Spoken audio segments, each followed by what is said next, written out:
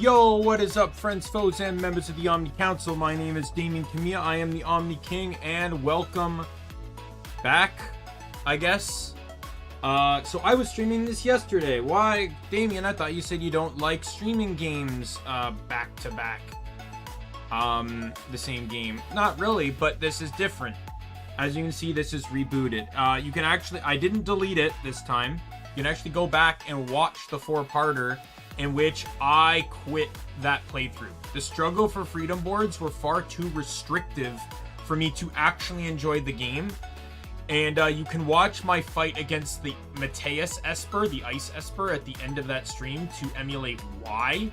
Yes, I will admit my own faults within that fight, such as not dealing with the ads much sooner.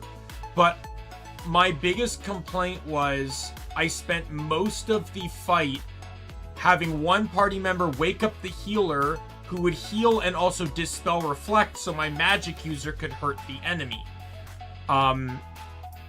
There was so much, like, yeah, it was just very irritating. And Penelo could not equip an accessory that made her immune to sleep. I previously came across this potential issue when it came to Tiamat, which is the boss of the Henne Mines. Tiamat can disable targets, which basically blocks all action. They can still move, they just can't do anything. The only character in the game that can cure disable, there's only 2 ways to cure disable. Asuna, which I didn't even have by that point in the game, or Remedy with the Remedy Lore License 1.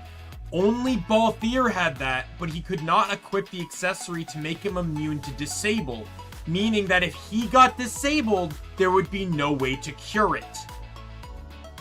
Yeah. Problem. So with all that, I basically just got so fucking sick of it, I decided we're rebooting, and we're kind of basically doing what my first ever stream of Final Fantasy XII was, which was the Struggle for Freedom mod, but with the base game boards, the Zodiac Age boards. However, there are additional mods. They're all in the description if you want to check them out. I recommend it. They are fantastic mods created by fantastic mod makers that deserve the respect and appreciation. Some of these mods, another mod I've used every time I've played the game is the Giza Plains mod, which is a mod that basically allows you to change the weather on a whim.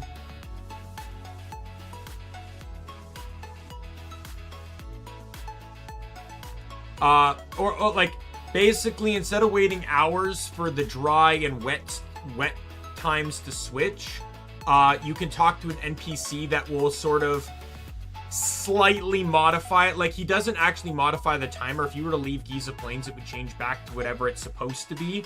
But for the current moment, he basically changes the loading zone so you can walk in and without waiting. I've used that constantly ever since.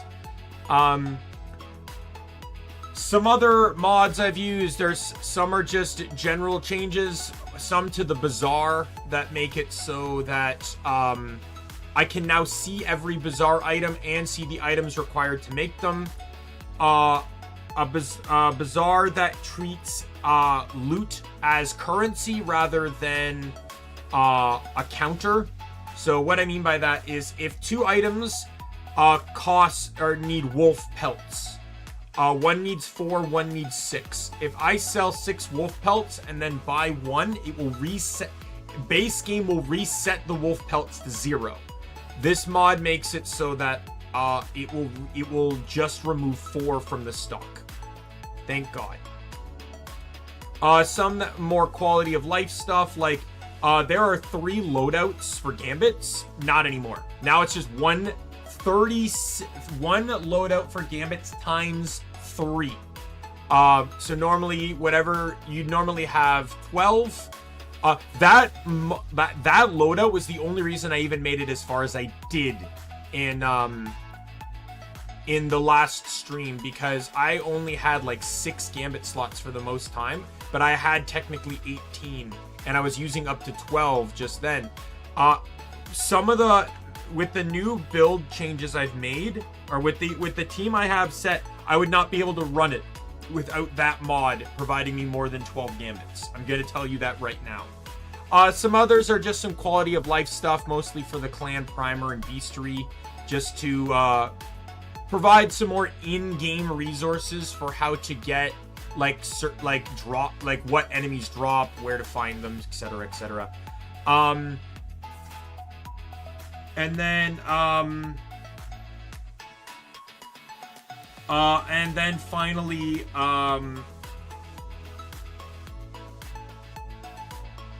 the mod that I was not running previously because it affects license boards, which wouldn't have worked because I wasn't using the base. It only applies to the Zodiac Age license boards. It removes the quickening / Esper requirements to get certain licenses. Basically, all the board did was... So there's an editor that allows you to make your own custom license boards. And this board just basically moves things so that you can just access those licenses without needing an Esper or quickening, and then just moves those to other locations on the board where they're not going to block your ability to acquire them. I'll show you what I mean when we actually get to a board, but yes. So let's get to the game now.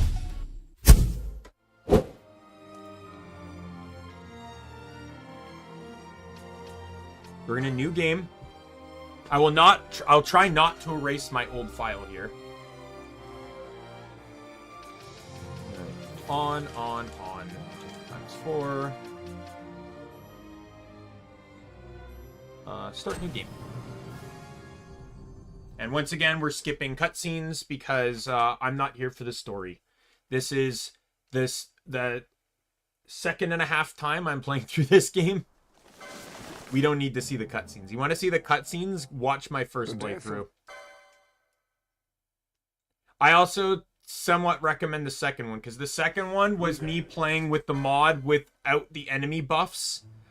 Because the first one, I wasn't able to do a lot of the optional stuff I wanted to do. Because I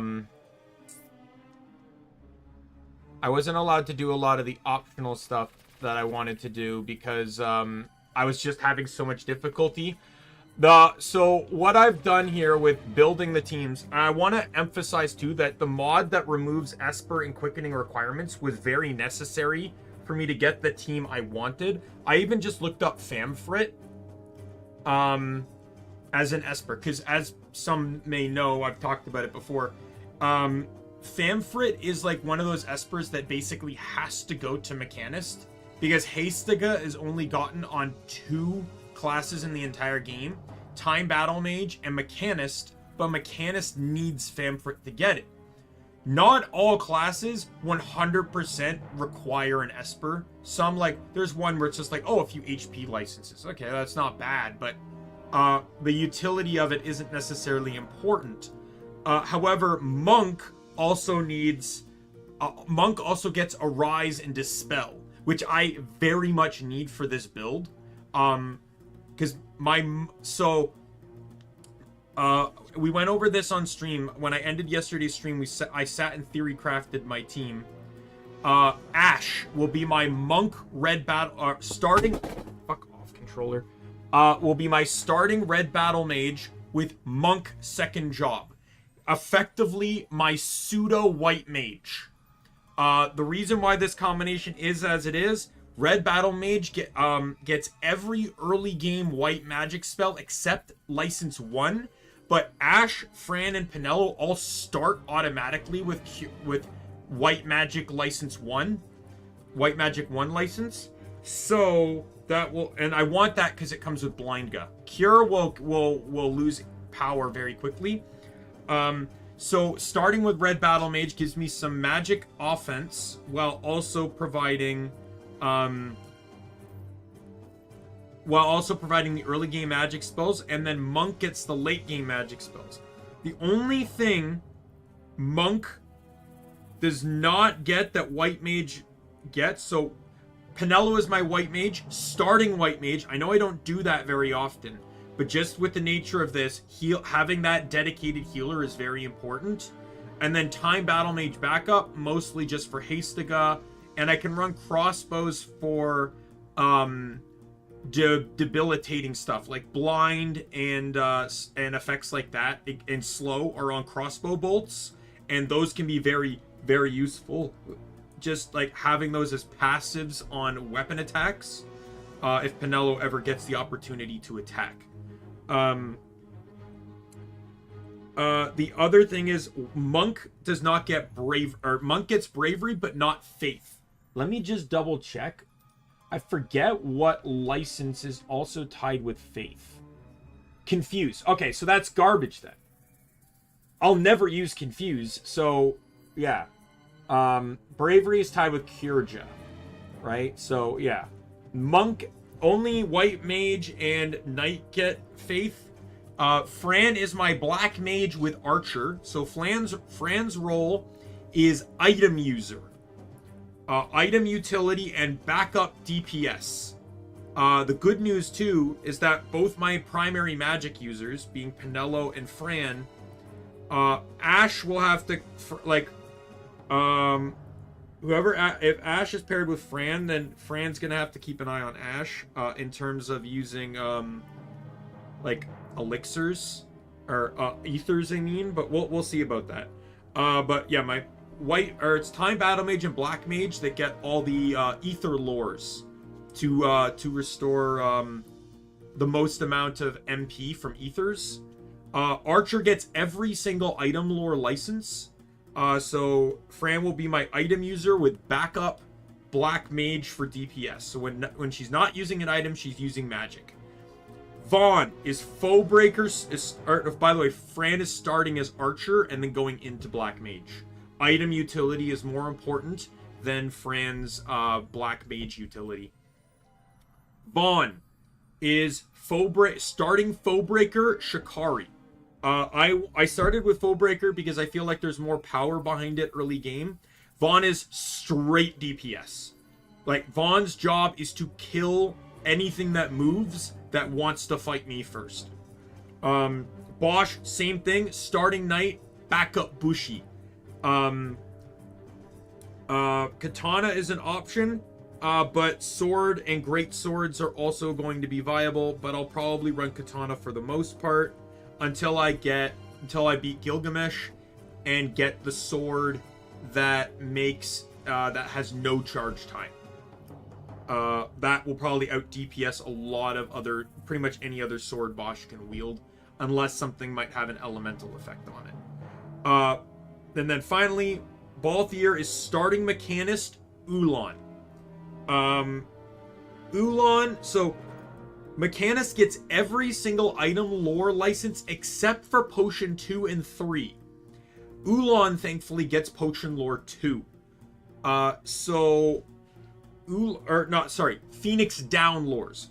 Mechanist gets every item lore except for Phoenix Down 2 and 3. Ulan gets 2 though. So even with the Pheasant Natsuke, Balthier won't be able to heal as well as Fran will, but will be able to do almost just as good of a job. Originally it was Mechanist Black Mage, but that Phoenix Down thing forced me to switch regardless of anything. But Fran does have access to Shades of Black Magic now, so that's not bad. Yes, so that is the team comp. So basically I have 2 support healers. I have 2 item user sub DPSs, and I have 2 primary DPSs. That is the role. That is the role all these characters will be participating upon. When I first played this game, when I first streamed the game with the mod, I tried to play the mod according to how I normally play the game, which is basically you can just kind of do whatever the fuck you want, and there's no problems or consequences.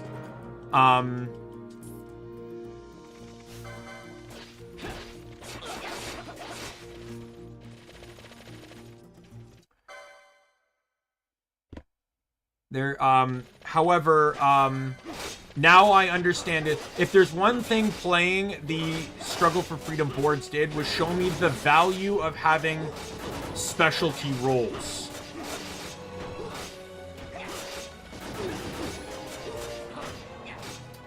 And that's where I'm going into. But the way they had specialty roles didn't really mean much.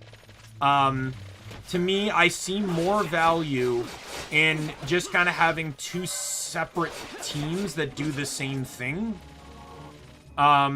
Because in reality, that's all you really need, right? Like, you can only have 3 party members out at once. So if you have 3, and then treat it kind of like Golden Sun, right? Where you have one team that does something, and then the second team does it, maybe just not as good, but enough to try to clean up the fight if you lose your first one, right?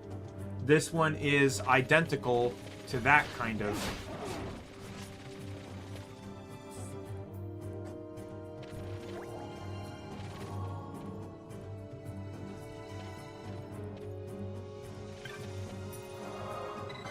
The only caveat is that Chaos might be a trickier fight.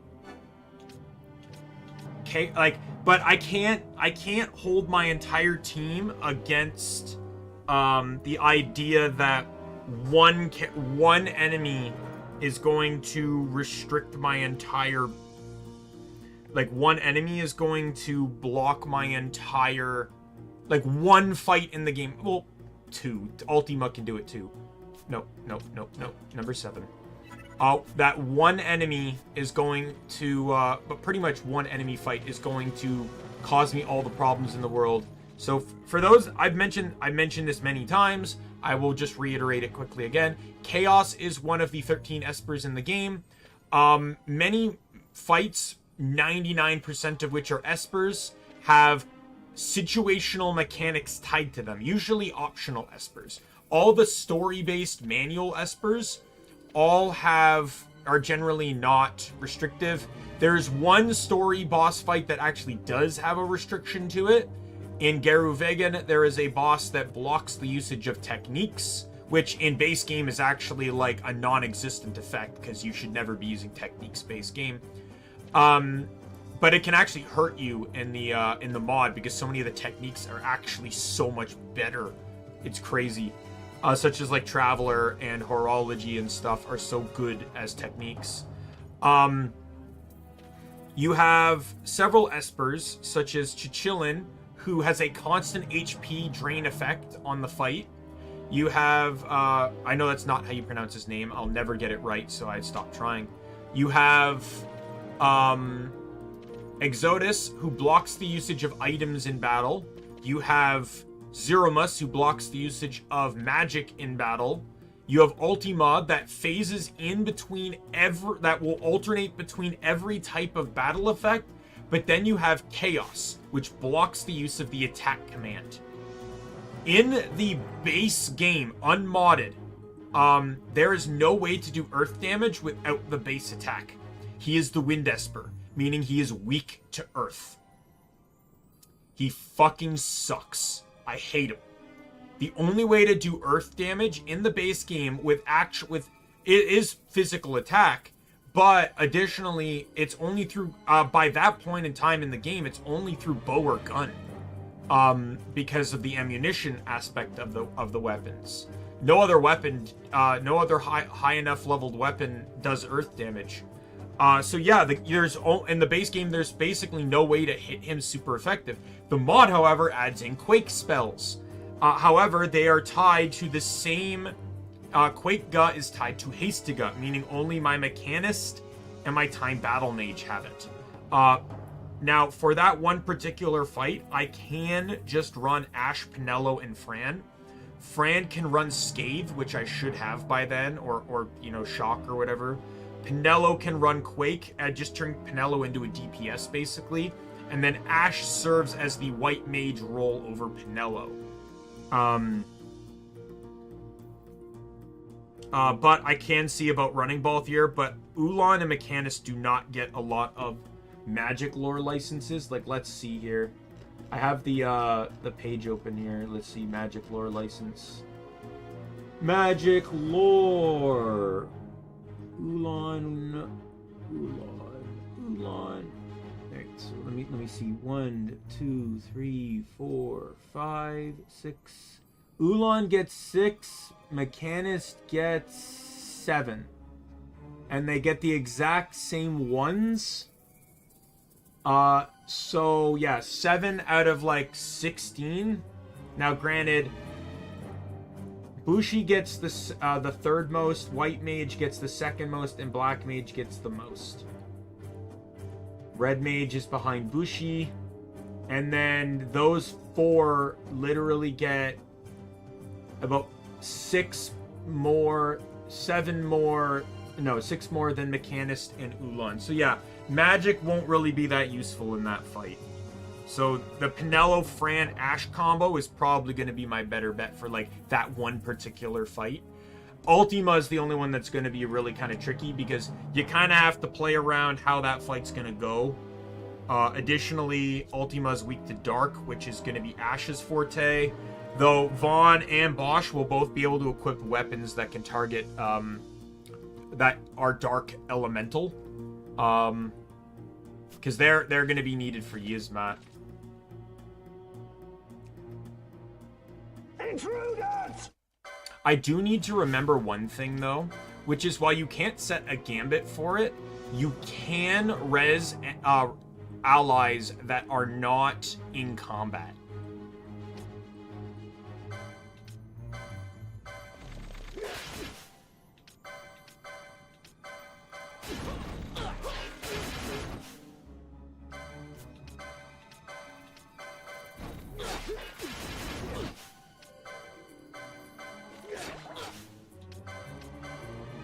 I'm using black magic because it hits them all. You have multiple options. With the mod, though, you want to be tricky, but you can use immobilize is just a single target. Oh, no, it's AoE. So you could use that to keep them in place and then move back and just try to hit them, but green magic, you can oil and then use fire. Oh, I didn't realize I had protect. If I knew I had protect, I would have used that before I triggered the cutscene.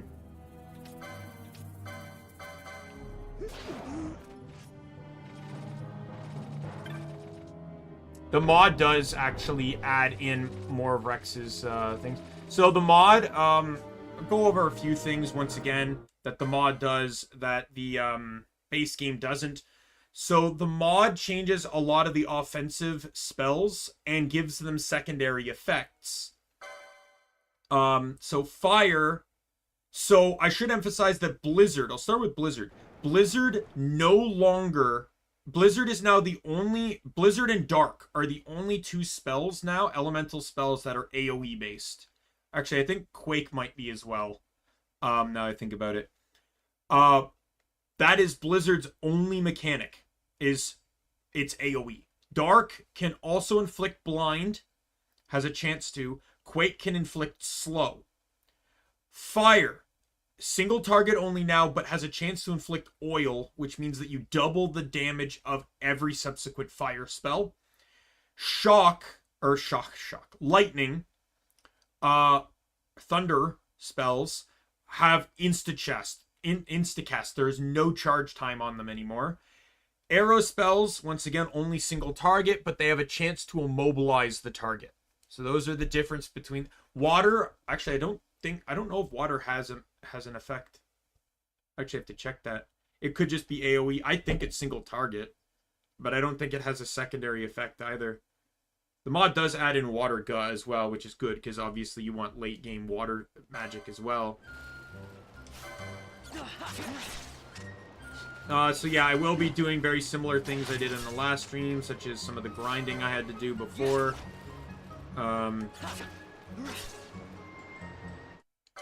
But we're going to just try to blitz through as much of the early game as I can. But like I said, I'm still planning to do everything I need to do to get what I want for the stream.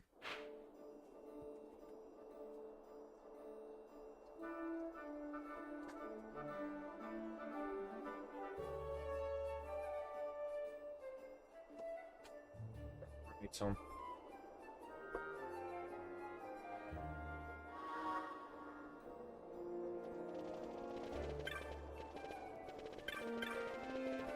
Let's go talk to John DiMaggio. The only cutscene I actually plan to watch is the Gilgamesh ones, because Gilgamesh is fucking awesome.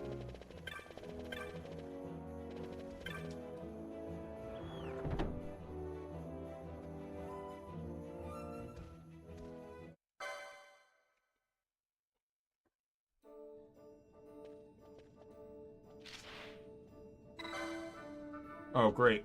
I said yes to the tutorial. Fuck.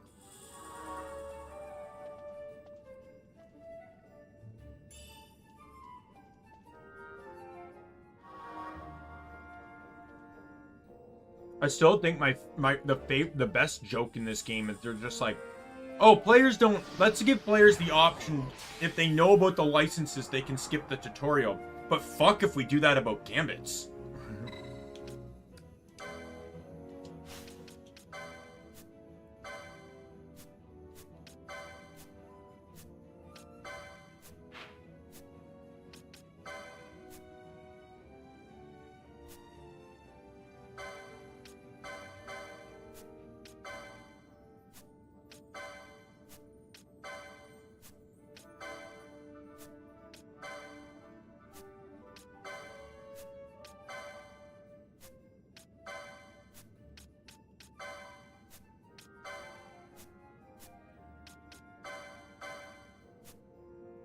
But yes, one of the mods I can show you here just is this. So this blank page is the actual page. I need to kill 2 more rats to unlock that second page, but it's this. So it just shows me all the drop tables for the rats.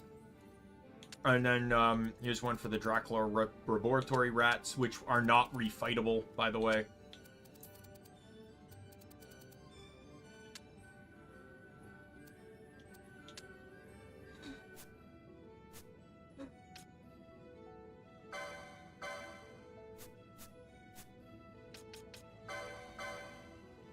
Alright, so as you can see, we're back to the normal ones. I am running Bowbreaker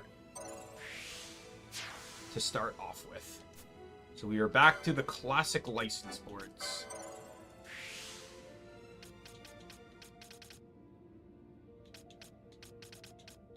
Thank God.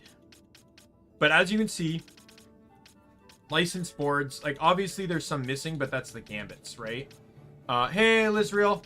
But now you can see that there are some licenses, such as Swiftness here, that is directly connected to the board. Magic Lore as well, Traveler as well, Battle Lore as well, right? Like, these ones here are all... They've been reallocated, so they're now all connected to the board.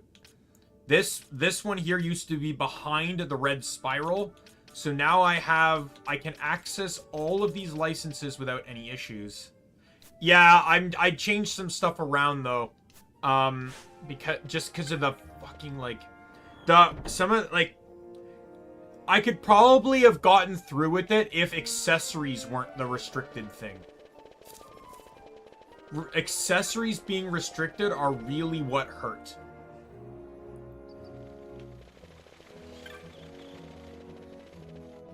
All right, let's do some grinding on this map.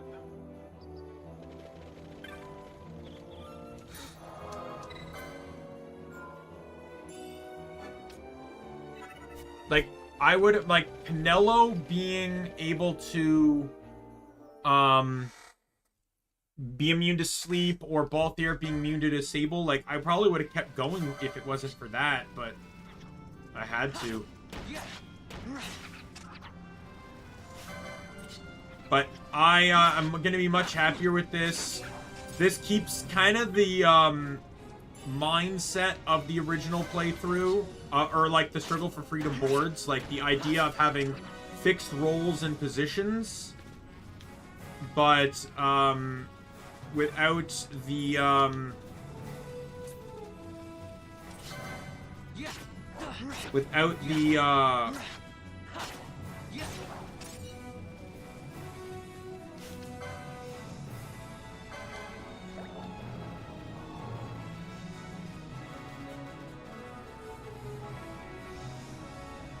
sorry.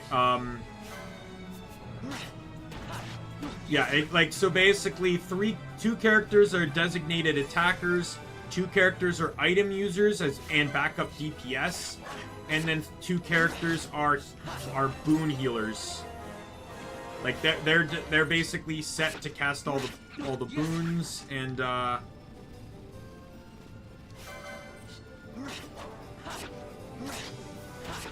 everything. At the end of the stream yesterday, I meticulously went through and made sure that, like, not at the, like, and I mean at the end of the stream, like, you can actually watch the end of the stream to see what I was doing. Oh, God.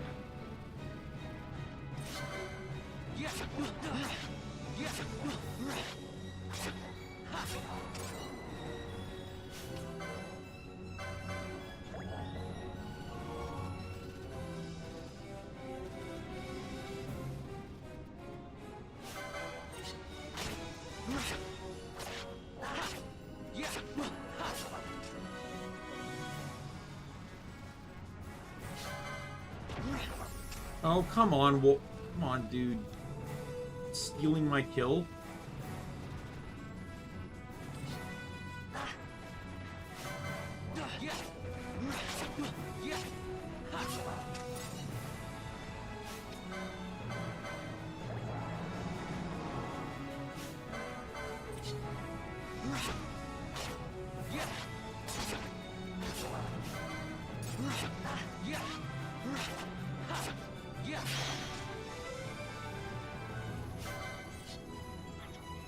Probably want to try and get maybe to, like, level 3, maybe? Last time I kind of just fought enemies here until the viable ones stopped spawning. But I don't really need to do that. It's not really a requirement. Besides, once I get Pinello, things can get a lot easier, so... Once again, I am running the cheat that forces all chests to spawn just to remove that random chance aspect of things.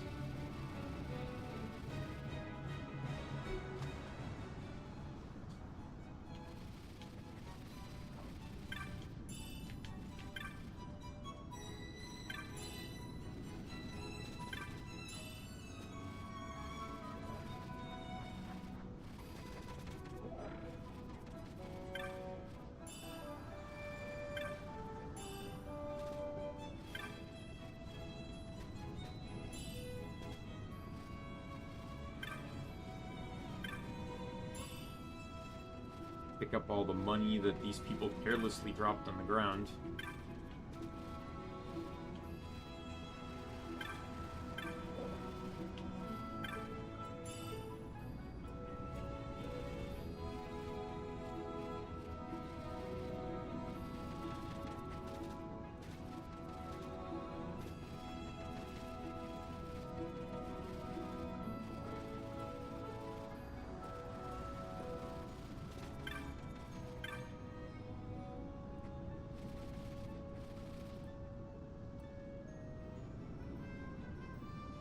Alright. So that accessory is really not useful right now, like... It's not like I have any elemental stuff to use, but... Yeah, I want to get my hands on the first licenses there to buy those. Let me buy that, so I can buy this.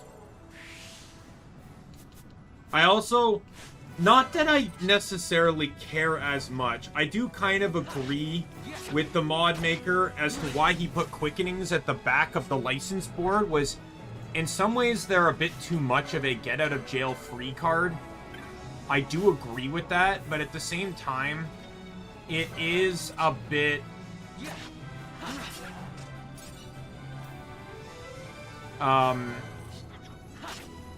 It's sometimes nice to know you just, like, I don't spam quickenings like I know some people do. Like, my cousin had a friend that would play this game. He would grind on the enemies here until he got access to quickenings. Then he would use the quickenings to kill this guy. But he would let the guy level up first. No, I think right at like this level now, he's probably in the 30s, but he can level up to 99, right? And by eating other wolves. And you just let him do that until until he's just right, and then you just mass level up, right? He like, I think my cousin said that his friend was like in the 60s by the time he left this point in the game. Which at that point, I'm just like, where's the fun in that? Like, that just seems boring to me. Once again, though, I have to avoid the cockatrice, because the cockatrice possess the ability to petrify on hit with this mod, and that will insta-kill me because I have no way of curing it. And legitimately, no matter what class you pick, there is zero way to cure it.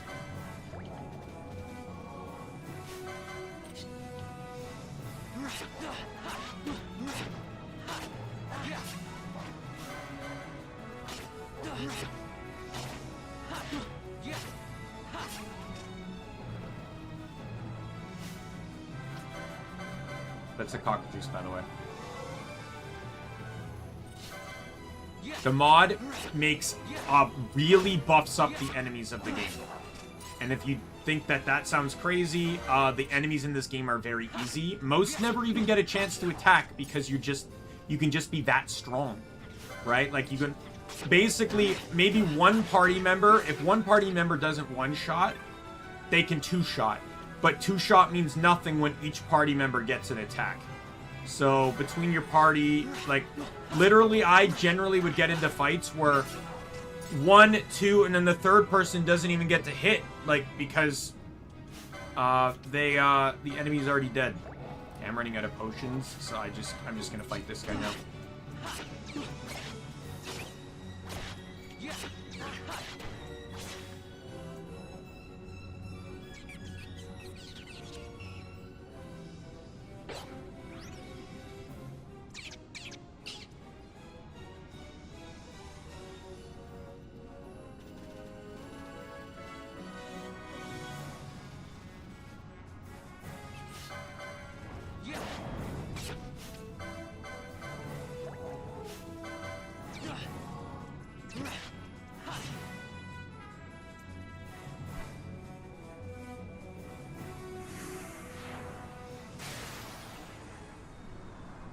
All right.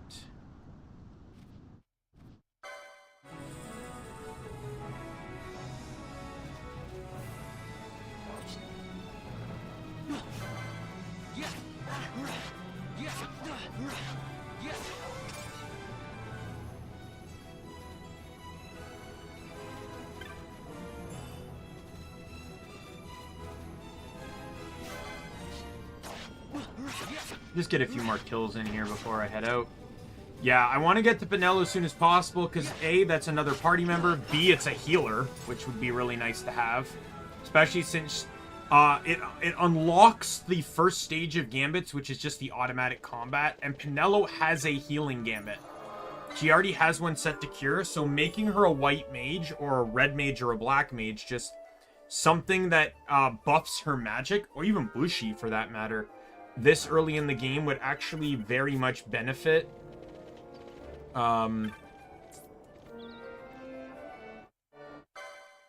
Will absolutely assist in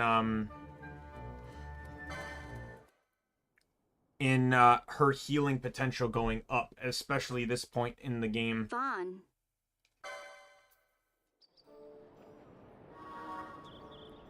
All right. Let me turn in the quest, grab the second one, and then head to the other area there. I also, like I said, I need to grind up money to be able to buy everything I want to buy right now. You're wrong person.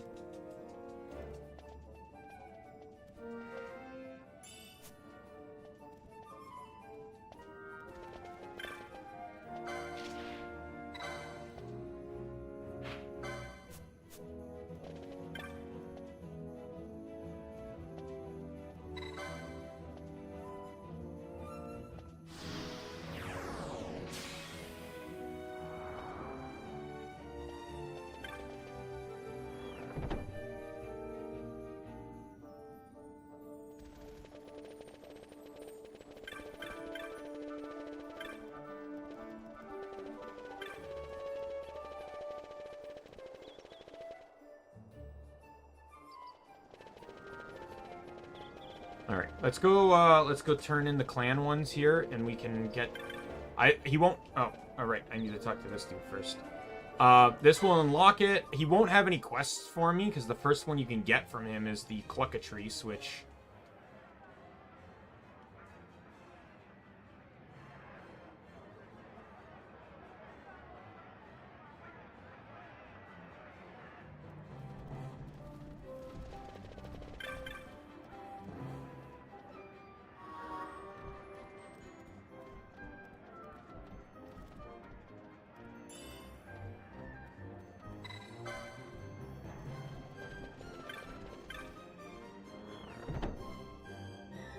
All right.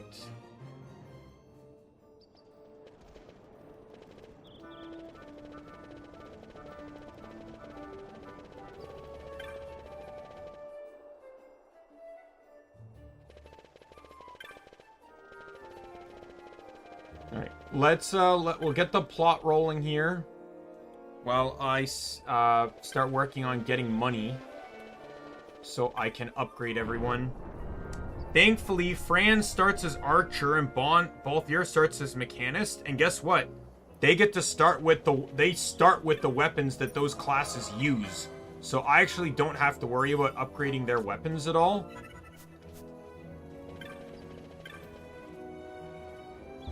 Pinello, on the other hand, I don't know what I want to do about if I want to go with Rod. I don't even know if a Rod's available this early in the game.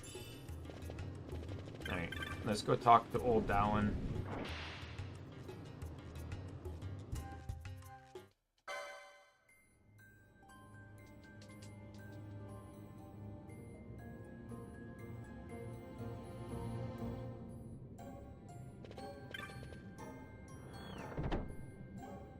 Alright, so first wave of grinding to basically, primarily it's just upgrade Vaughn.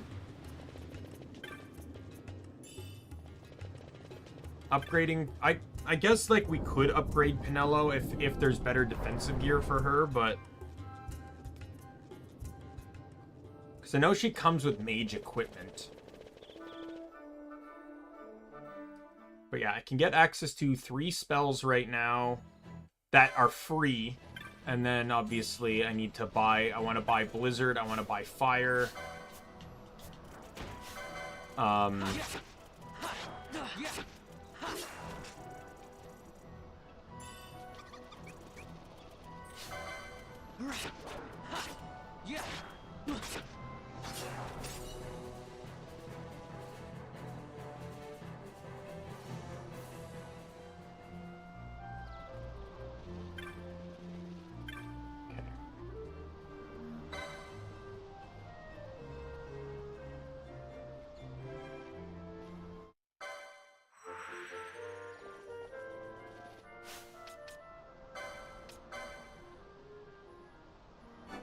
White Mage. Makes you wonder, though, like, if you made every character combined. So, like, Bosch would be Black Mage Archer, despite the fact... Especially this mod, which changes the pictures here, would makes Bosch the worst mage in the game. So that's actually a really funny combo. But it's not a bad combo, it's just funny for Bosch. Foebreaker Time Battle Mage wouldn't actually be bad. That's not, like, terrible. It would just be a DPS that could cast, like, quickness and stuff. Monk Knight is kind of a waste. It gives Monk access to heavy armor, though, so it's not terrible, but Monk gets the most HP in the game and the most strength bonuses, battle lores in the game, so yeah, I don't know. It would make an awesome tank, I'll say that, because you'd get access to shield on Monk, with shield and heavy armor on Monk, combined with the most HP and strength. Like, that could make a good tank. Red Battle Mage Mechanist. Problem is these two classes don't individually have enough, I find, to, like, they're both support classes. They both require they both help support another class at doing something good. Mechanist is generally a lot of the item licenses, and red battle mage, it generally is there to support the other magic classes. Ulan white mage, it kind of makes a combat battle mage, I guess. Like a combat mage. Like, so I guess sort of like a paladin, which is crazy because Ulan's supposed to be like the Dark Knight. But yeah, it would give a bit more HP to white mage. It would give a lot of strength. This Ulan, I believe, gets the second or third most strength in the game. It also buffs like late game arrow guns and stuff, so there would be some magic to use, but it would mostly be set for healing. And then Shikari Bushi, well, they both kind of do the same thing, so just with different calculations. Because Ninja Sword and Dagger use strength, speed, while Katana uses strength, magic, but they basically just do the same thing. There'd be no heavy armor licenses. You'd be using probably the Mystic armors. Though you can get the Bravery suit, which would really help with DPS. Like Vaughn's gonna have that in this. Sadly, Bosch can't equip it, but there's ways around doing stuff like that.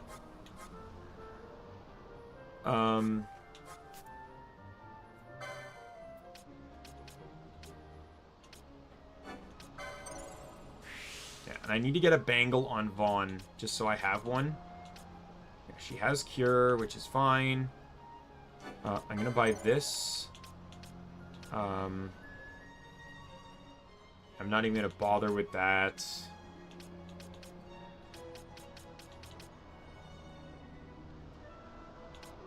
I'm gonna buy this just so I can try to get Martyr, because that'll actually be a huge help. This early in the game. Like, look at this. All these lores would be, or no, not all of these. I think some of these are blocked behind, like this battle lore is normally blocked behind intercession, so this is nice.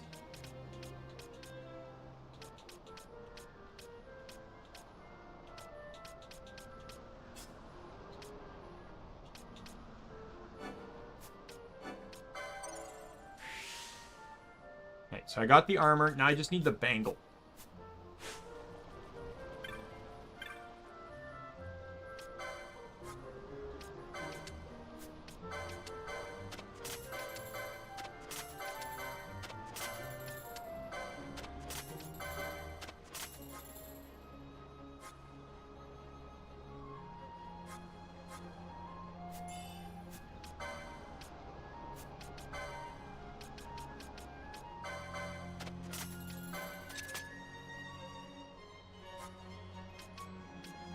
Yeah, so she does get better magic gear.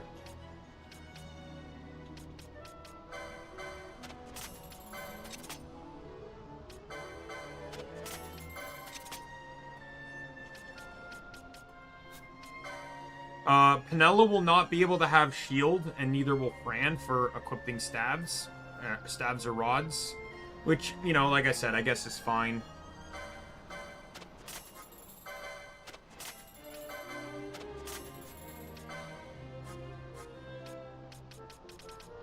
There is a rod available, and it's stronger than the dagger. It does scale. You know what? Fine. I will have to buy the license for it, though.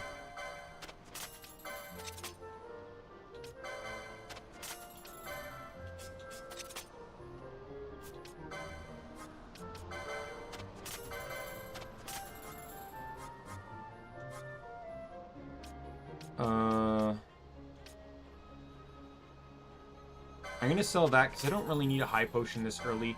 I just want to get my hands on a leather shield. I can't equip it yet, but Vaughn will be able to equip it soon.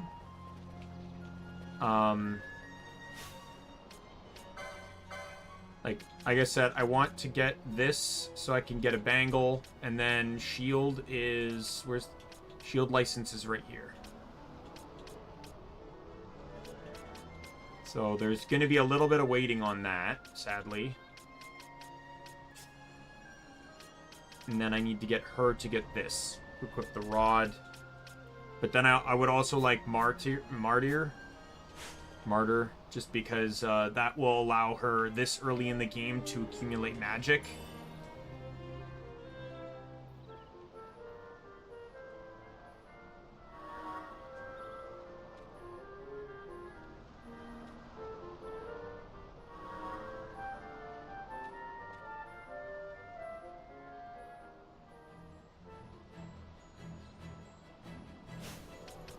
Turn my gambits on.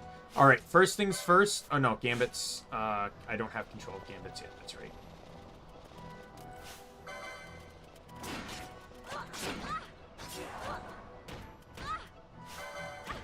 Gotta remember, I have to manually select every target.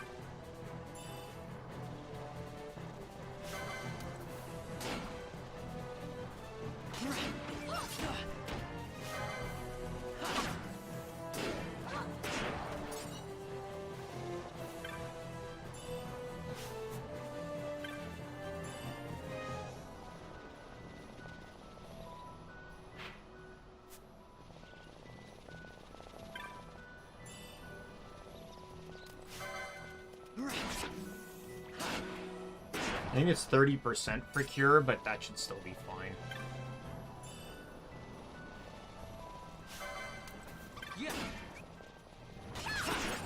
Yeah, my goal is to get access to certain licenses on these two before I fight the hunt target. And then also purchase all the stuff I want to buy before I head into the palace.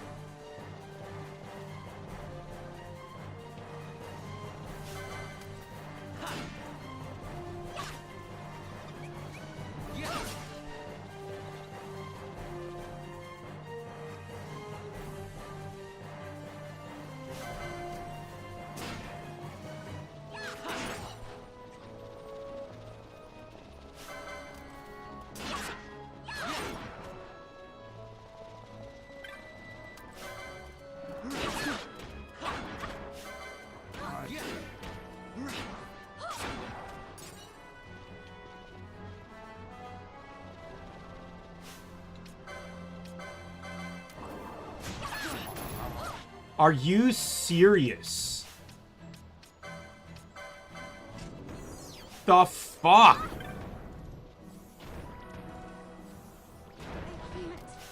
God damn it, dude.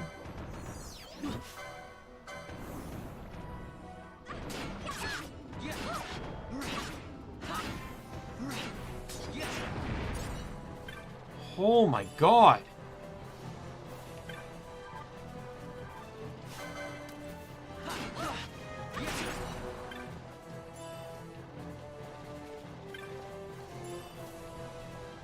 That was unnecessary.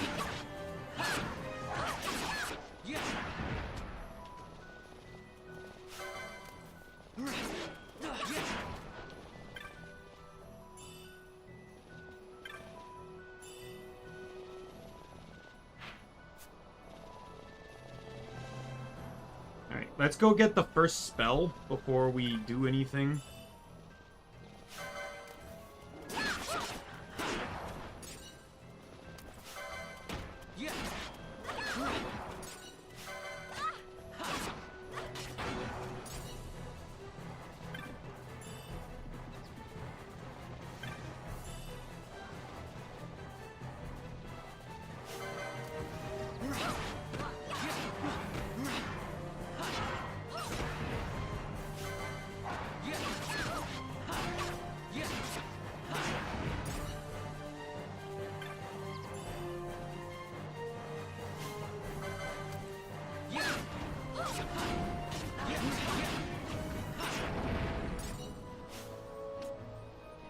Alright. Can you heal yourself, please?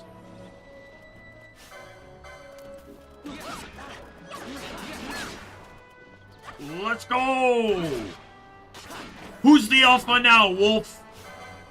Hyena? Whatever you are. You got fucking crushed. There we go. I got blind.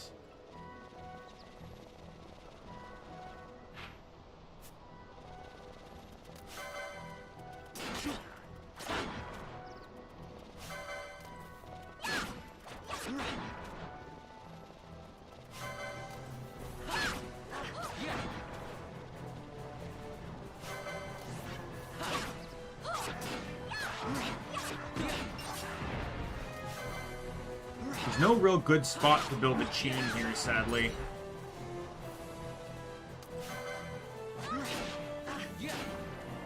And without being able to automate gambits, steel doesn't really seem like a solid option to make money right now.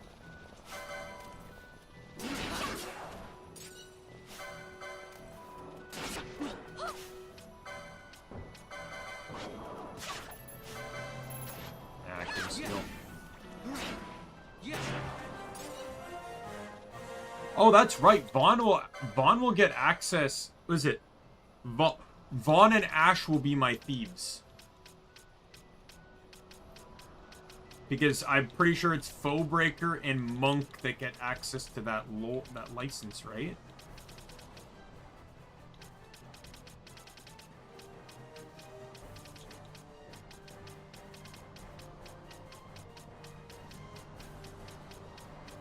I forget who.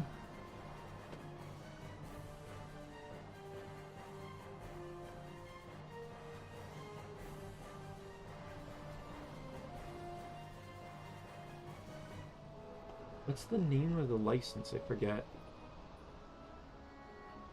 The one that buffs hand-to-hand combat.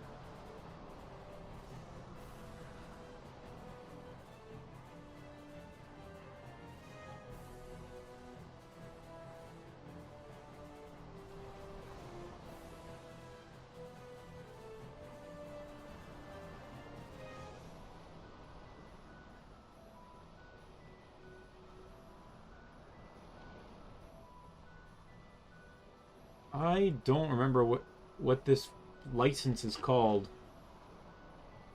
I know Monk gets it, though, so let's check Monk.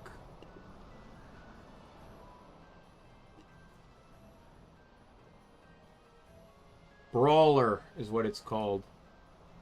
It's called... The guy in the mod changed it to something different, which is why I don't know what it is. Brawler. Monk, Bushi, and Shikari get it. Okay, so that causes problems because... Oh, Shikari's fine. Vaughn gets it, which is fine because Vaughn can steal. Fran and Balthier come with steal automatically. So let me see. Was it Bushi and Monk?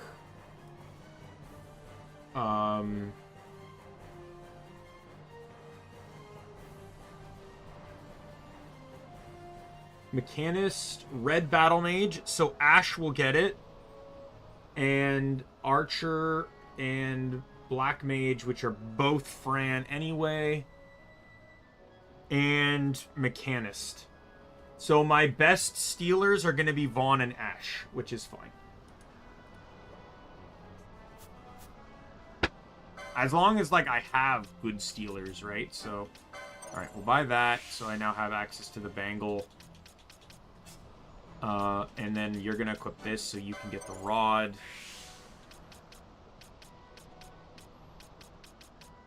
Right, and then we'll work towards getting the... We'll get this.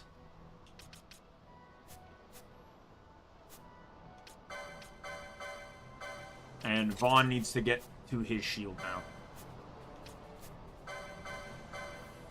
Oh, I didn't give Vaughn the fucking accessory. Oh well, I'll give it to Pinello now.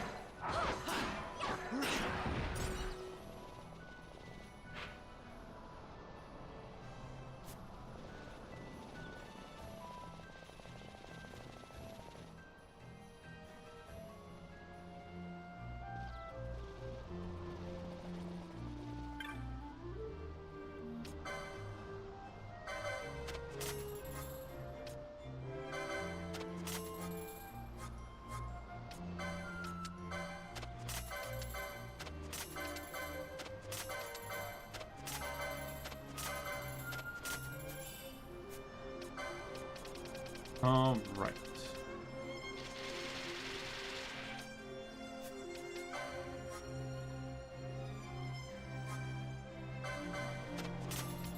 Alright, got the bangle. So now I just got everything else I need to buy. Poach, you know, is still on the table. I don't necessarily need Poach right now, but it wouldn't be bad to get. Getting access to these, like I need those, Libra.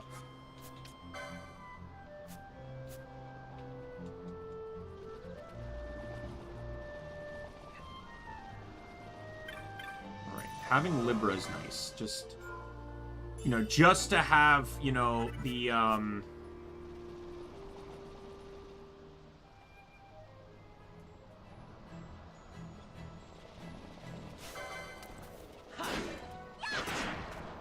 yeah, there's not really many places I can go to make a quick buck right now.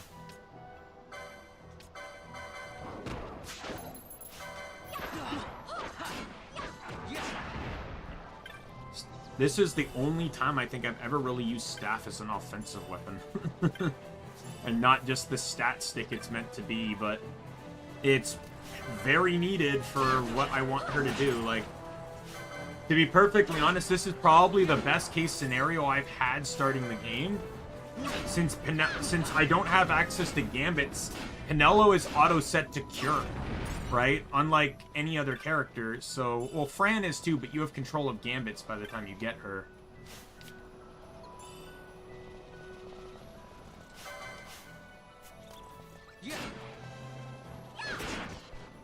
Like, basically, the roles these two will fill later in the game is literally what they're scripted to do now. Which is Penelo to heal when she's not or heal when needed, and then beat the enemy when not.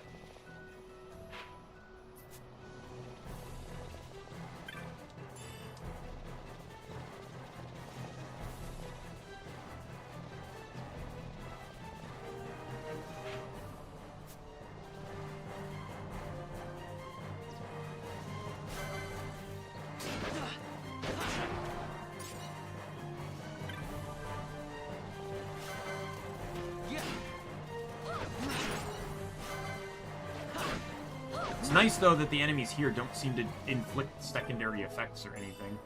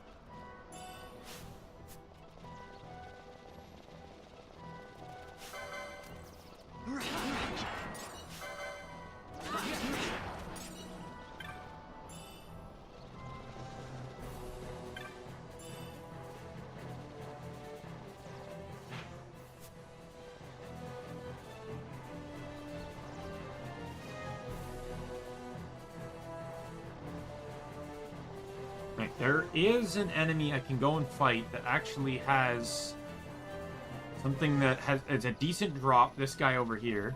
It's the only one here, but you can also steal it off him too.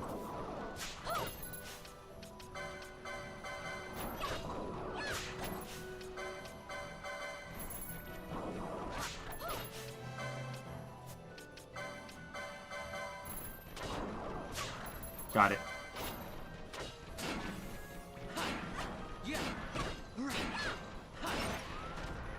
The only thing you can't fight right now are the werewolves. They'll beat the shit out of you. They're like level 7, yeah, level 19.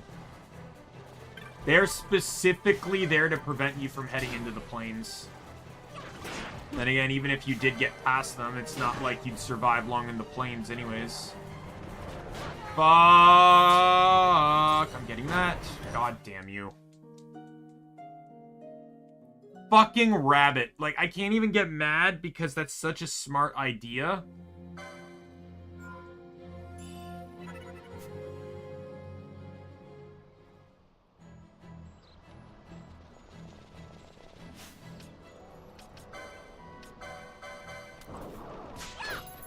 I got a way lesser expensive item.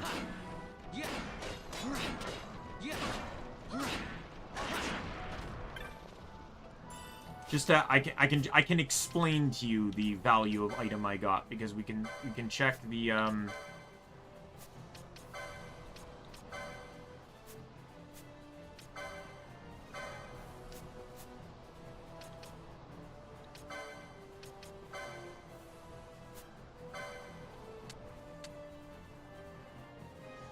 Oh, no, the Stormstone is better.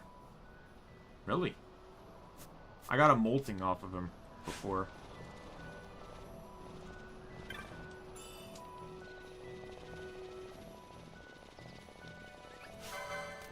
I also need to get the mats for, Easton. Oh, no, you do not.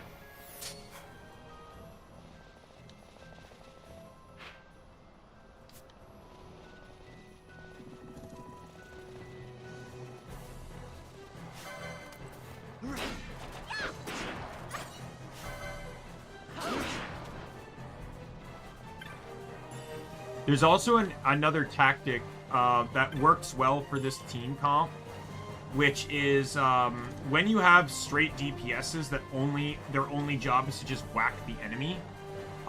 What you can do is set a gambit on your healers to siphon MP from them, because they're just going to take MP from a target that's not even bothering to use it. And then you can save on ethers that way.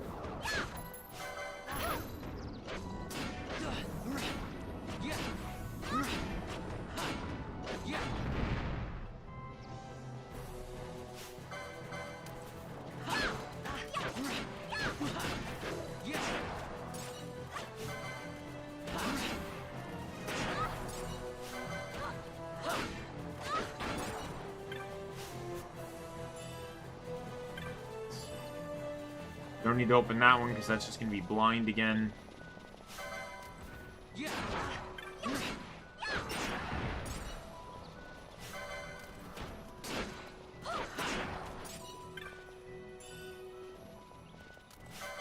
Yeah, the 100% respawning chest, forced spawning, it does help with money issues.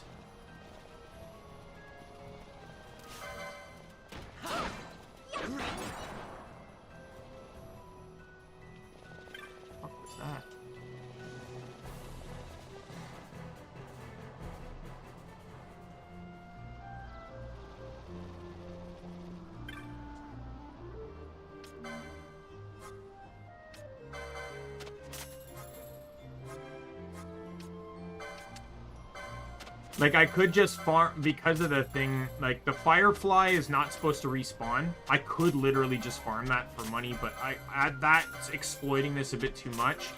I'm mostly running this cheat to just kind of help with either potions, because you get a lot of them from chests, which prevents me from running out as significantly fast. I'm going to sell the high potion, too. But also, it allows me to acquire...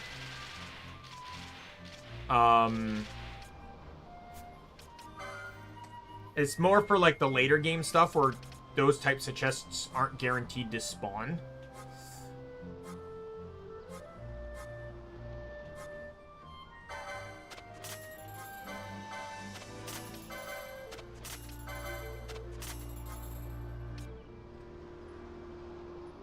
All right.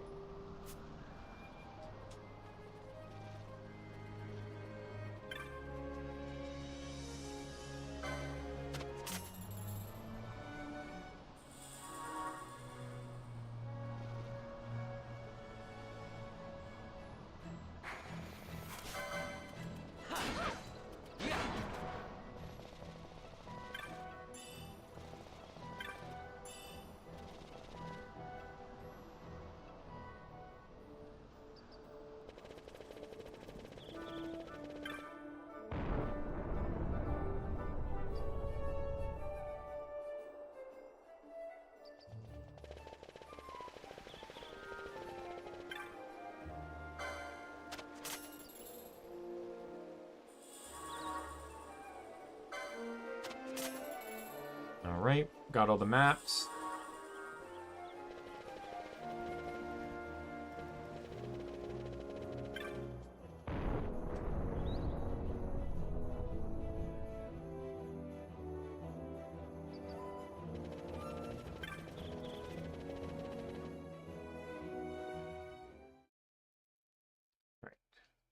I'm gonna get a cutscene here. Oh, dear God.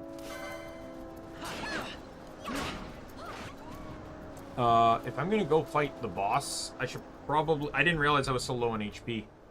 I'm gonna enter in from Giza when I go back into Giza. I realize that maybe just not running through Giza right now might be the smarter decision. But I mostly wanted to do that to get my health back. Right. Sadly, I won't have blind for the fight because I don't have a blind user, but...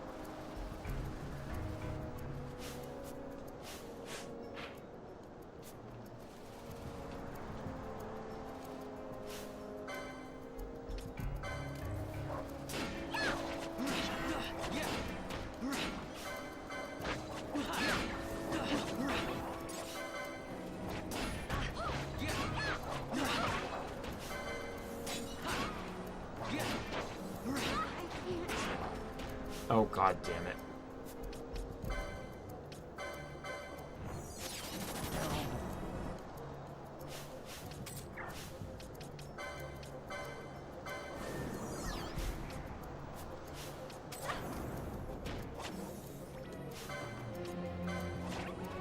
Got him. If I had, I probably could have pushed to get a bit more HP on them, but it worked out. Thankfully, he didn't use the bite move, which is basically a one-shot.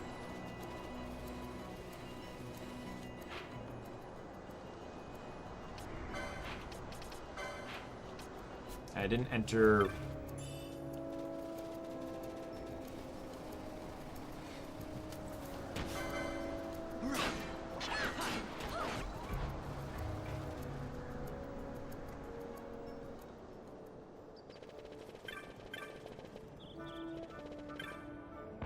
Okay, we're gonna head down to Giza.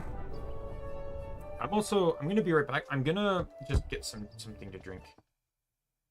Be right back.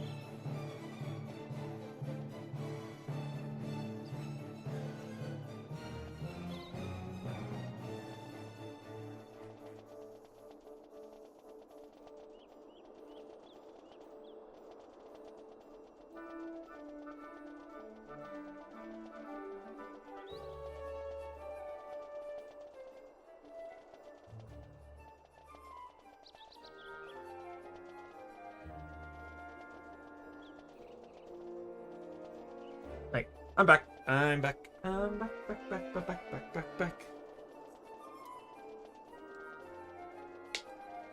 Just 1, 2, 3, 4, 5, 6.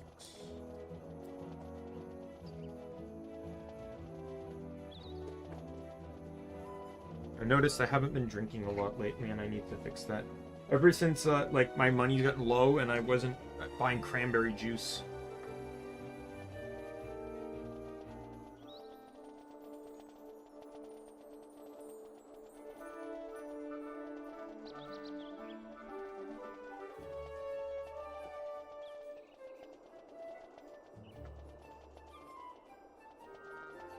But, without cranberry juice or pop, like, I've never felt the need to drink. Like, I never was raised on water.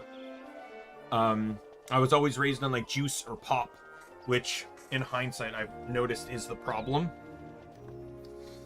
I don't... It's not that I hate water, it's flavorless, which is why I got, like, these, like, Kool-Aid infusions and stuff. Not that those are necessarily better for you, but... Like, it's not like these have sugar in them. Like, they're all zeros across the board. It has 30 milligrams of potassium, but, at least in what is that, a 3/4 cup? 3/4 tablespoon. But, it's mostly just, like, colors and stuff, right? Like, a lot of, like, artificial shit. Like, within the nutrition system, they're not bad for you, but that doesn't mean much. Like, I know there's, like, a red dye that's banned in Canada. One of the red dyes. Don't know which one it is, though.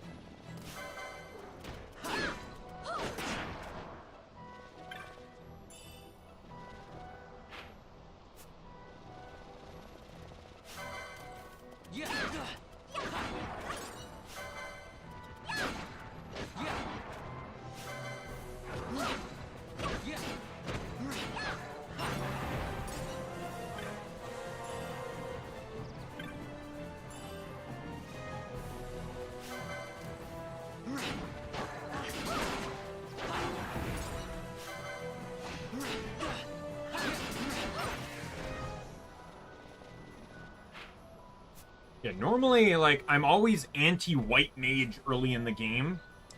Like, but if you're gonna pick one, I'd honestly say make it Ashe or Pinello, just because you get them the latest. But even then, oh,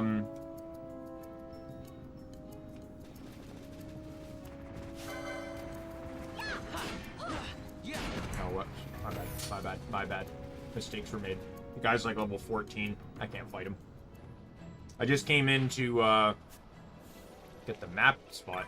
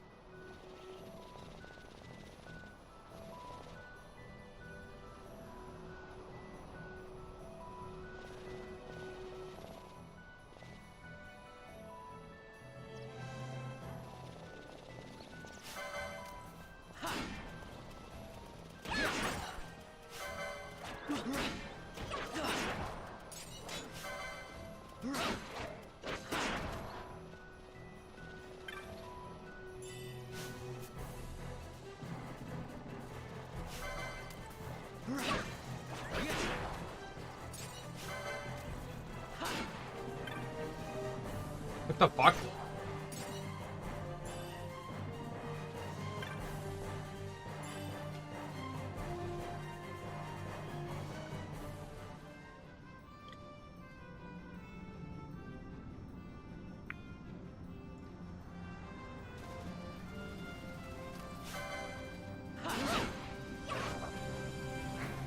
Alright, run past these guys, because they will fuck me up.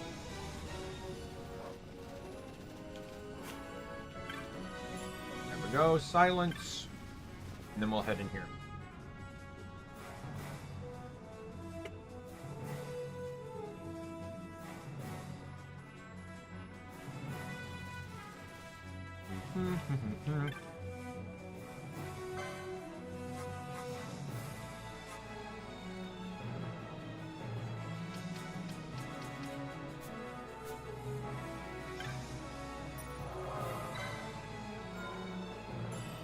I don't really need that stuff. 1 second, sir.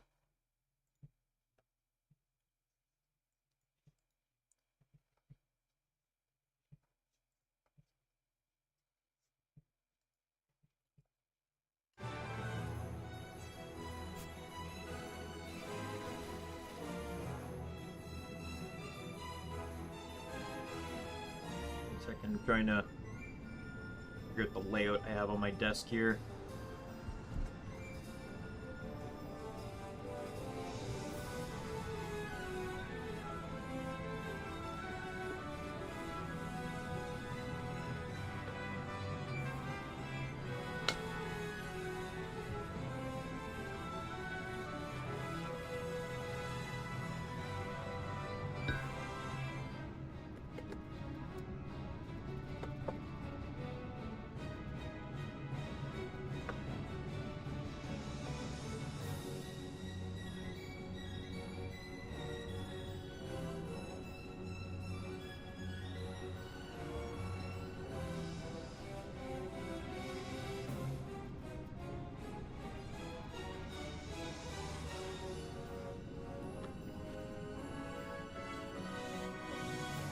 Let me just stir my hot chocolate.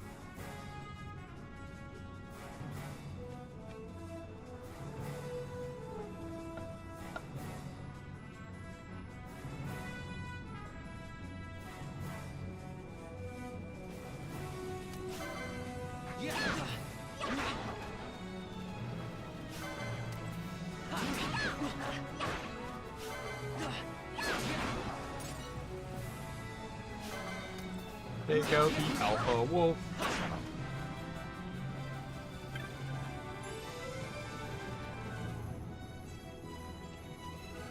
I would like to try and fight the rare game, but I might do that on my way back, maybe. It's a rare game on this map that has a chance to spawn by killing the tactoids on the map, but...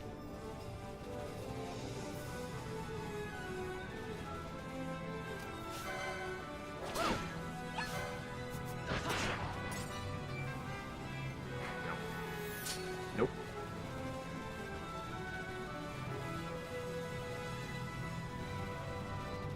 Let's pick up poison.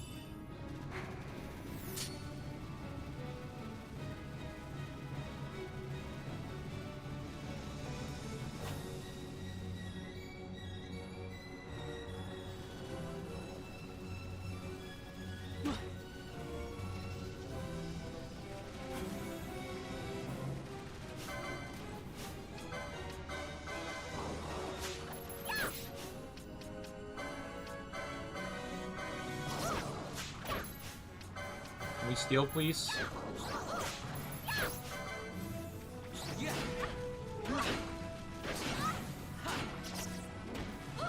Wow, these guys, that's a bulky fish.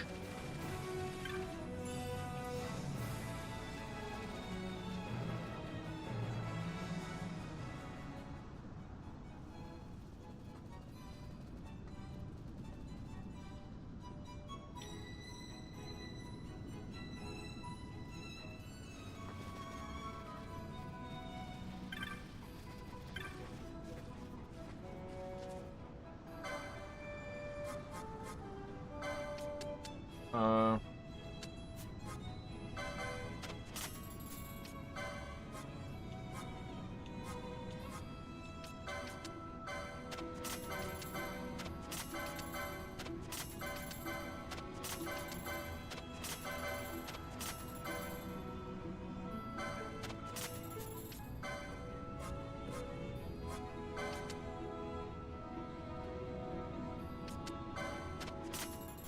yeah, I just want to have some spares.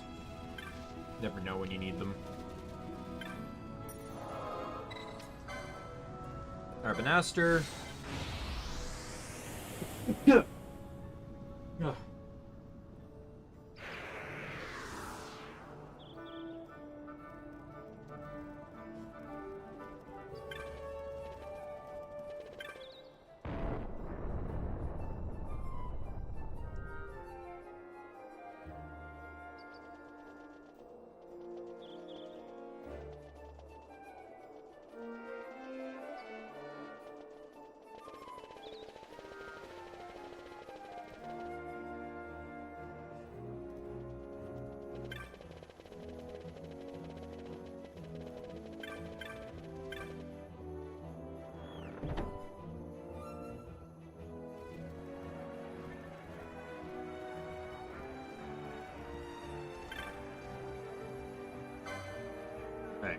Got all those. Good. I think it's just Poach I don't have, but I don't really need Poach right now, and I can buy it later. It's just not going to be...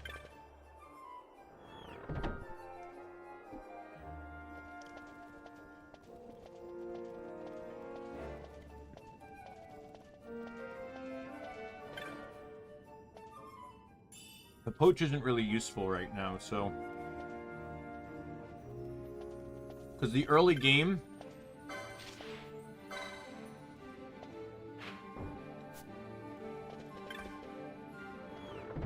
The early game is all about trying to get license points and experience, right? So...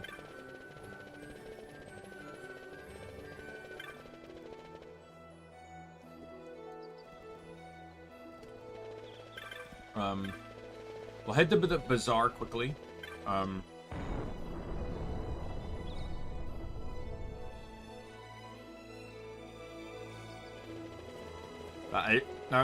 As you know, I'd like to get the Flower and Cactoid quest started now.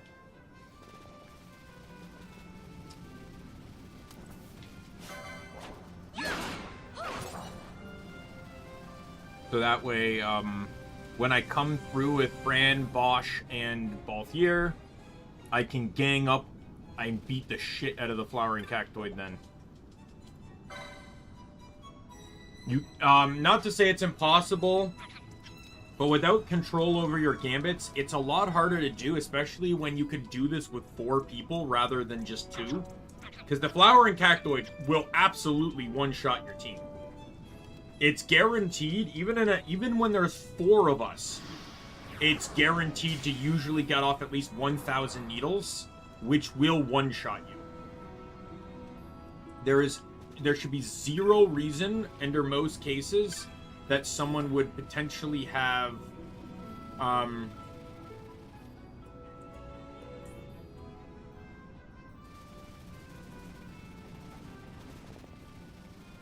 that she,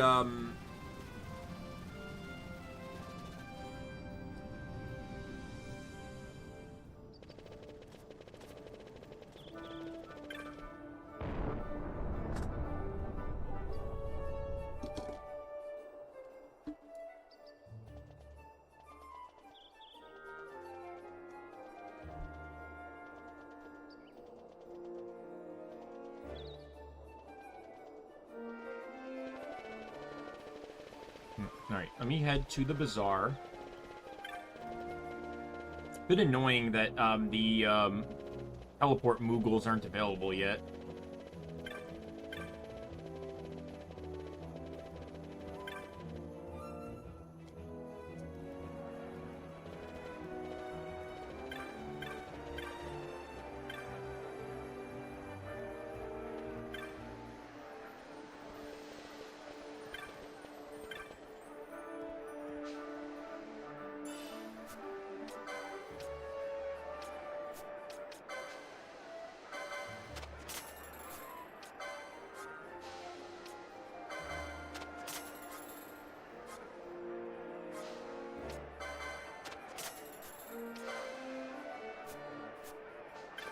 I don't need decoy yet. Decoy would be nice to have, though. But getting 7,000 gil right now, I just don't see it as something viable unless I farm the fireflies. Which, like I said, I don't know. I don't really want to do. I feel like that's, like, legitimately an exploit because that chest shouldn't be respawning.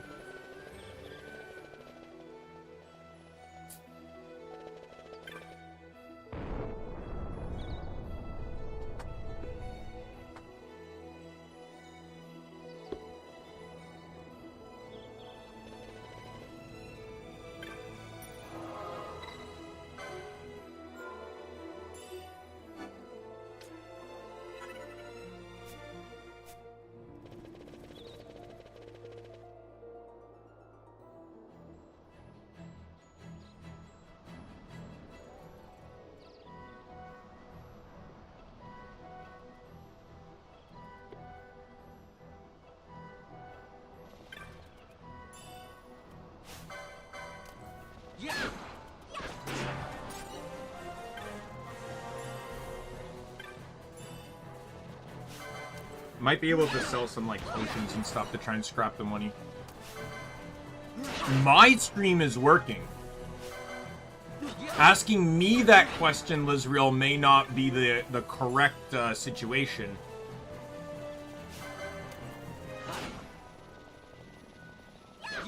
My plan so far has been working. As a matter of fact, this is probably one of the smoothest early games I've had.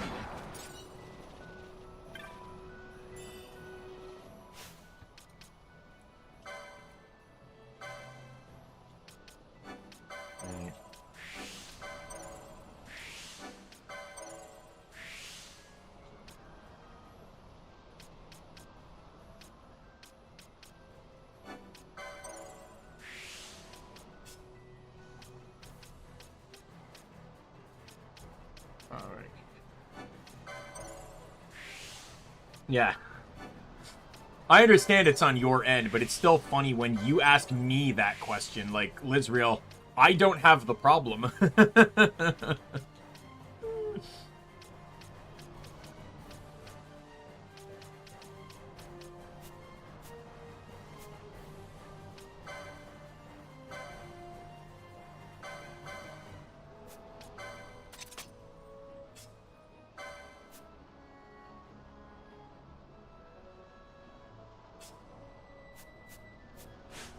Alright, I finally got the shield.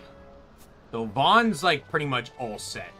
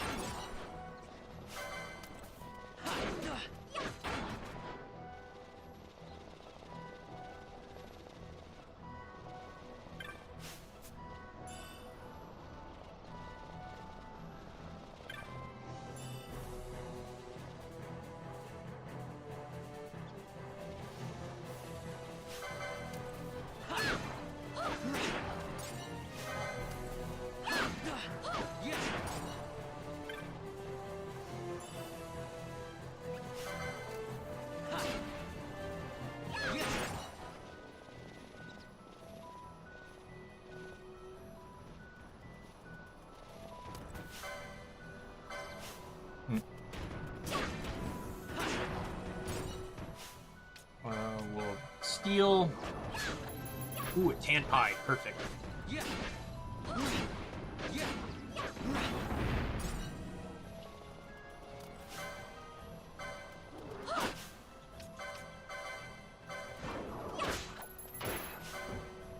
I need to do more stealing if I'm gonna try and get the money I want.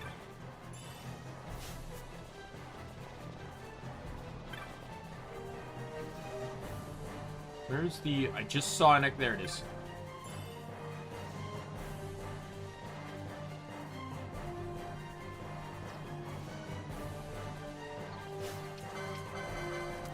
Steal.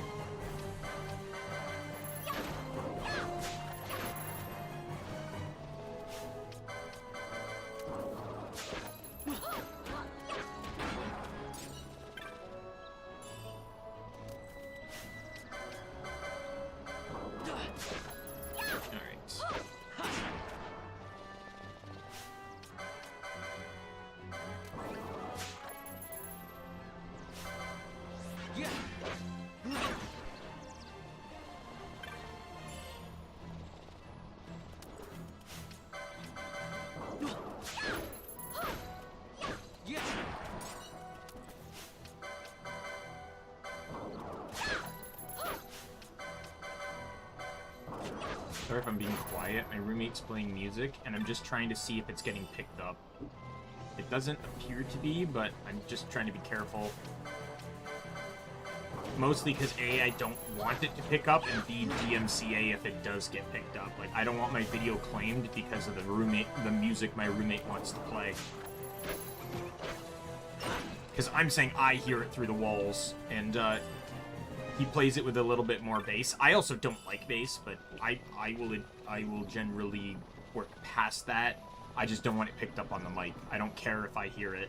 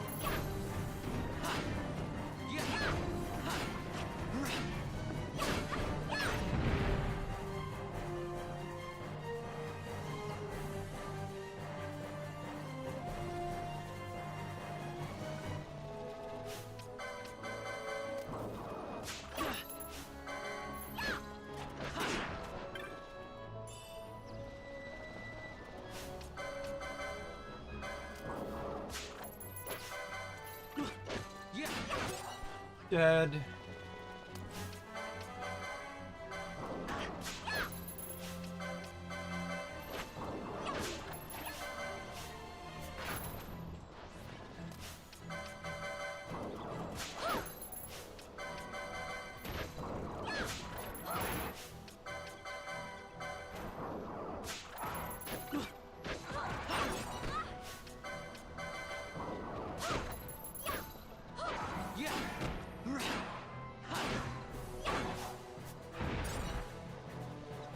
Feather.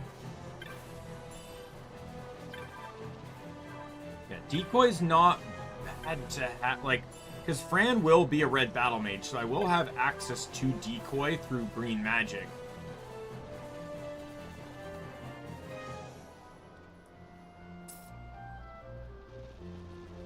So decoy's not bad to have early game.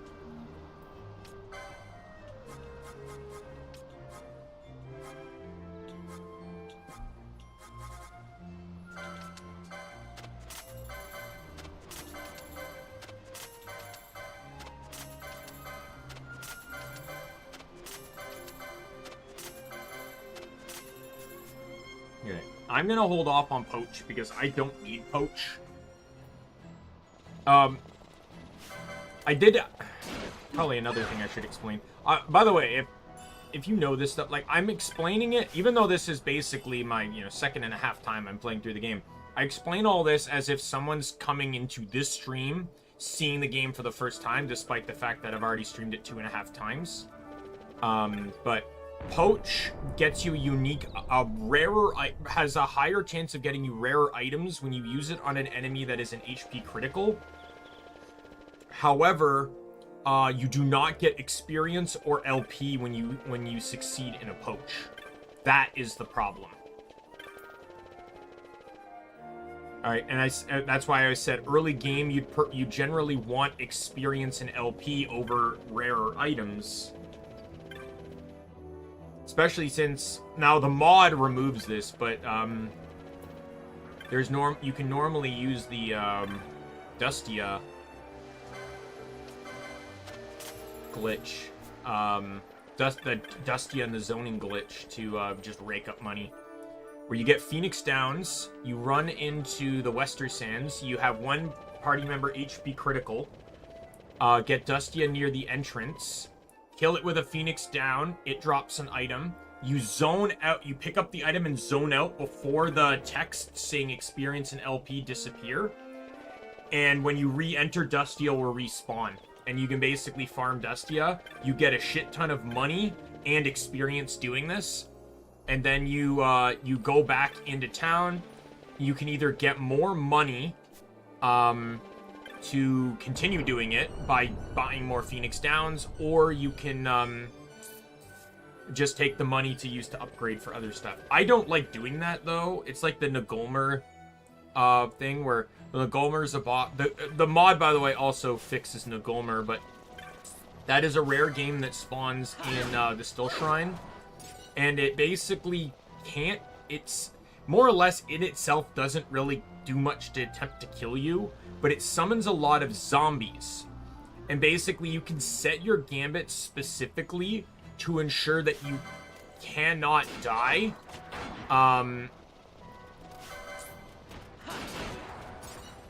The only thing you have to worry about is Doom. But if you use Raise Gambits, then you should be fine. Because you can effectively make it so you don't run out of MP, but yeah, you basically just set up Gambits so that your party member will only attack the zombies that are spawned and not Nagolmer, and then Nagolmer will just and then you can literally just leave the game running and it will auto level you.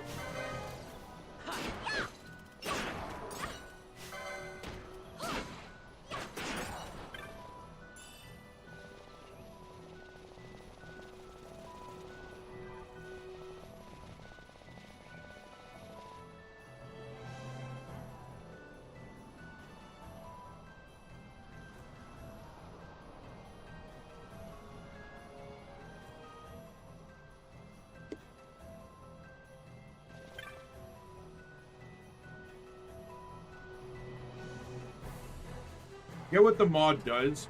With Nagolmer, I think the mod like reduces the amount of zombies it can summon, like fixates them. And Dustia, I think changes his spawn requirement, which makes him much harder to spawn. Oh no. Dustia's spawn requirement doesn't change. He changes the item he drops, so basically attempting to kill him isn't worth anything anymore.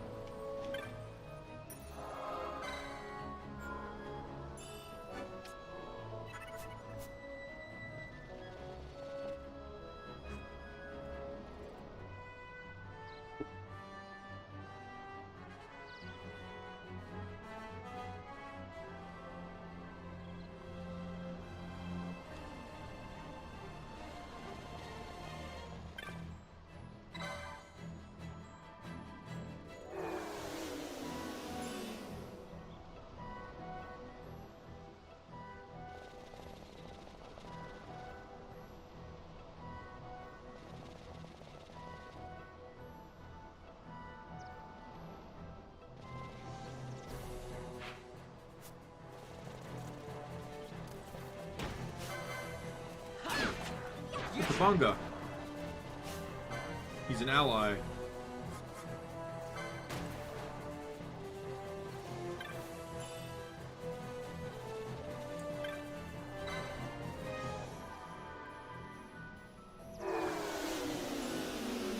Ooh.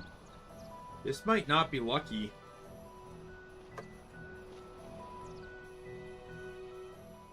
There is 4 of these stones, but there is a rare chance that you actually need all 4.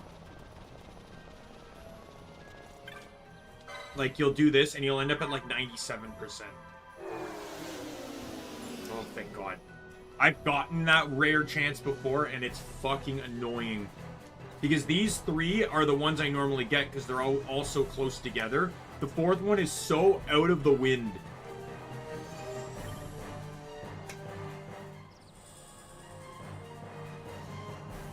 Personally, I don't understand why there's 4 of them and you only need 3 most of the time. Like,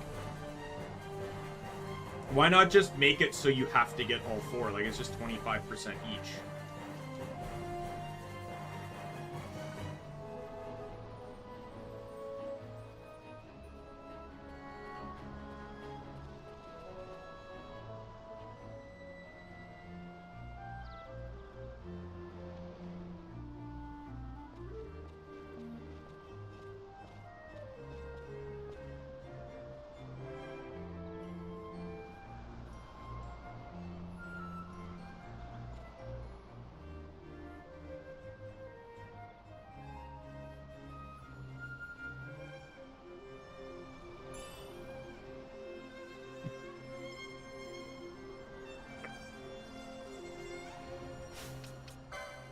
Let me just, I'll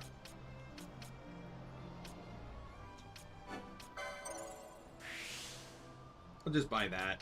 There's really, and I can buy this, I guess. Just get, like, Pinello's gonna, by the time I get Pinello again, I'll be on a, buying spurge anyways.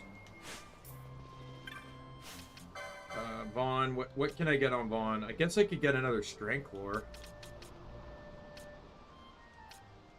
Like, I don't have access to Bronze yet, so, like, there isn't really any rush. And I don't have Buckler yet, either. I already have the first 3 Hammer Axe licenses.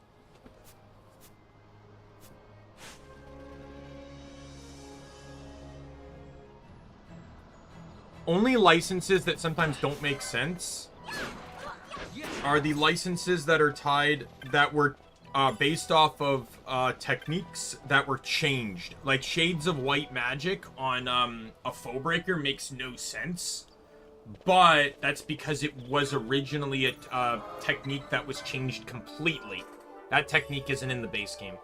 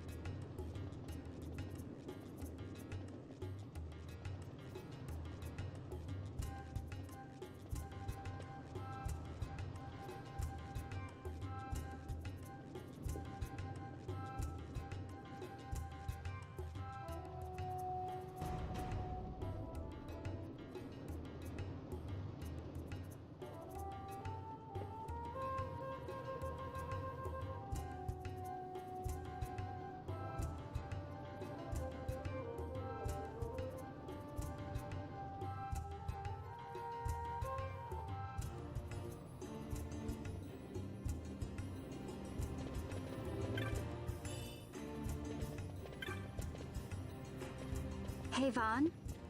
Huh? It's been a long time. Alright. Palace time. This is also something the mod does, so change license boards doesn't mean anything anymore, because Mont Blanc can do that too. Default gambits and default gear, though, is interesting. Reroll stats, I still don't really know what that means, but I do like the repeat hunt, though. That's neat, because there's certain hunts that you can get really rare equipment from. Like, not necessarily equipment, sorry, but, like, items or something from, like, stealing. And you can repeat the hunt to be able to steal from it again. That's fucking cool.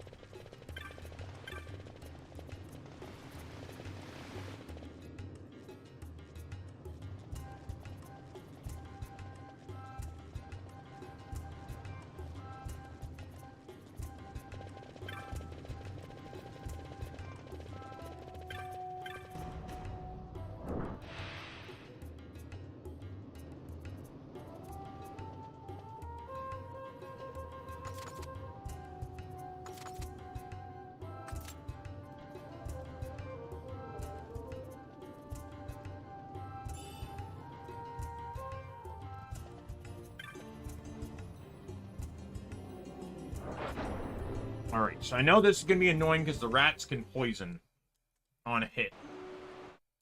That was annoying the last time.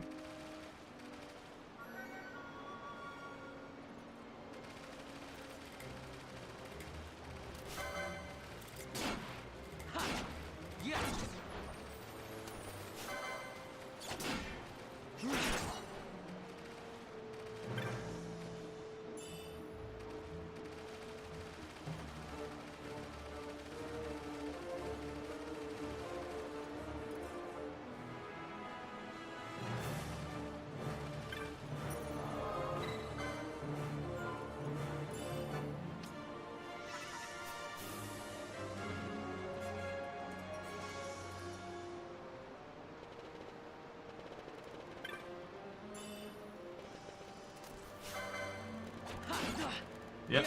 There's the poison.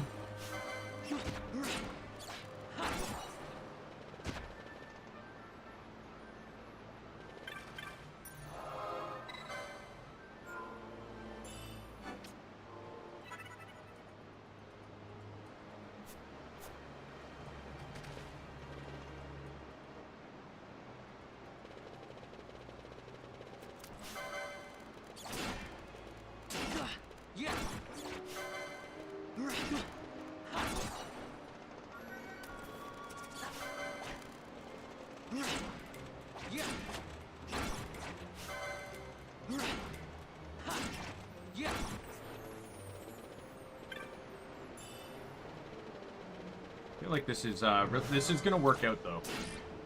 So far, like the Pinello Vaughn dynamic worked insanely well. I won't have a magic healer.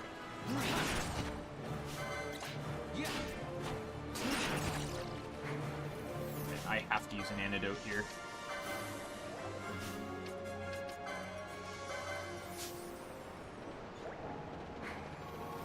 But I will have 2 item healers. And by the way, that is their role, is to get Ocean Lores ASAP.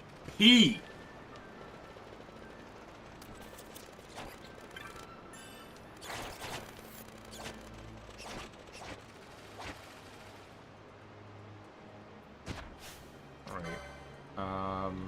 Antidote again. Potion again.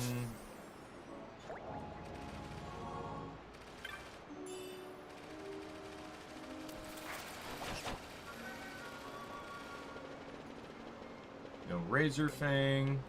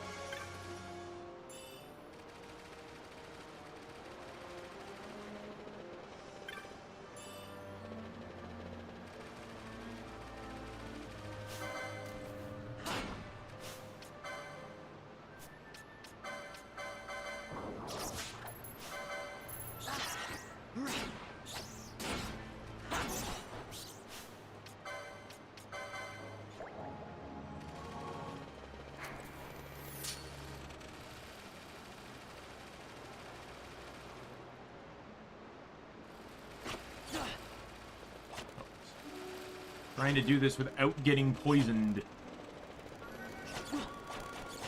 Oh my god! Oh my god! Oh my god! Like, come on!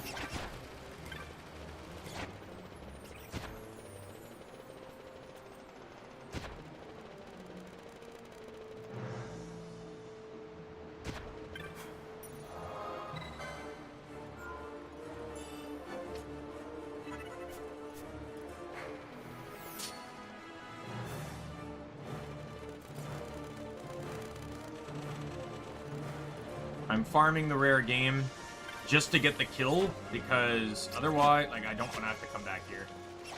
I'm also used to doing this because in the PlayStation 2 version, you could not return to this part of the game. You can't tell, but, like, underneath the staircase to the left, that destroyed path gets repaired, so you can return to this part of the game, of the sewers. You can go down the elevator too in Lowtown, but in the past you could not. And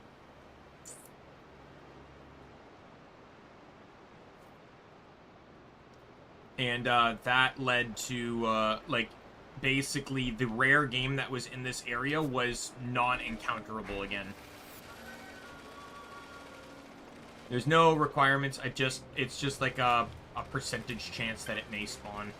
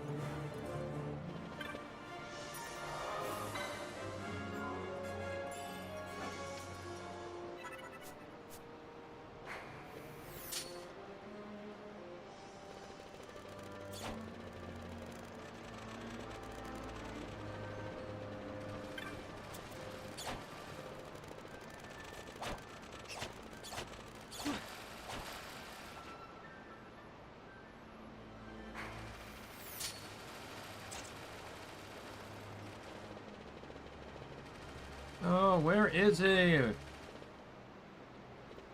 Razor Finn, where the hell are you? Pretty sure it's like a 40% chance that he has a chance to spawn.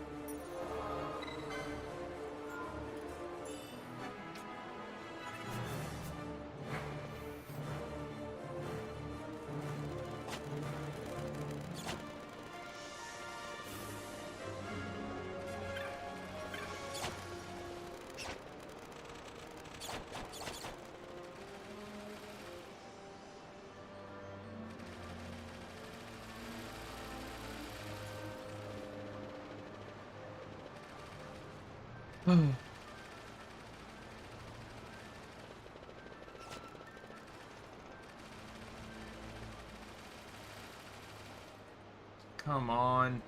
You're wondering why I'm going back to the save crystal. Enemies require you to go, to reset the enemies on a map, you have to go 2 maps over.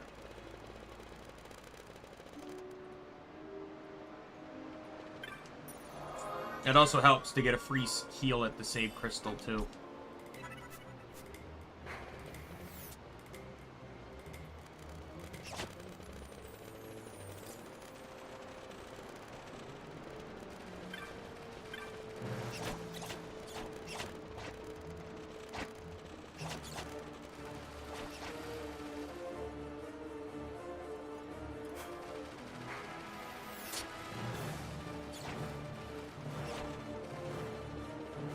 There he is.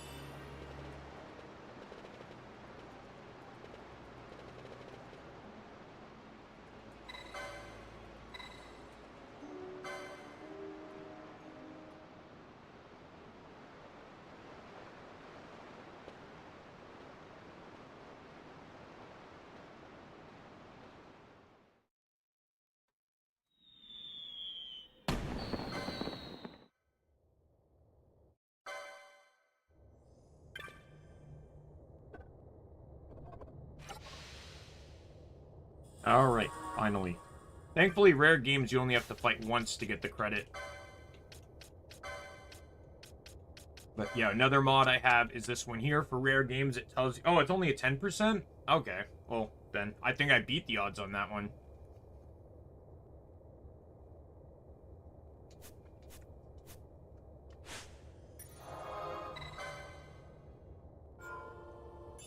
What's really cool about that, though, is that obviously it doesn't help with trying to find the rare game the first time around, but it does help with, if you're trying to get the rare game to spawn. Outside of the rare games that are a part of the Hunt Club, all the other rare games, can respawn. There's 80 rare games in the entire game. 30 are a part of the Hunt Club, so the other 50 can respawn.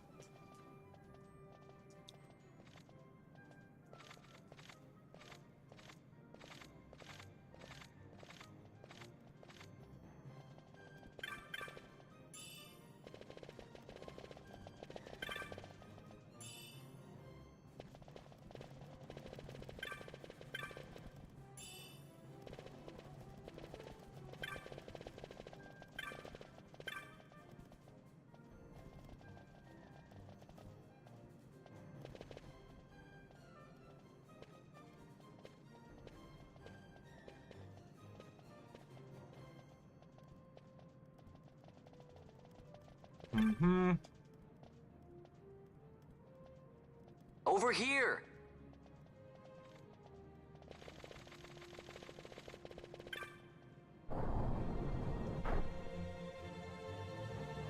I really think this mechanic should have come back later in the game. Would have been a funny callback. And one of those moments in games where it's like... It's sort of like, you know, like in Naruto, where, in the fight against Kaguya, Naruto uses the reverse sexy harem jutsu or whatever. It's like one of the dumbest things he could do within one of the most crucial fights in not only his life, but in, like, his world's history.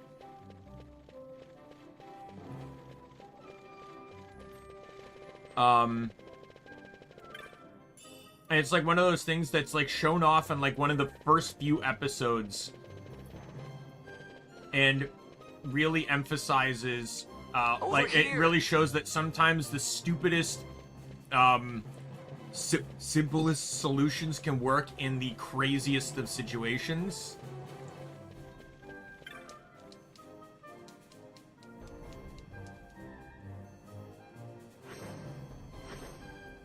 Then again, the primary reason Vaughn's doing this is because he doesn't stand a chance by himself fighting against the knights. In the late game, obviously, it's even though there's 6 of you against an army rather than 1 of you, you're obviously much more capable of a team.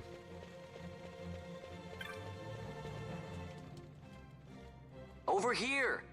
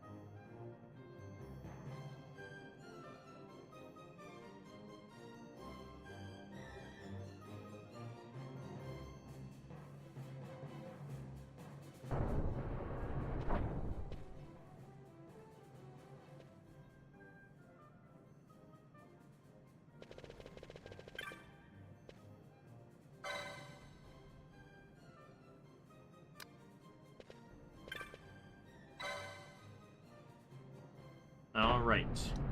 Cutscenes that I get to skip.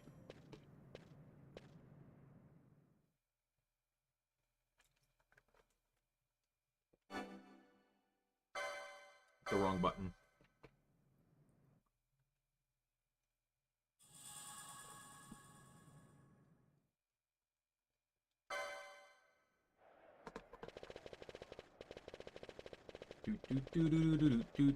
Do.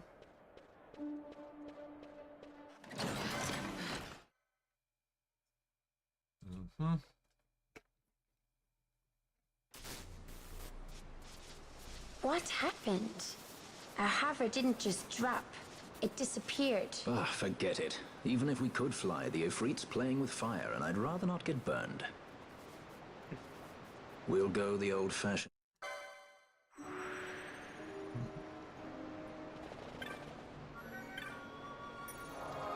Alright, we'll save.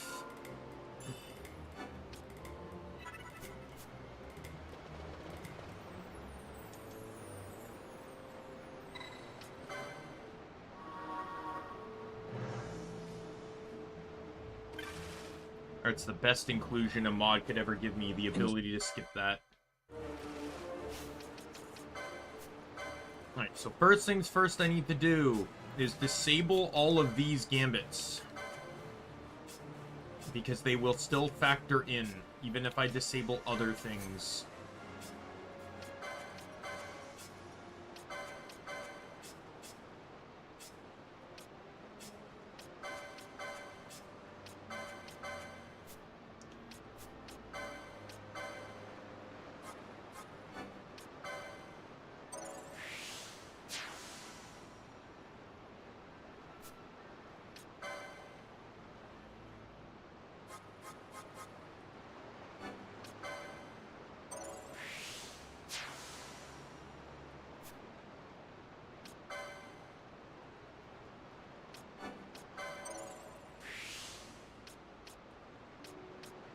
Let's see.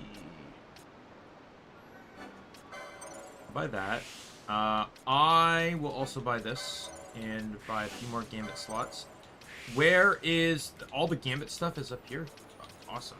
There's Decoy too. I didn't realize Mechanus got Decoy as well. Ooh, interesting. There it is.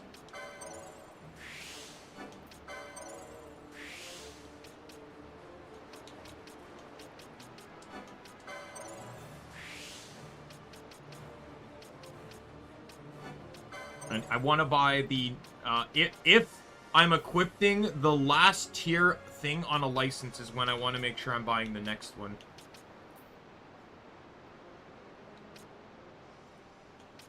There's Potion Lore 2.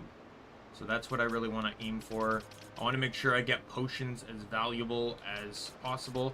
I will buy this. I think getting 4 Gambits is going to be valuable enough early on. I also wouldn't mind trying to... I know it's... I bet you anything that was probably locked behind either an Esper or Fires of War, but getting access to Decoy this early would actually be huge, because Fran won't get Decoy until after Bellius, and Ash and Pinello are the other two to get it, and they're not until after Bujerba, so this is my only way to get Decoy prior to that.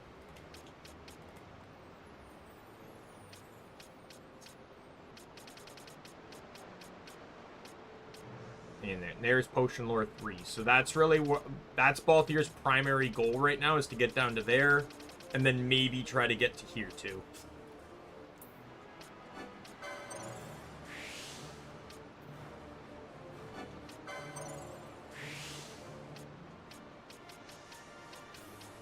There are several licenses here. All the Potion Lores are right in here.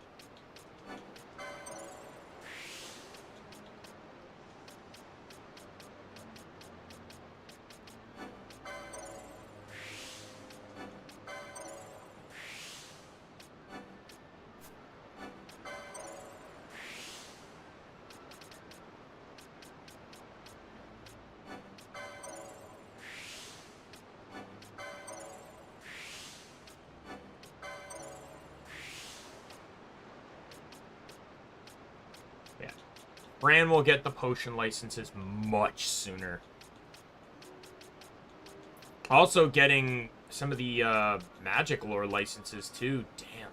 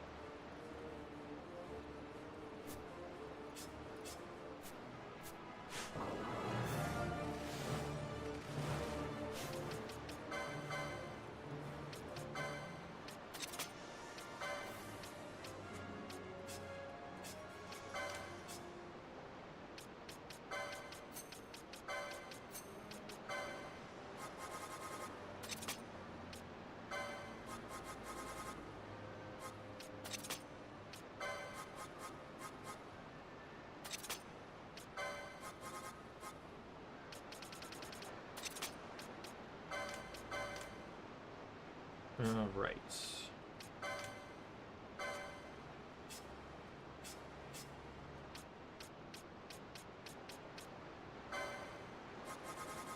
Any...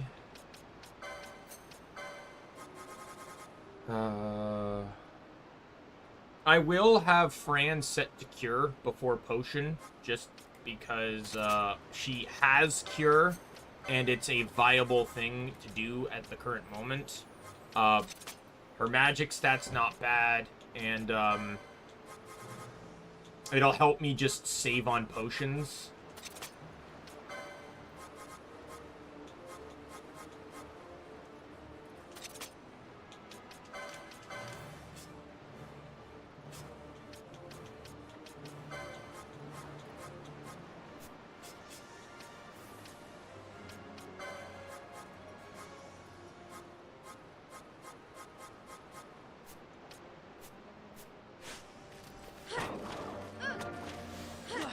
Oh, fuck.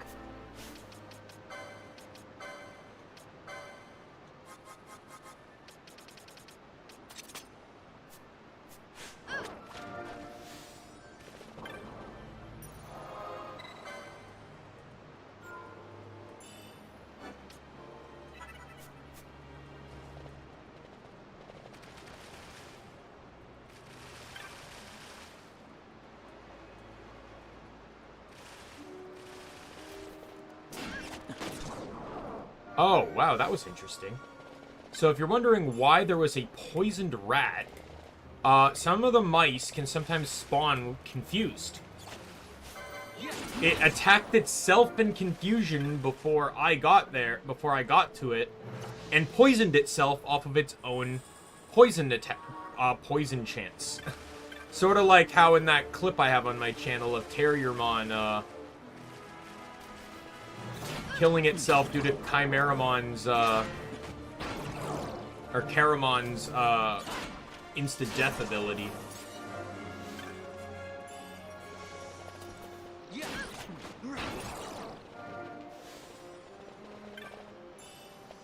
I think Struggle for Freedom also fixes the animation on the characters. Could be wrong on that, though. Certain characters are actually worse or better to use with certain weapons because of their attack animations. Believe it or not, Balthier is actually terrible to use with guns, and Fran is bad to use with bows. I don't even know if that's in the Zodiac Age. That might have just been a PS2 thing, but yeah, their physical attack animations delay the attack delay or attack faster than normal.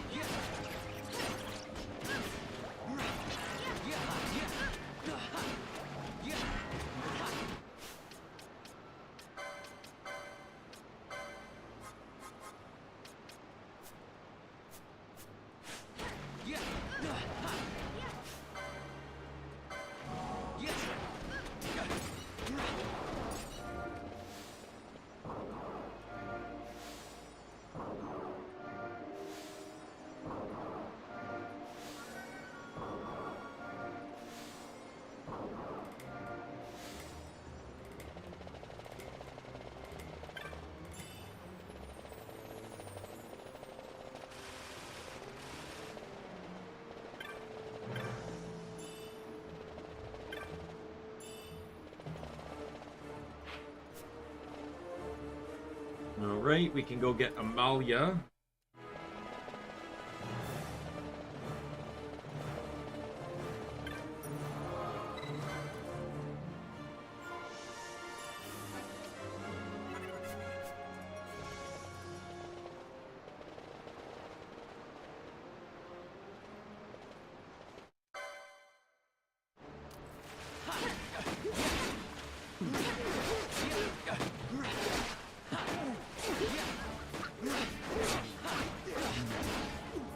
Right now, combat may end up changing. Most notably, the combat will probably be something along the lines of, like, I might change Vaughn to party leader's target, or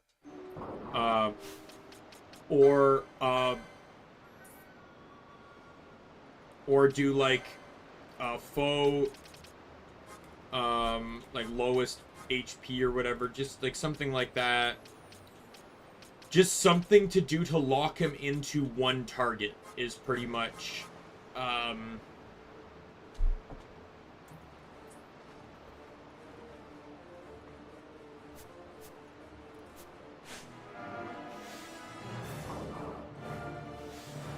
so, because in many cases, like, this is the, I'll do it now. Let's do it now. Party leader's target attack. Because one thing I noticed this too in, like, Chained Echoes, where it's like I was using a lot of AoE attacks to try and take out the groups at the same time, but I realized that unless elemental weaknesses come into play for the most part, it's much more easier and efficient to just individually target one at a time, because then there's less enemies to attack, right? And it's their attacks that are far more dangerous.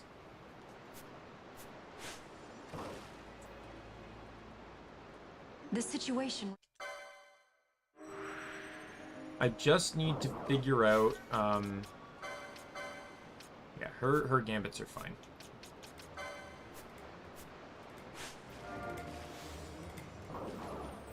Yeah, yeah, so I'm gonna go back and forth. I do not want to leave the sewers until Balthier and Fran have their potion lures. I know it's gonna be quite a bit of grinding, but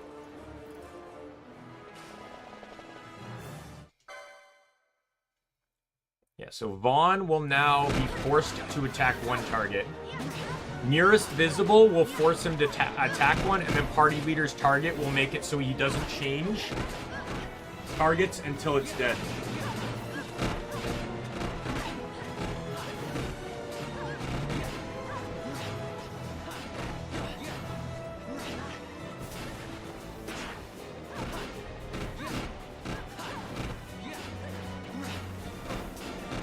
This combo only works, though, if Vaughn is the party leader. I don't really have any gambits right now to change anything, but we can worry about that in the future, too. When I have more gambits to see what options I have to do things.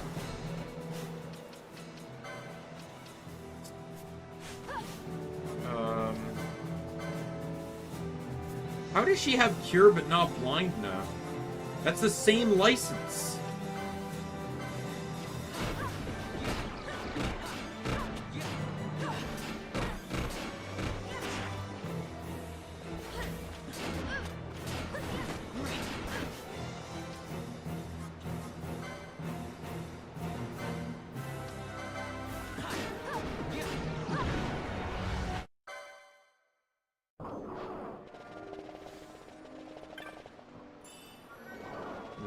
These chests do not respawn, so I will not pick them up again.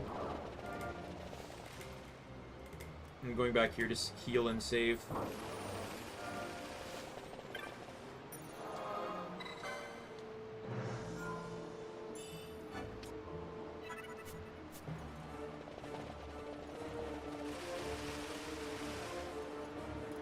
I'm just saying, like, I don't necessarily always personally want Vaughn to be the party leader, because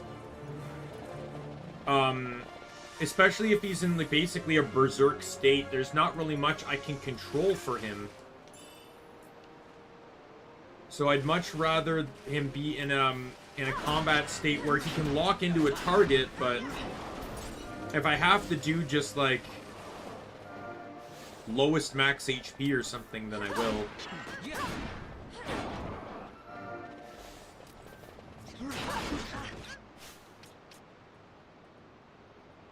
Like I said, there's not really much I can do about it now because there aren't a lot of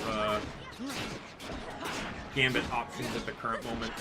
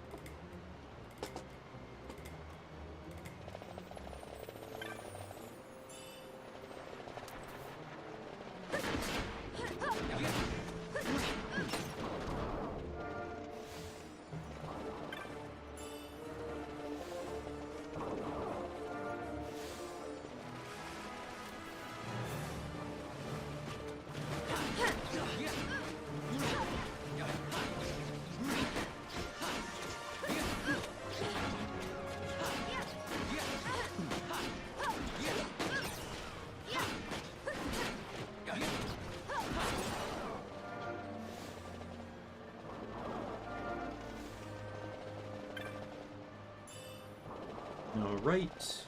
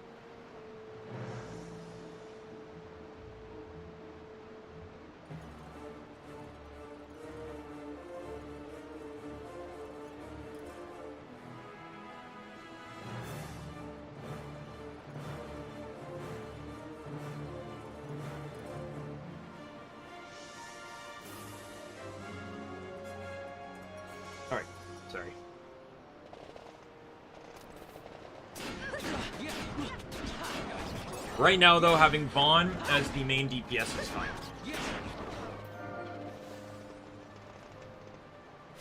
And, I don't know if at the moment I want them to go to party leader's target. But I suppose it wouldn't hurt to just have everyone lock in on one target and just eliminate it ASAP.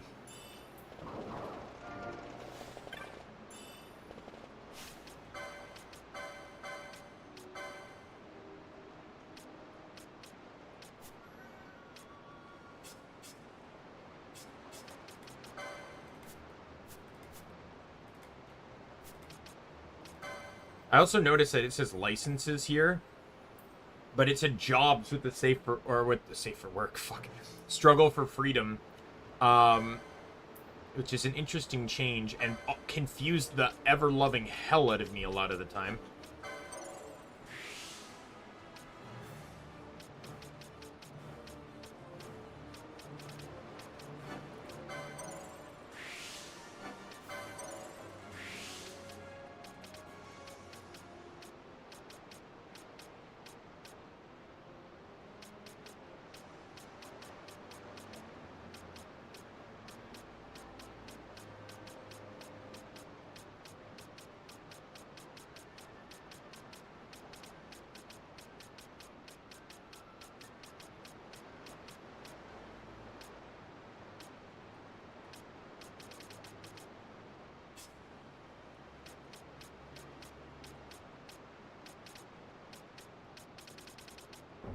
I still need... Gun licenses are so bloody fucking expensive. I fucking hate it.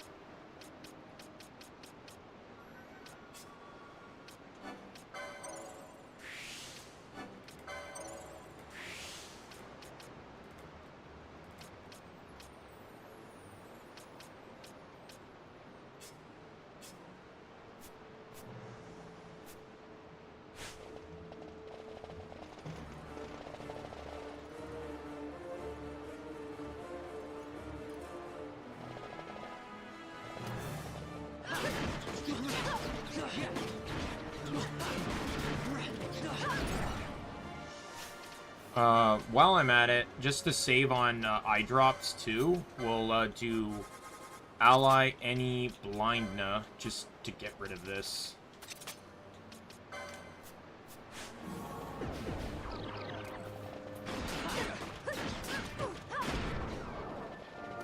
The only status effect I really need to worry about right now, so...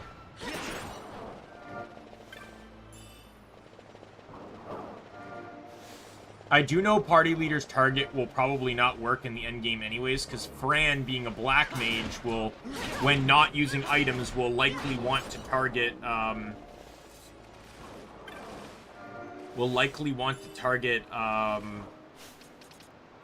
me actually check some, does she have any, like, no? Alright. Because I'm just like, she technically has 6 gambits with these, right?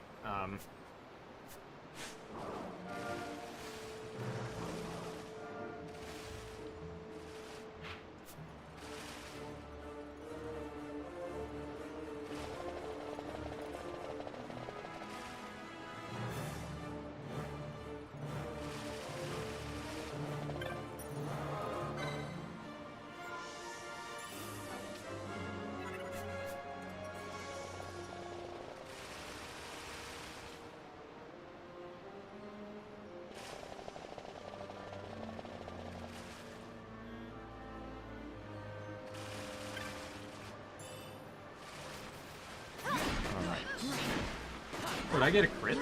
Awesome. I heard the noise.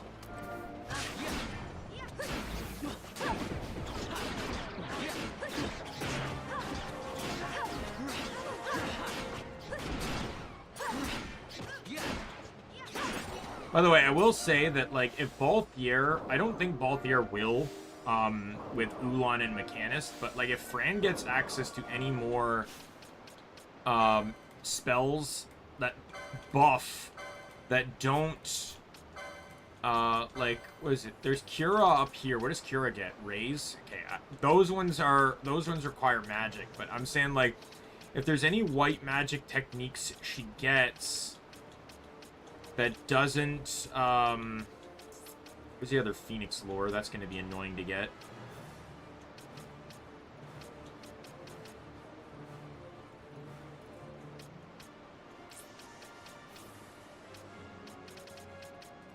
And where's the last Phoenix lore?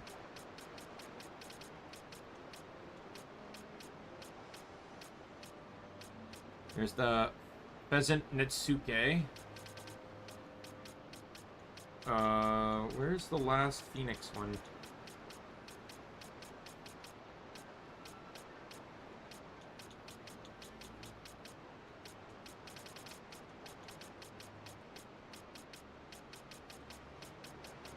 There it is.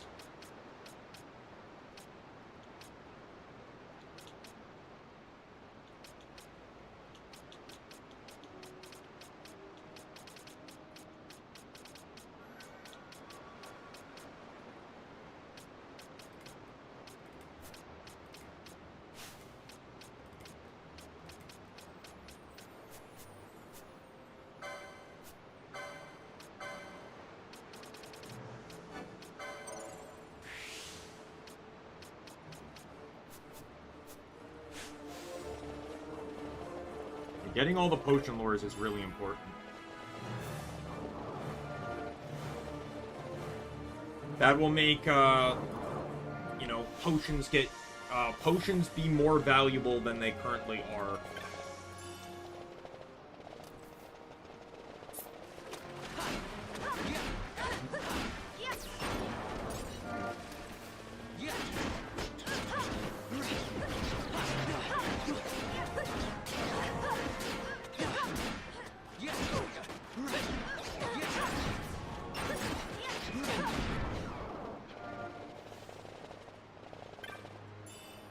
What I wanted to get. I don't know. What level am I? 8? We'll see. Maybe I might stop at level 9. It'll get me, like, at least partially to the licenses. Like, I know Fran will have them for sure, because Fran only needs, like, 120 points or something. Balthier needs way more.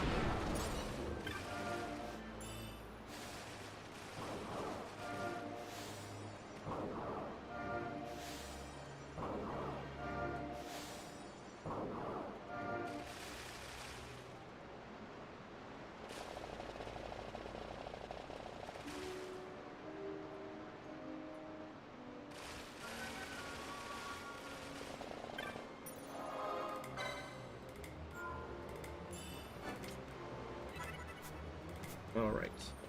I will need to set up gambits for antidotes. I want at least... Now, thankfully, due to this whole gambit system, I can actually set up Amalia to do that.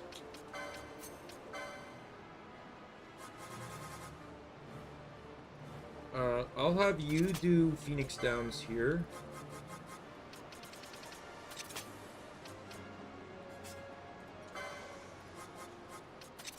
Annie, and then antidotes.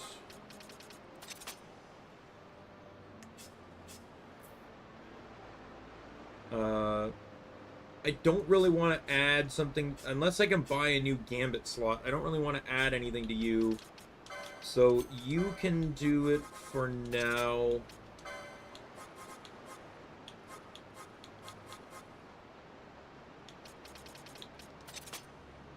Just the, the boss can poison, and that's just my concern. Because I'm gonna call it after this trip. I'm gonna get a lot of money when or a lot of LP when I grind the bridge. So the sad part is that I'm gonna have to heavily rely on Larsa and Fran to keep the party alive.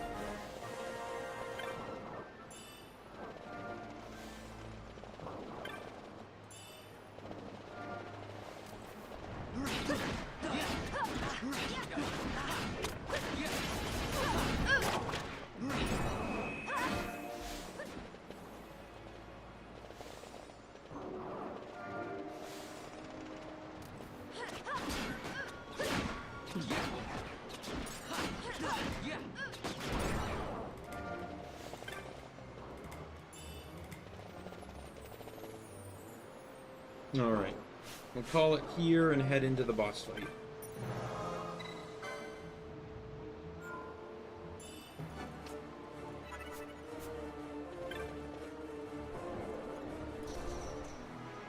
But I think I have a good system set up here.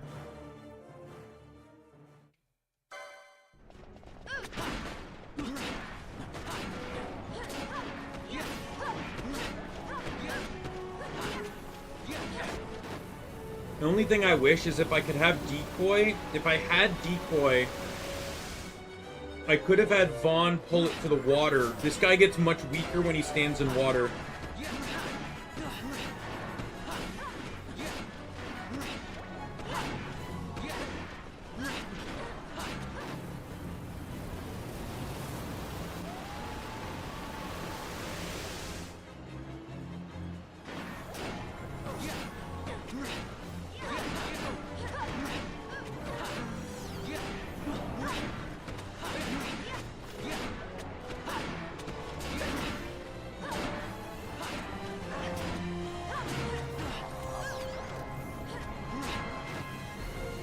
I don't have any handkerchiefs, I don't think, so Vaughn's probably going down from this. Yeah. Oh my god. He's oiled, and there's... Oh, I do have a handkerchief.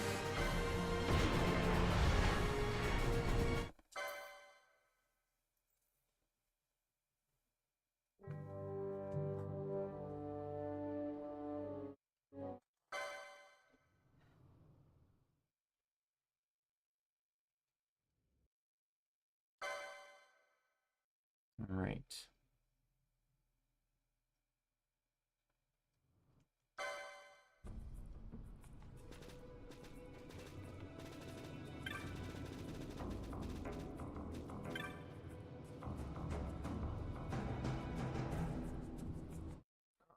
Right.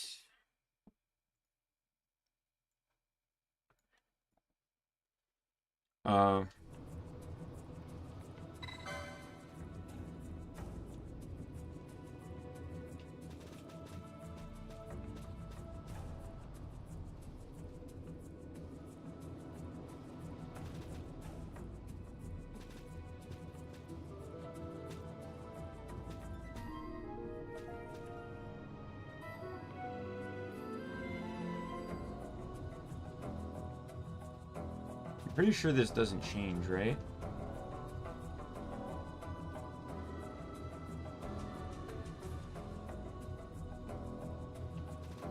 Isn't it this person?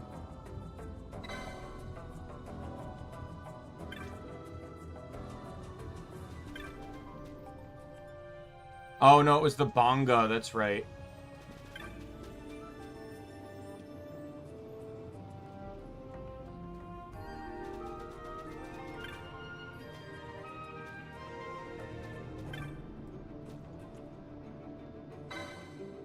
What the fuck?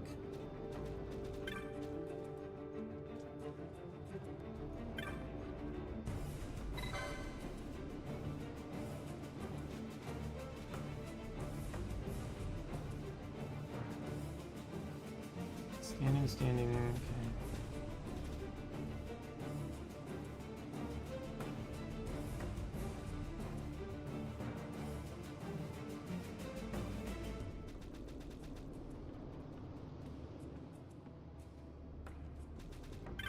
No, no, no, no, no.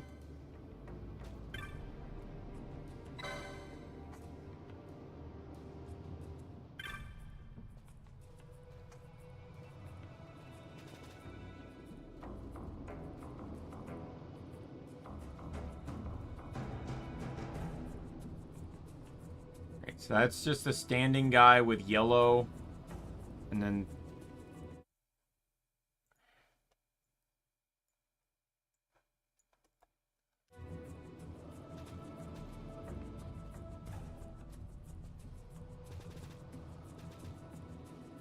this guy.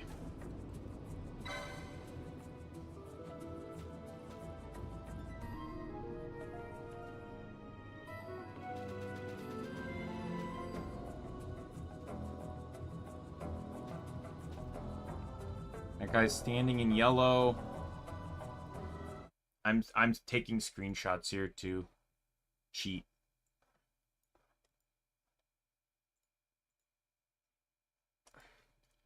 So that guy over there is standing in yellow.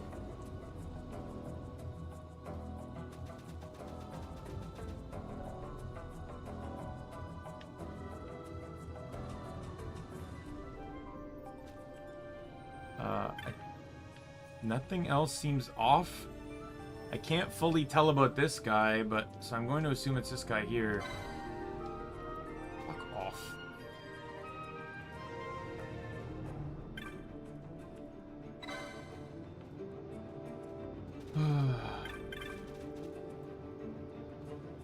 At least it's the same one every time.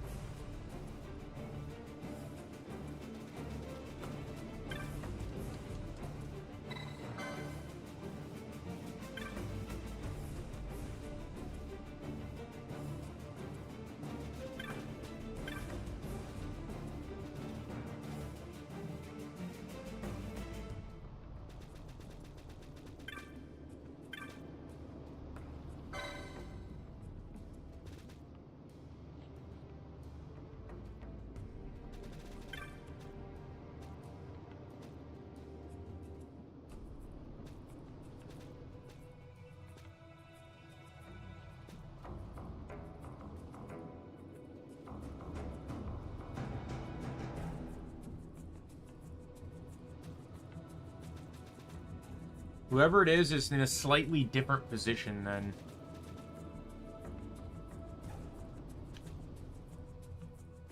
I think it's actually this guy. I think his head's in a different position.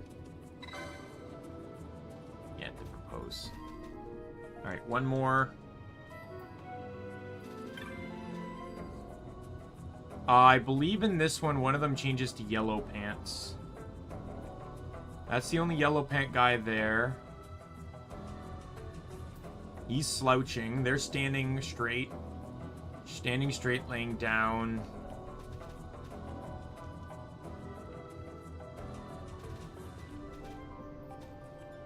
It's this guy.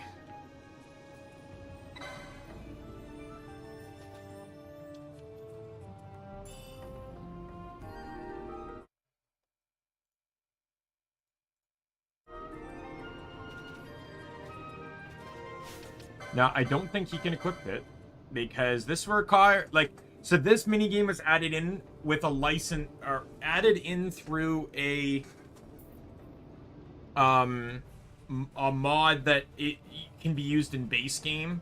Mithril Blade is one of the few licenses in the game that doesn't require a license to equip, or if it does, it's like tied to this one, kind of. It's like everyone basically gets the license, and I think only Bosch starts with that license guaranteed, and but only Knight, I believe, gets it If I had made Vaughn and Bosch switch licenses, now that I think about it, it probably would have been better. I don't really think that would have changed much, just Vaughn would have been using a sword right now. But all that would have done is just give Vaughn access to this sword now. It doesn't really change much, though, because Struggle for Freedom gives everyone the unarmed perk by default. You don't have to earn it in only the 2 or 3 class boards that unlock it. So, like, this fight, which is the only forced unarmed fight in the game, isn't, I'm gonna take you out first.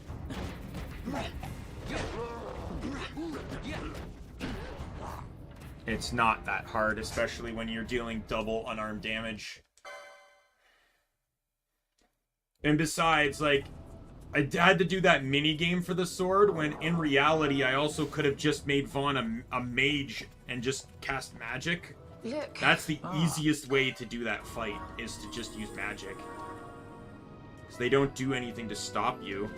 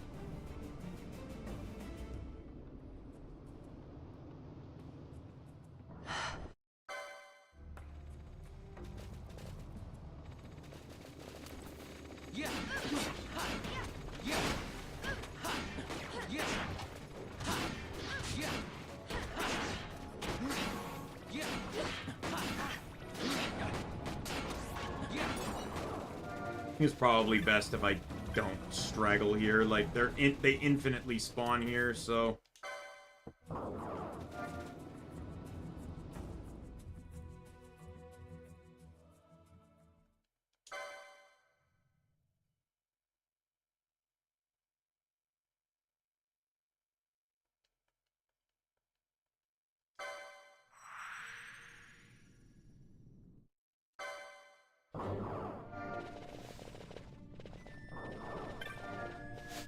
Like, that chest there, these chests here don't respawn, but being with this cheat, I could farm that. 2,500 gil right now is a lot, but I won't, right? Like I said before, it's like, that cheat is to just remove the chests that only have the chests that only have a fraction chance to spawn. Which are most notably late game chests that contain good things, and it also helps counteract the potion consumption I'm guzzling through right now. I don't really want to abuse it any more than I potentially already am.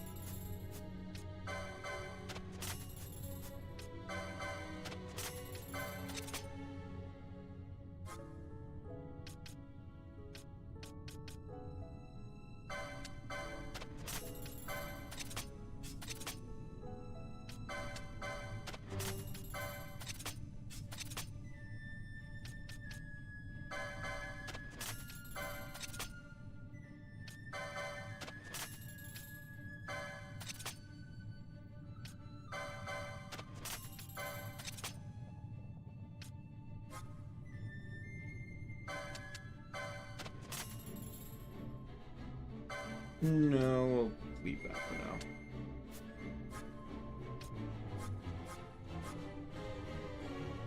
Yeah, I won't really need Time Battle Mage. I'll buy a couple of these just to have some.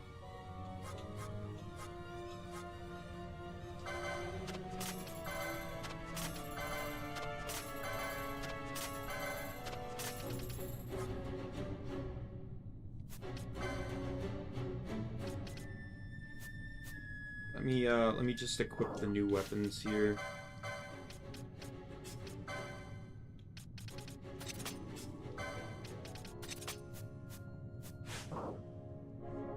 Alright.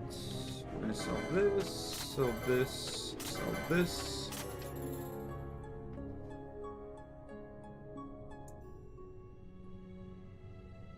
I feel like I want to hold on to that.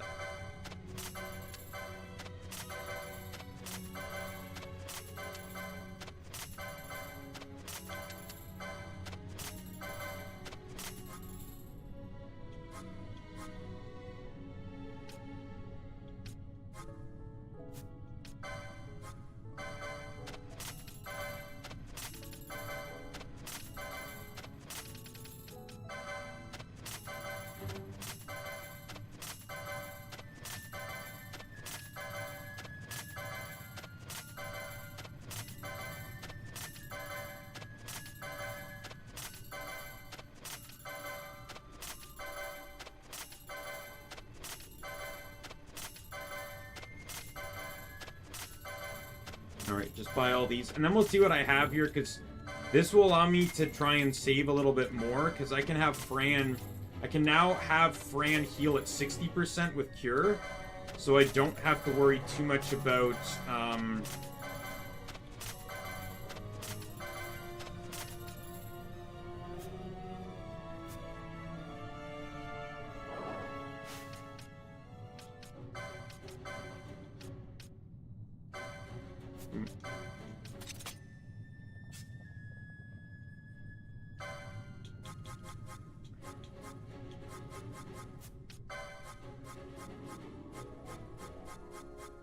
Bosch has nothing, so he can, and his attacks right now basically do nothing. But I have 6 gambits to use. So I think right now the best thing I can do is just have Bosch set to use items. And I don't mean like potions, because like they won't be worth his attention. I mean like status healing stuff.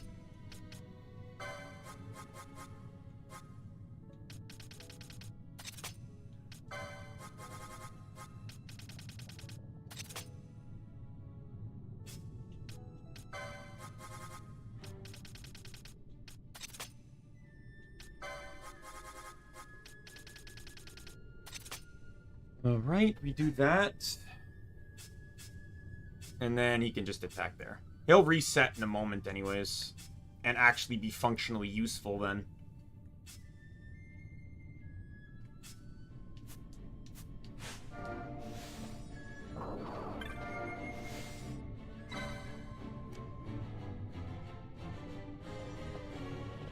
Right, I gotta set the power back on here.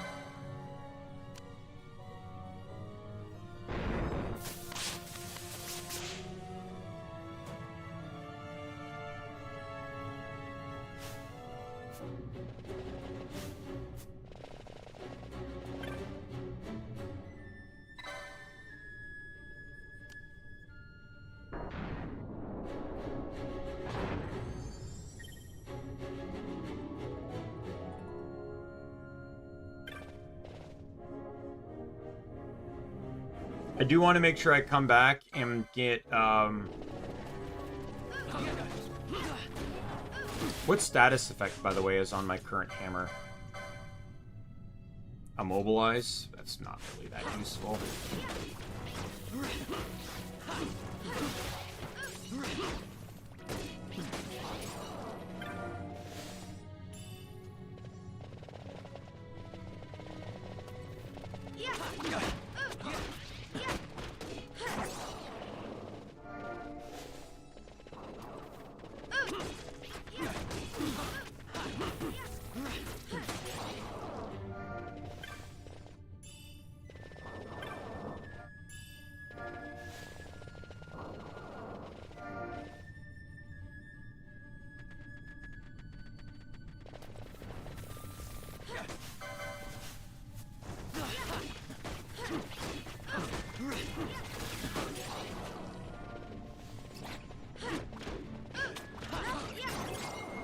I need to make sure I get the bat fangs I need.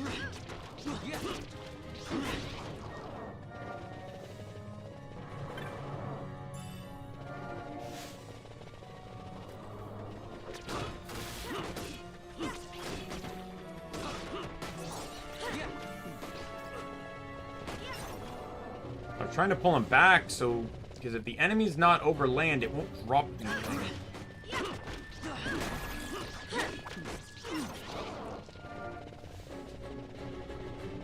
I'm not gonna worry about farming the bat things until I get Bosch on the team. Or, like, I upgrade Bosch, I mean.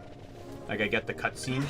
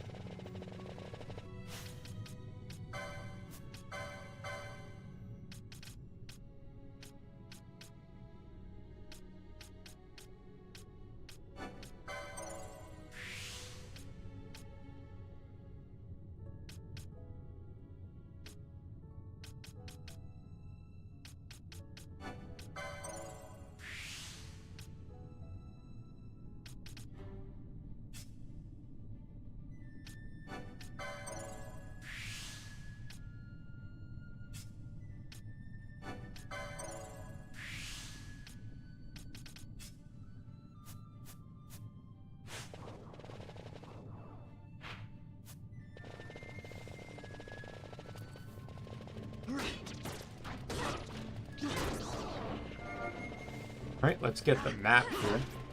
Yeah, I wanna, like, right now Bosch serves me no purpose. He's literally just... Bosch is more likely to waste my resources because he has nothing to offer.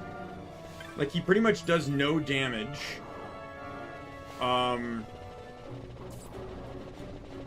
Has, like, no defense.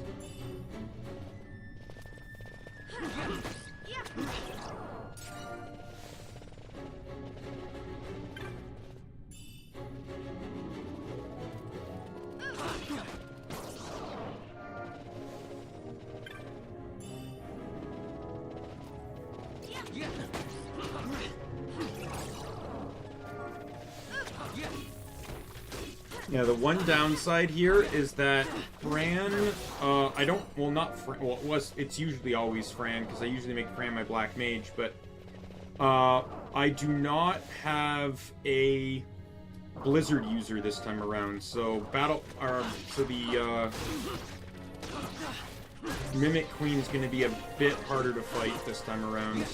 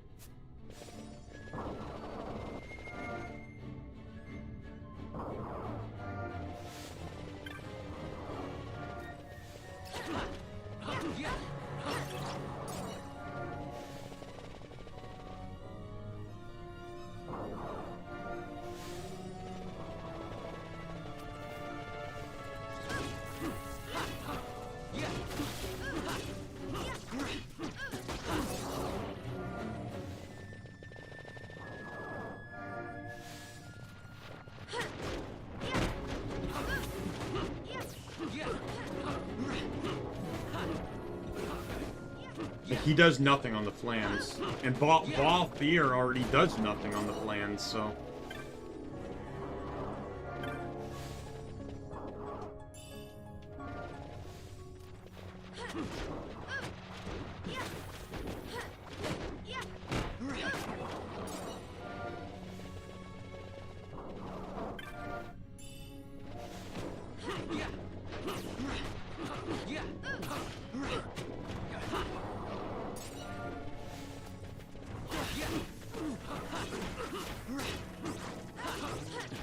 I got carried away and forgot about these guys again.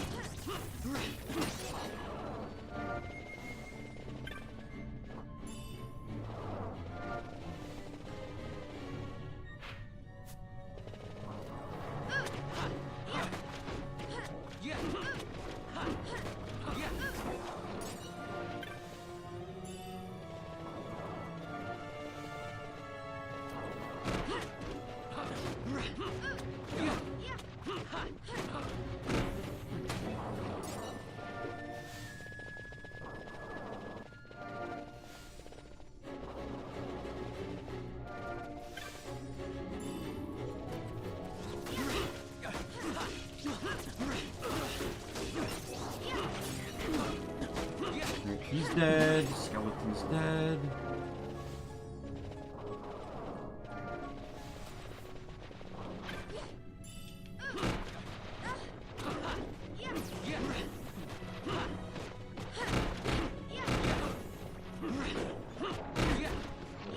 Like, I really wish I could set a gambit for enemy types. Because I'd love to just have a flan, enemy flan, fire gambit right now, because, like, whoops.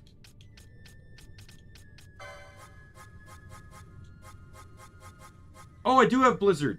Oh, I didn't realize all of those. Okay, never mind. Bran can still fight the boss. Mimic Queen. I can have Fran switch to that, and then just have an attack in the background.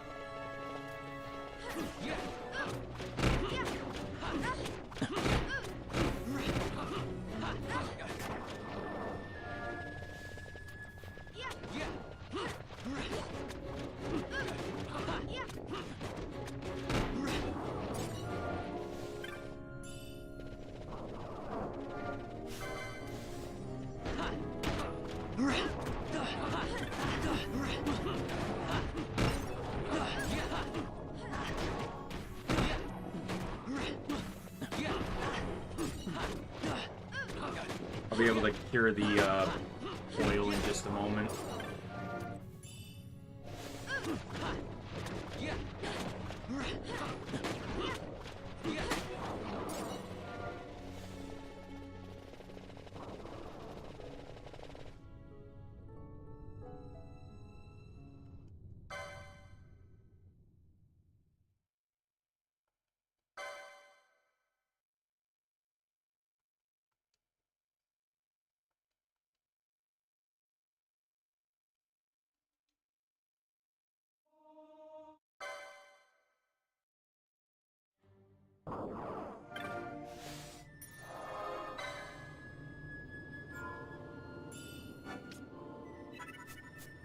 Alright.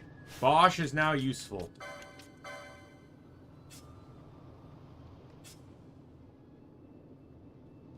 But I still don't really think I need him to do items.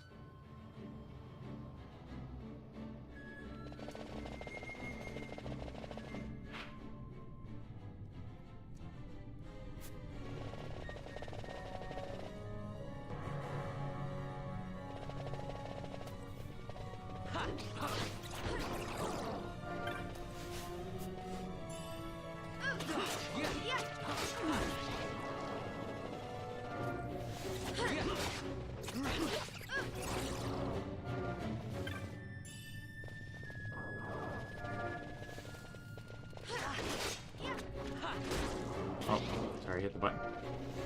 Wait, are we sure we don't want to play the game at normal speed? It's kind of crazy. Like, the walking speed doesn't seem too unrealistic. Like, it's slow, don't get me wrong. But, like, combat just seems like it goes in fucking slow motion. Like, look at this.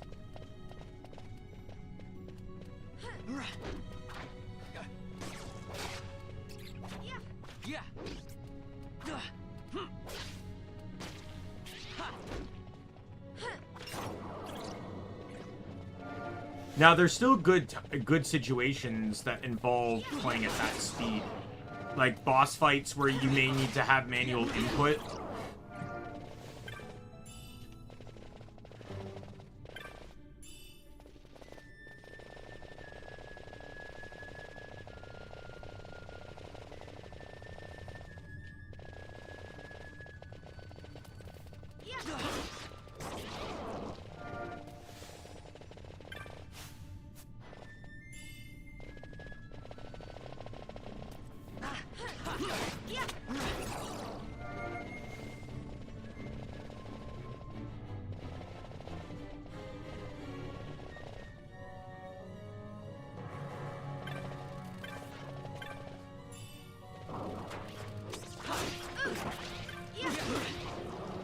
When I get to the vendor, I'm gonna see what I need the bat things for and how many. Like, I just need to make sure if it's 5 I need or what.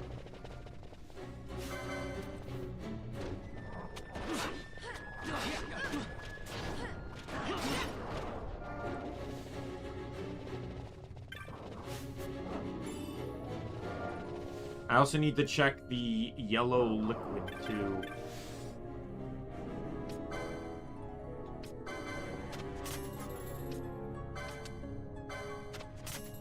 Okay, I found... or green liquid, sorry. 3 bat fangs.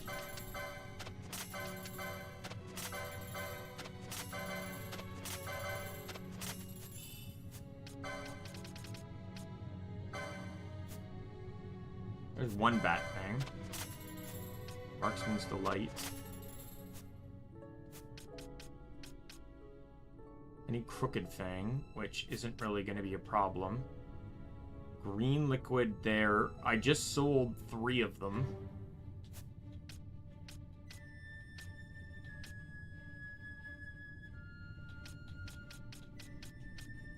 Bat fang, I need 5. Alright, so I need to collect... what was that? Like...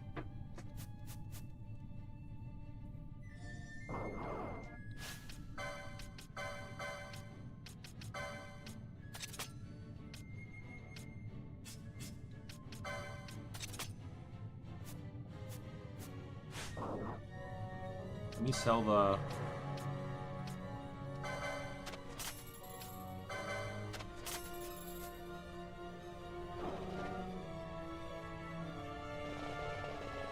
Alright. I do need more bat things. If I do not get the bat things now, I have to wait until I have access to this place again.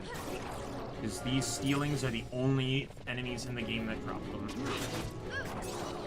Actually, no, wait. There's more in Bujero. They're just easier to fight here.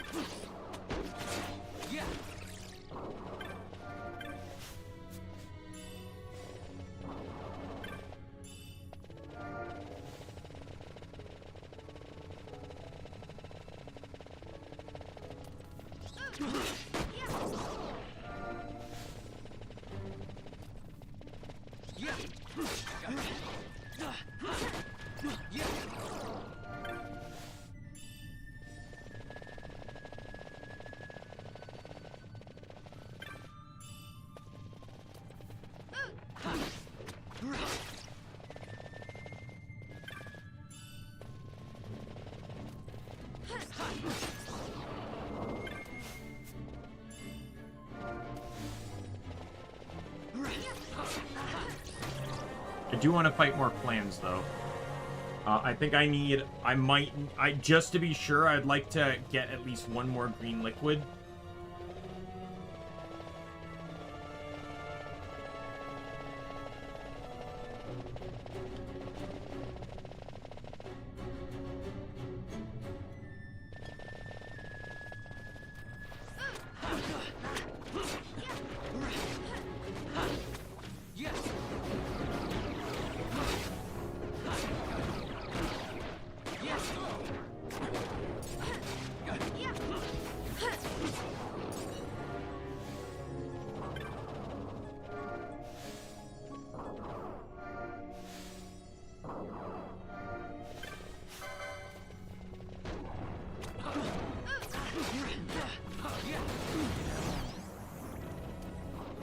At the very least, oil is temporary. will fade. Pretty sure that was a mod inclusion. He made, oil, I think oil is still temporary, but it just lasts like 5 times as long in the base game.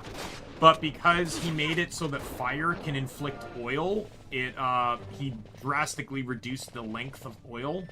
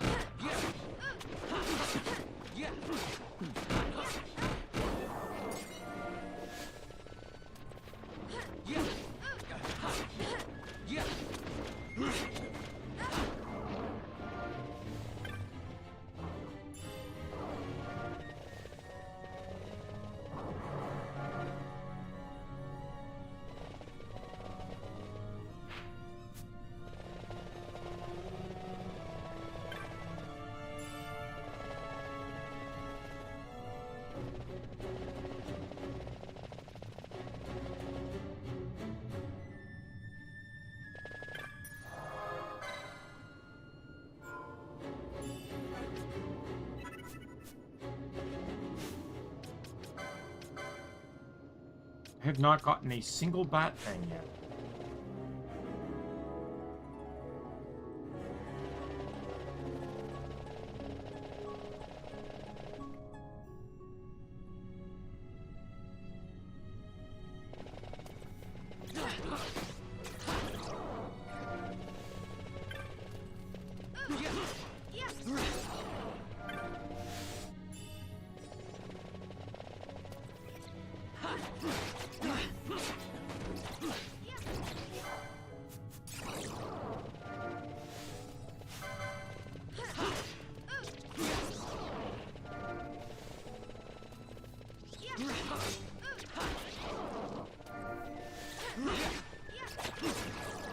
I didn't realize there were 2 bat types here.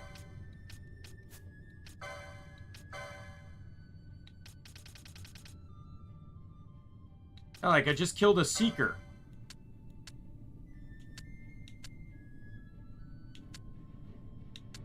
Hmm.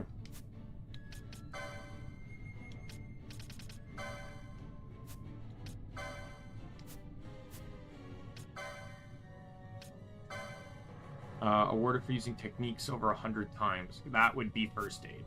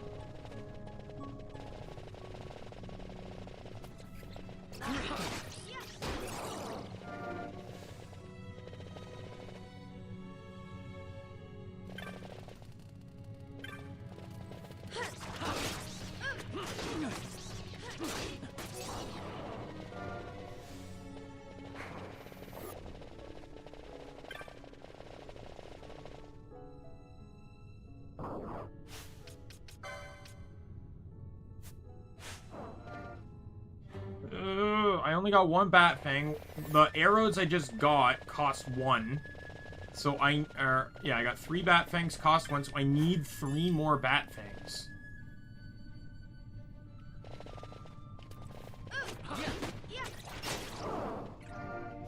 I am getting very close to forcing enemies to drop everything just to get the bat fangs. Actually, you know what I'd probably do is just change the chests. Force the chests to be bat fangs and then access 3 chests just to fucking move on from this.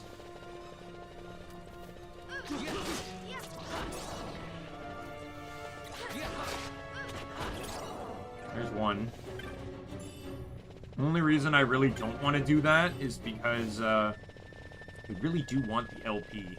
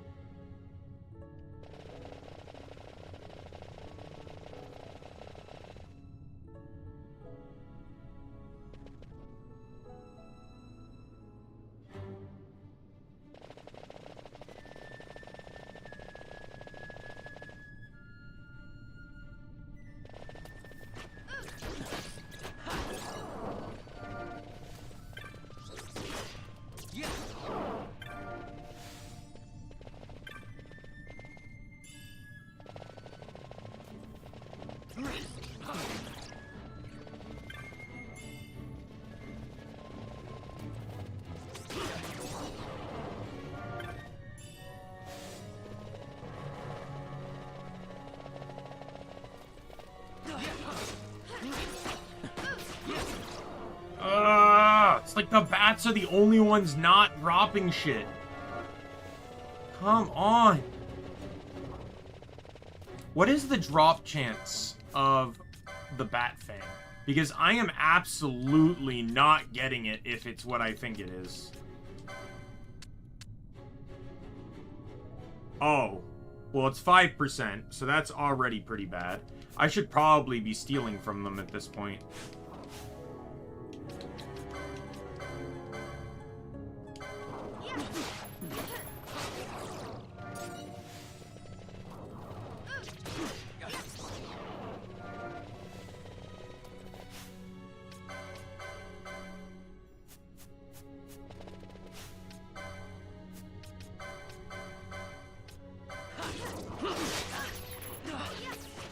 $55% chance to steal a bat fang.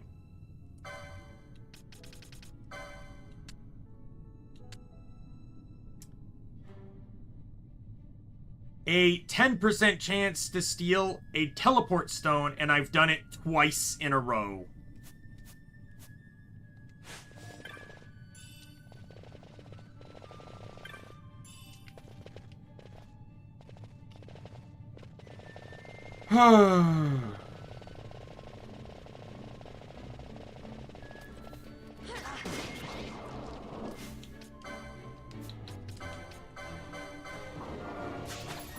Oh my god.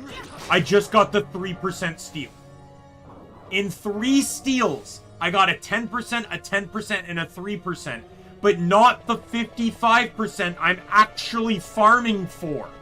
Additionally, it's a katana, which no one is running right now.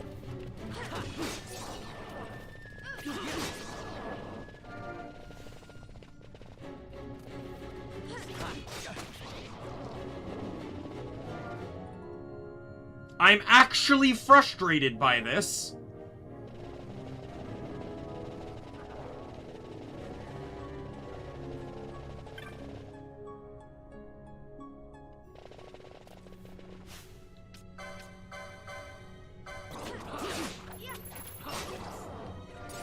Oh, there, I got the 5% drop.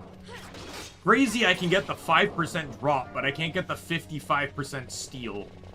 That's fucking insane to me.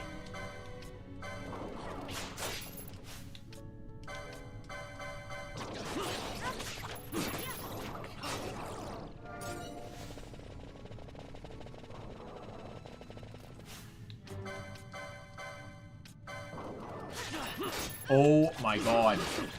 I've yet to steal a single fucking bat fang.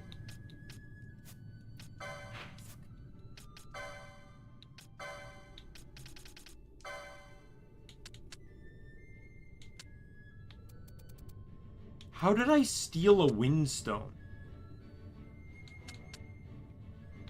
I'm confused because none of them have windstones. How did I steal a windstone? Must have got it as a drop, I guess. I don't know, like, maybe I'm just... I'd somehow managed to get the 0% chance on the poach if I even owned the technique at this rate.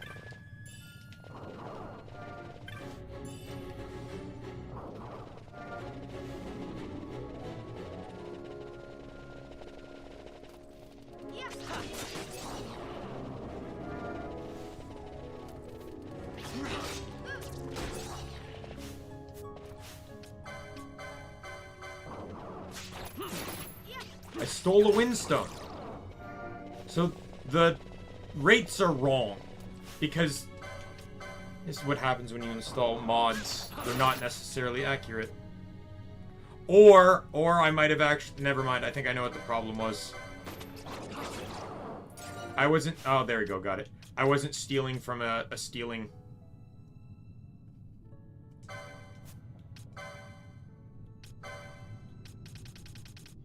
I was stealing from a seeker. Yep, there you go, 55 windstone. Glad I can get that 55% chance, but I didn't once get the 55% chance on the stealing.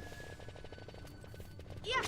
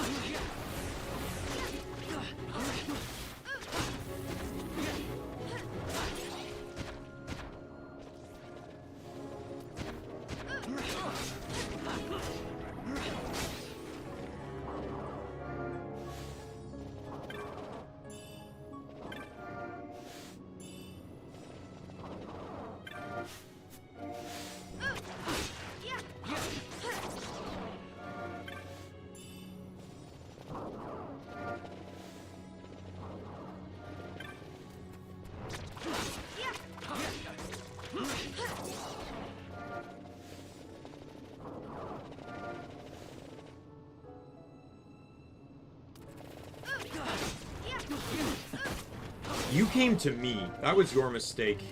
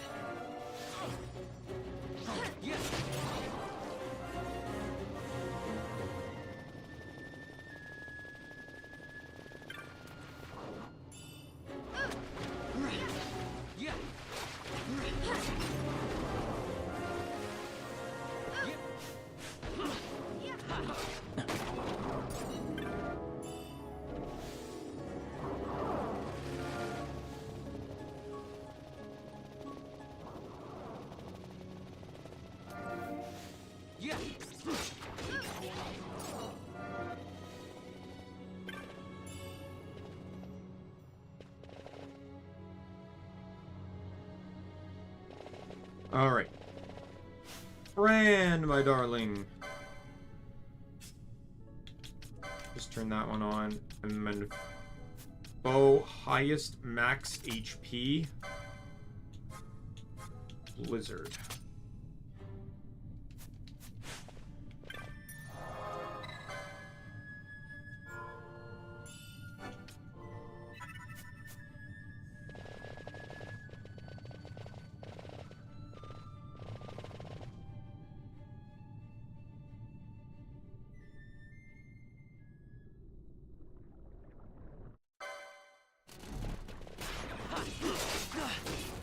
Can you, like, please spawn?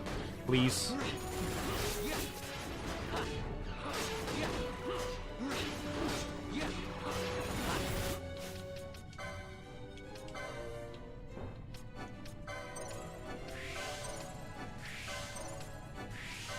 Yay! Okay, now it's gonna start getting expensive to get over to Green Magic 1, but... I have all potion lores on you now. I have them on you. You can also get a remedy lore and a Phoenix Down lore. I'll get Spellbound too, just for whenever you can start casting status effects. Now I need to head down here because that's where the other down there and down there because that's where all the Phoenix Down stuff is. I need that for sure. I don't need I'm running Silver Bow. I don't need to worry about this until Avis Killer is a thing. Yeah, I can get the highest tier magic stuff, which is excellent. Dragon Helm and Mail are also really useful too because they buff wind and ice magic. So I can run those if I'm ever going up against certain bosses or scenarios that, like, if you can get Dragon Mail before Hash Maul, it would make Fran one of the most powerful individuals for that fight, as I can use Dragon Mail to buff Aeroga against him. Dragon Helm won't help because by then I'll have probably already killed a Dromelek.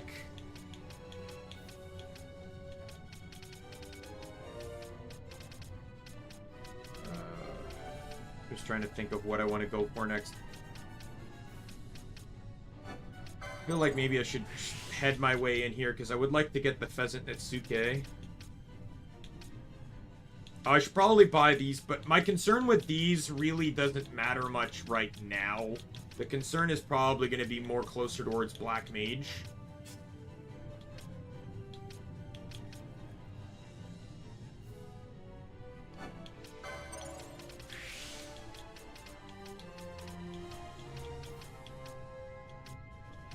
I'm fine here.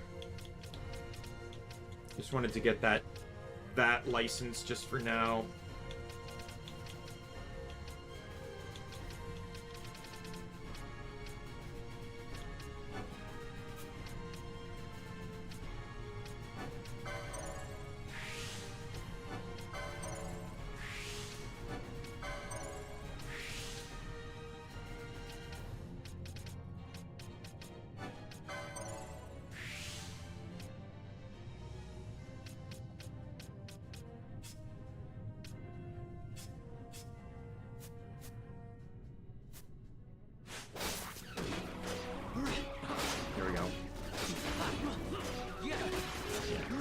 At least nice that both here can now, like, heal to his semi-max potential.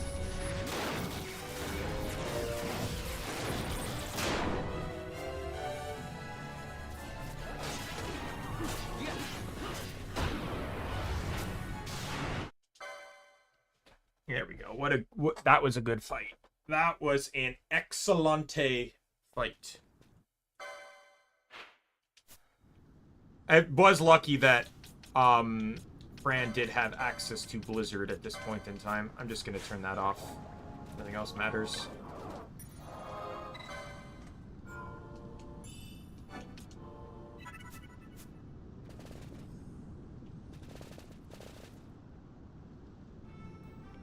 Alright. I'd like to fight the rare game here if possible, but without having this spell, it can be a bit daunting to fight. Because it spawns with Bravery and Faith, and it's also a cockatrice, meaning it can petrify on hit. It's actually... Previously, it was one of the easiest rare games to fight, and now it's actually a fucking...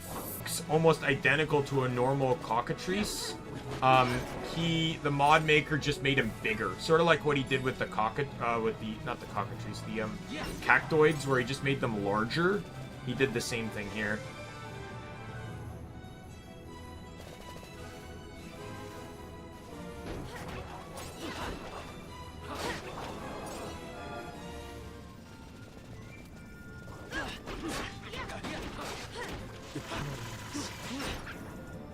Oh, 1,000 Needles must have failed or something, because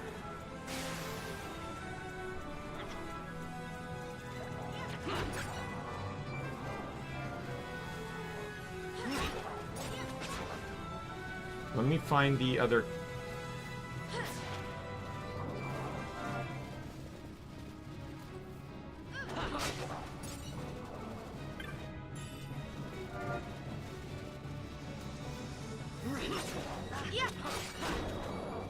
Trying to be careful around the cockatrices because I don't really want to waste my golden needles.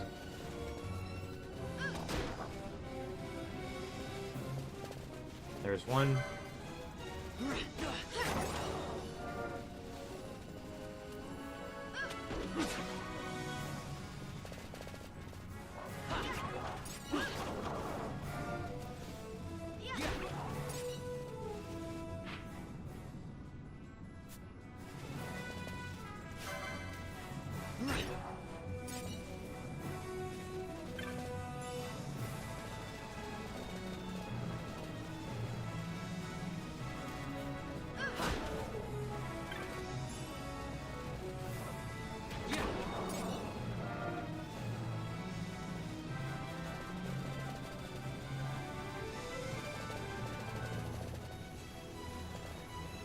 Alright, I am going to turn this in, and then I'm going to try and farm for that rare game just so I can get it off the list. I don't know if I want to complete the beastry, but if something's easy to force spawn, then I want to fight it. Like, I'd like to try and see if I can fight everything. Like, I just want to try fighting every enemy with, like, in my last playthrough, I fought Yzmat. I had to cheat to beat him, because I just wasn't geared for him properly. Well, no, I think I was geared fine. I don't know how that... I really honestly don't know. But, yeah, Yzmat was a whole different thing. And but I cheated to beat him just so I could show the ending to it. Here, I don't necessarily care if I beat Yzmat, but I would like to at least attempt to fight him.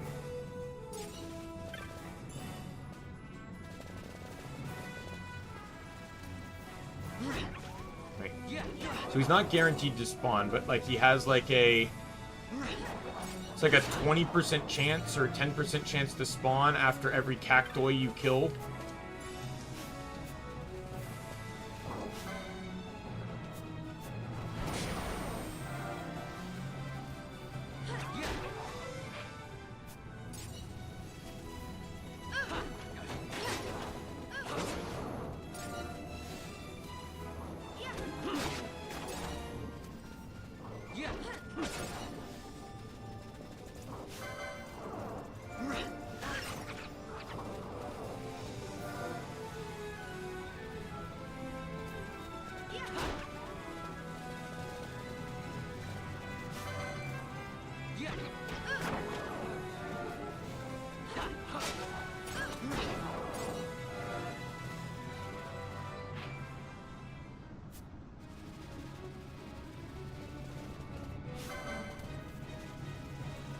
There it is. Rare game, goodbye, rare game. I'm gonna try and steal from him. I did steal. I don't know what I stole. Game doesn't let you scroll through the combat logs, so...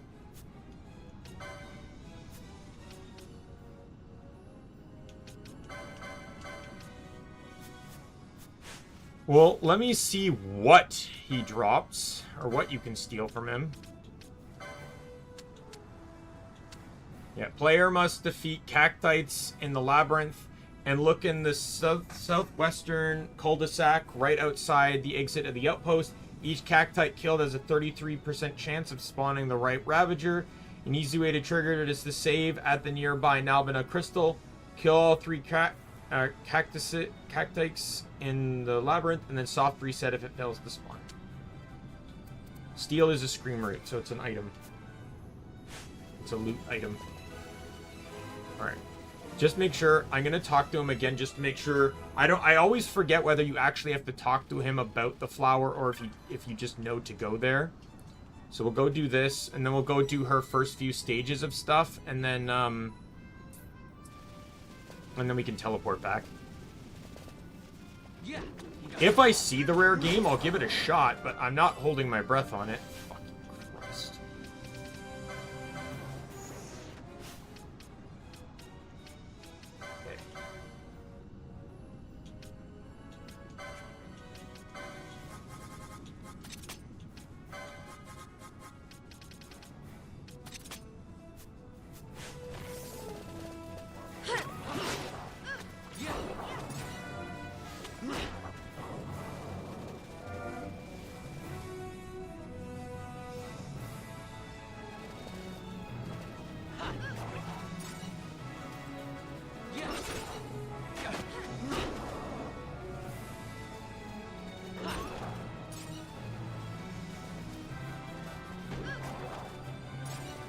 Oh, hey, guess what? The rare game spawned.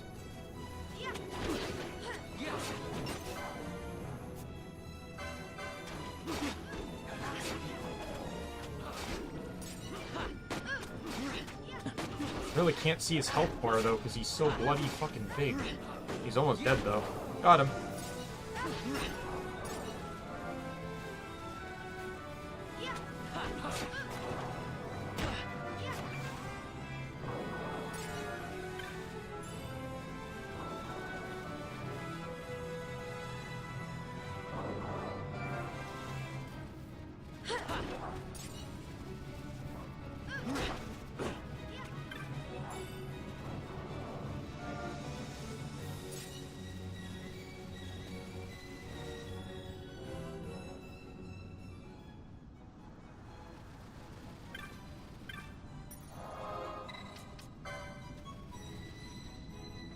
Okay, I'll turn this into you.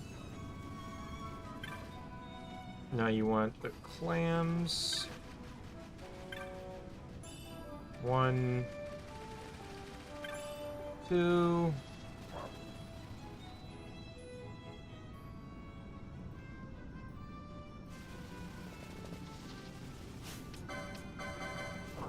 Steal. I don't know. Did I successfully steal or not?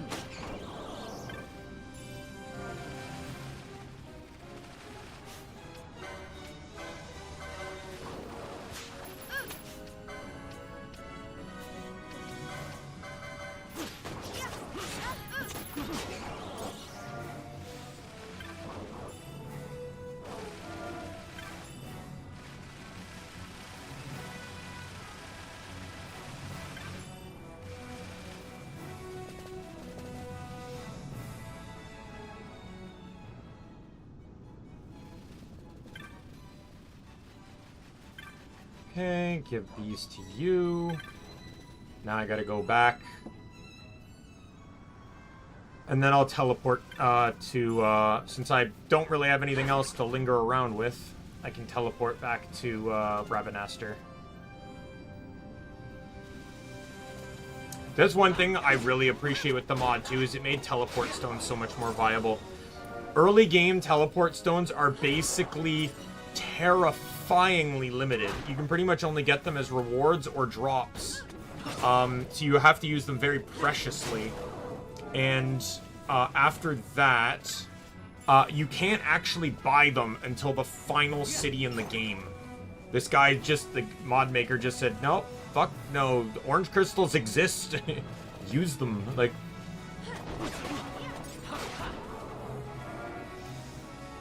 And just made that menu, that with the Gratial Greens, just available all over the place.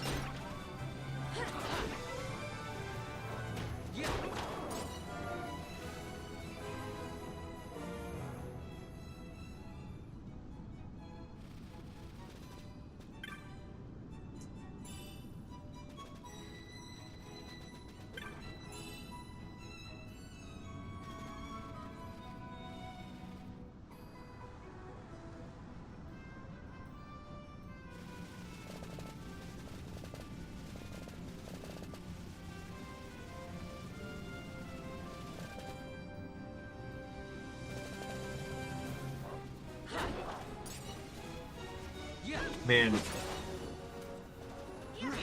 one thing you can really enjoy about this game is the simplicity of it all. I'm drinking my hot chocolate, yet I'm still playing the game.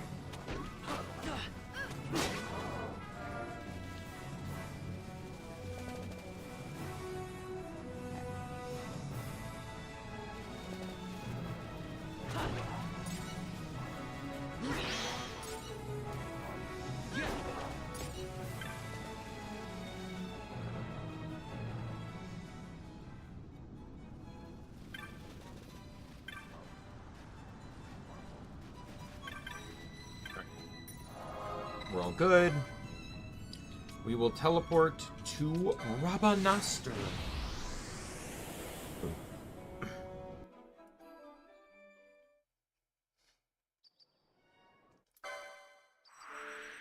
I will say I'm pretty much already kind of enjoying this game. much more. Because, like, I just have this sense of comfortability going forward. I also had a really easy time with Pinello. Normally, I make my Pinello my white mage, but I don't make Pinello...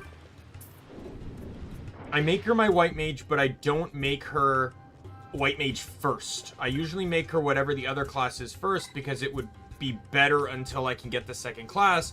Because the first offensive spell white mage gets is Drain, but you don't get it until, like, right before Tomb of Wraithwall.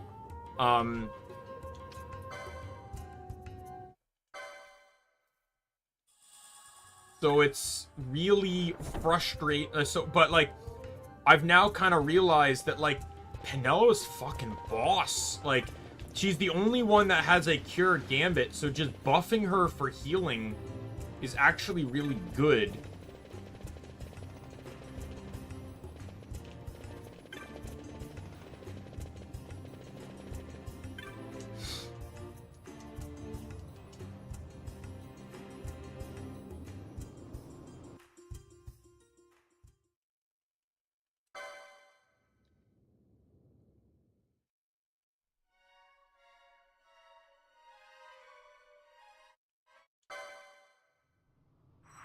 Bosch joins the party. Alright. Bosch, he is starting as a knight. So I need to make sure I get access to accurate defense gear and weapon gear. So I have sword 2. I'll need shield 2 because I think buckler's the active one. I will need armor 2 and armor 3. Obviously, I want some gambits and some accessories.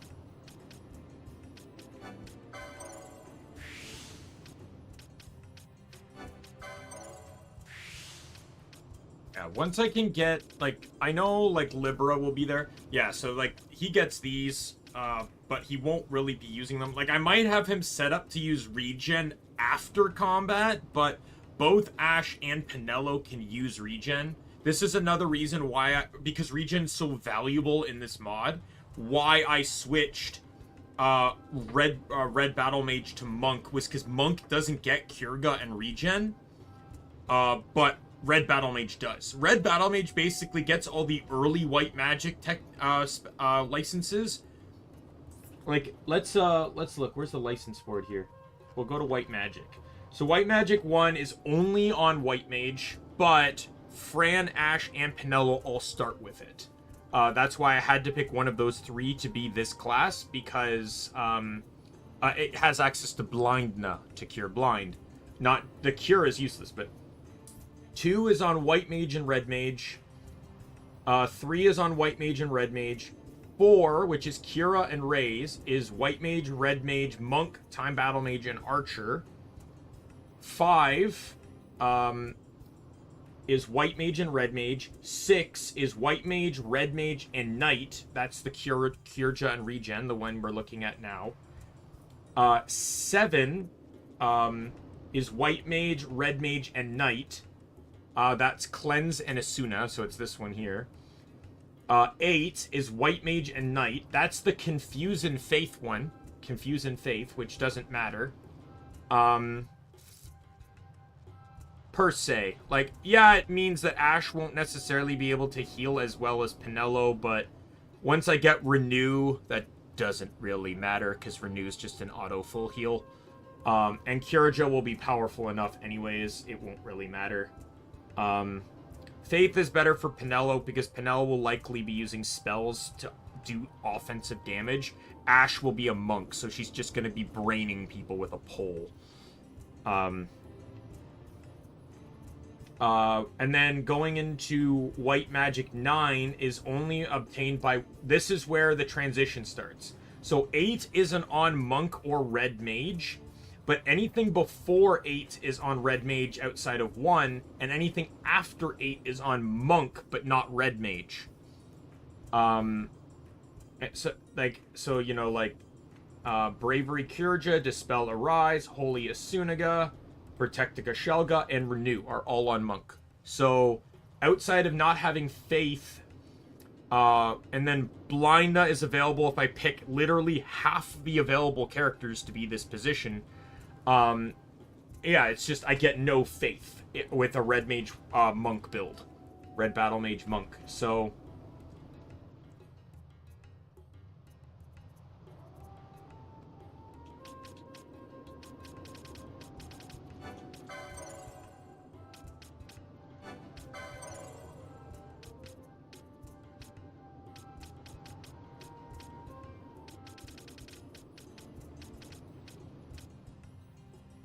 I'm gonna take this, just stab something. I'm avoiding quickenings until I feel like they're a desperate thing I need. For Bosch too, by the way, Bravery, I may just have him self-cast it, but again, it'll be an after-combat thing. Just allow him to take care of himself kind of thing. It would also alleviate the white mages from having to cast it. But they'll have a gambit set that I'll probably just keep off outside of battle. But even then, they'll likely only be using it on Vaughn or Bosch. Like, the gambits will be specifically tied to those two. Because while Balthair can use it, it doesn't really matter. And Fran needs Faith, which only Bosch and Pinello would be able to cast. So...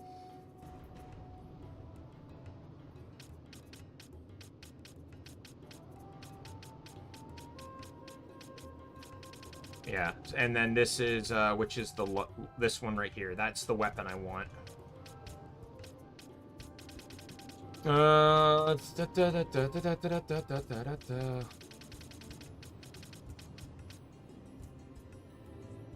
I can have Bosch use cure spells after combat too, if I really want to. Because he'll have Bushi, he'll have Bushi's healing.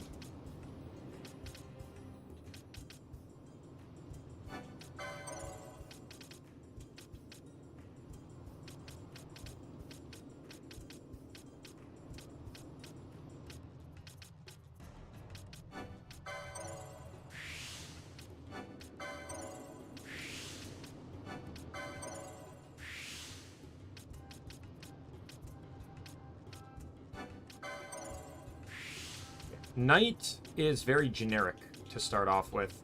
Especially since, like, you're trying to build towards here, which is, like, a very slim pathway that gets more expensive as you go on.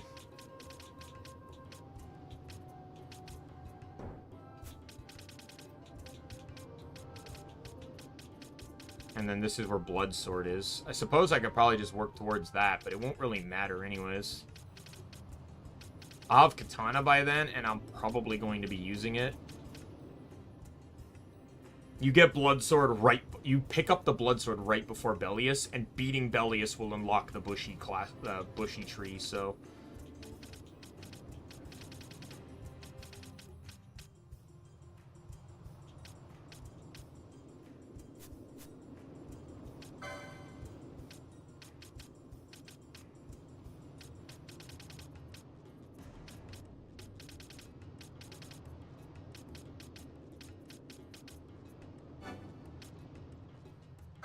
Horology for the time being.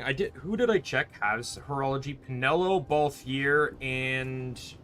yeah. For like, non-boss type situations, I may allow Vaughn access to use Horology, but...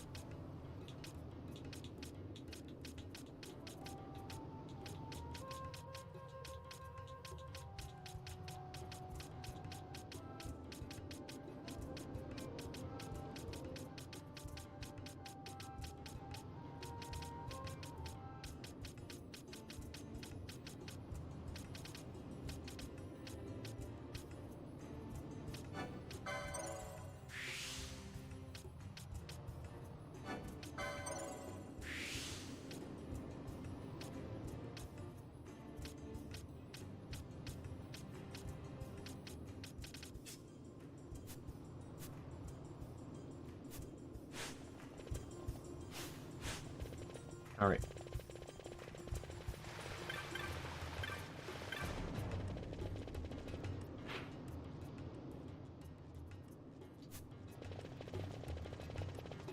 We will head through this one here.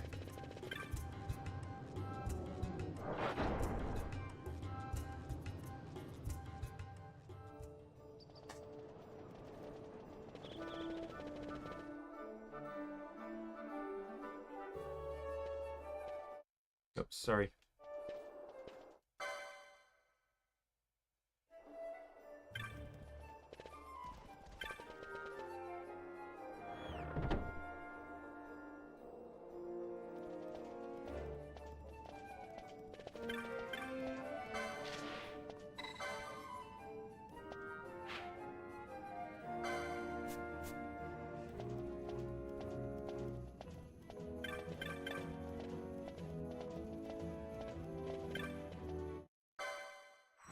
Alright, they're back in the party. I gotta make sure that I actually actively put them in the party, because the game does not for you.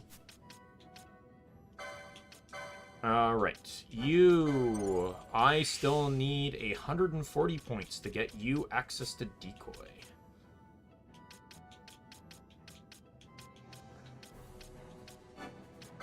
I do want these.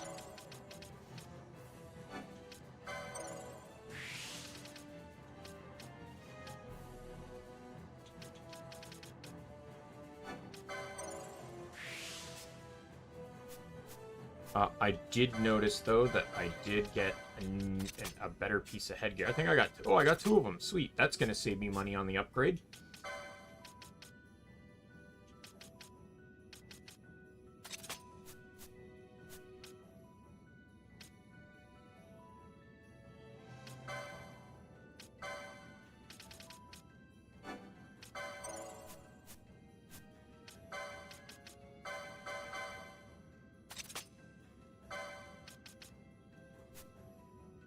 Okay, so that has a 13% chance to combo this, and a smaller charge time.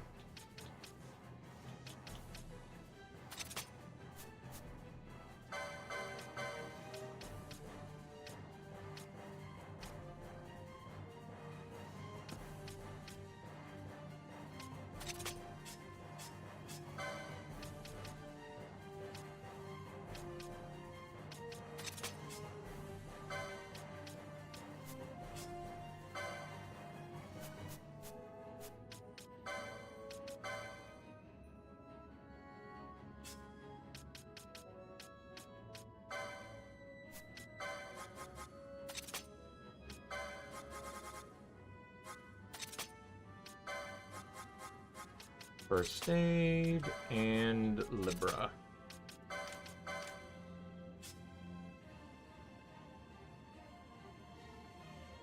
Oh yeah, and then I need to reset you.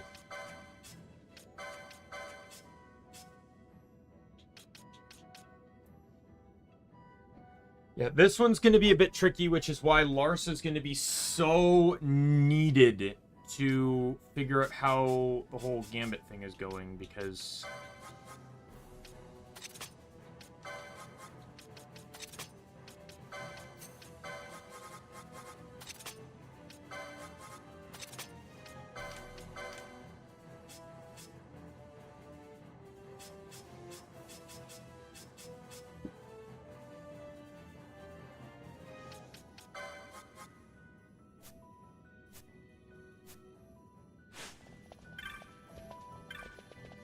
I'm not going to worry too much about that, the boss, the hunt I just got, because it's basically useless.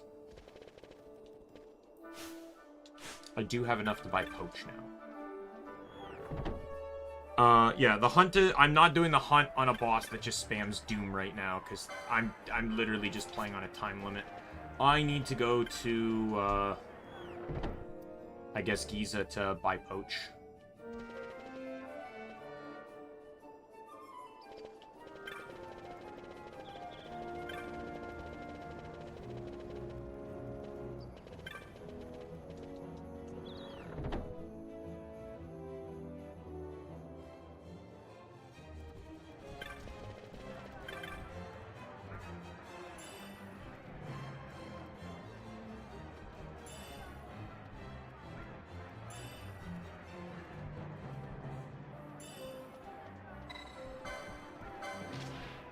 This one as well, I won't be doing right away because that's petrify.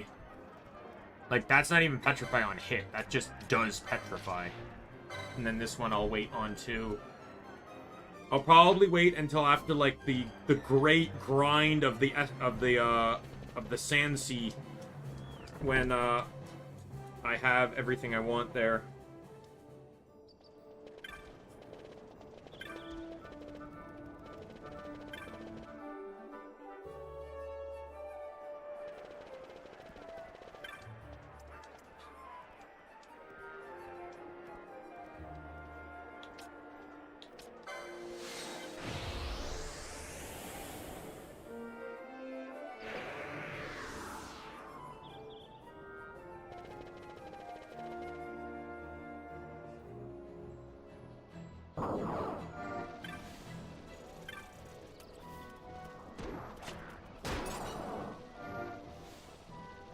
Alright, and I'll sell any of the extra stuff I got, because I know I got a lot of stuff to sell. Just from the Ester Sands alone. There's the... Yep, there's the sword. Might as well just sell that. Like, it's not going to be of any use to me.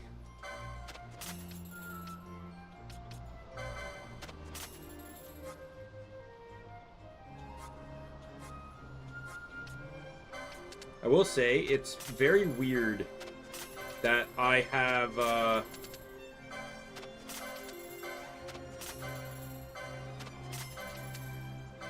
don't have a magic user at this point. I normally always have at least one magic user.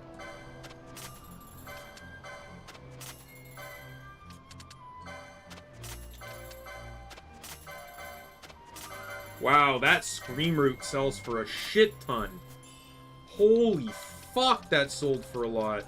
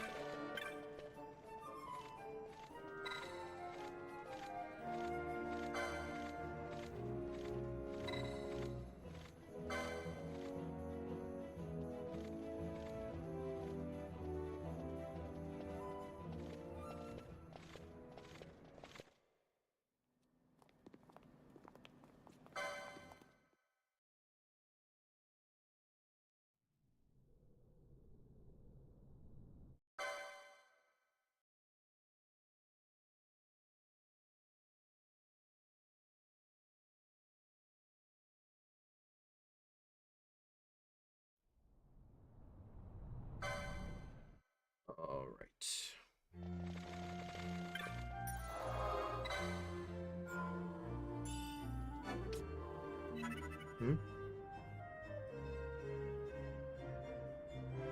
What is going on here? What is going on, tablet?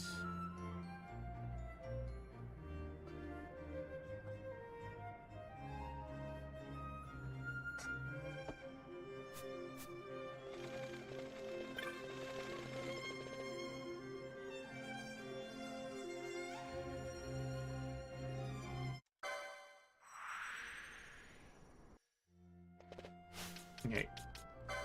Definitely now need to figure out you.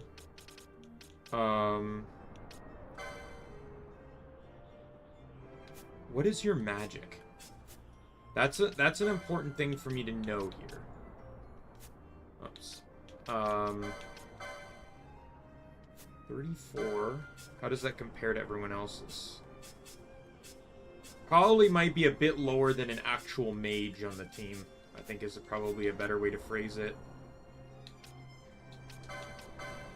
Okay, first things first, I need to turn all these off. I love how Larsa, or Lamont, has a water weak gambit, despite the fact that there is no enemies you will fight that are weak to water.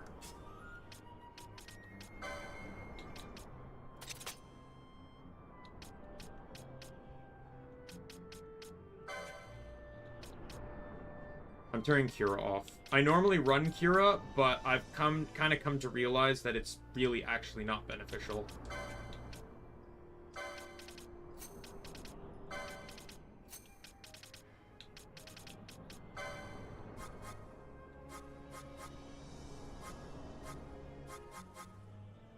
Oh, he knows first aid. What the hell? You been holding out on me, buddy?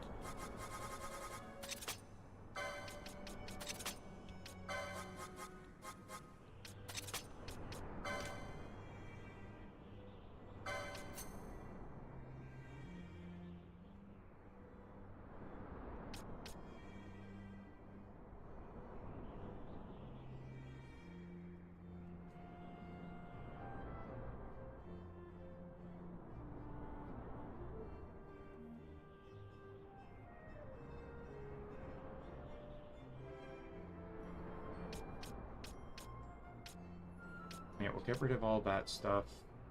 I don't think Vox will really be needed right now, but Kira costs much less than Kira, as you can tell, like 3 times as less. And it's generally more powerful to one target. And then, like, I could do Kira on the enemies, but still, Shades of Black Magic right now is broken. Because the worst case scenario, you get spells that just inflict statuses. Mid-worst case scenario you get is fire, like a spell that's perfectly reasonable for the time period. You're more likely to gamble higher level spells, such as like Scathe or Fire Ga, or, you know, stuff like that. So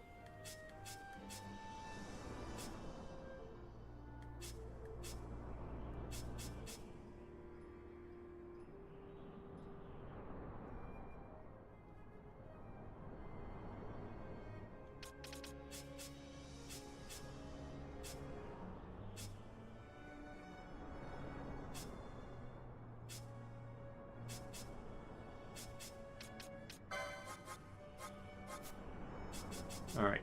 I'm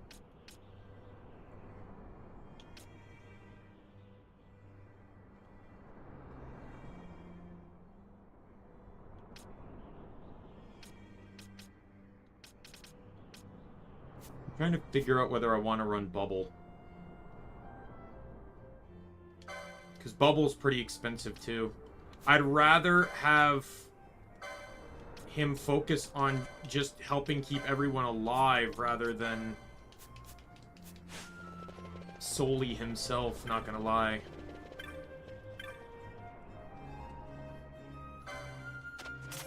Did I actually buy Poach, by the way?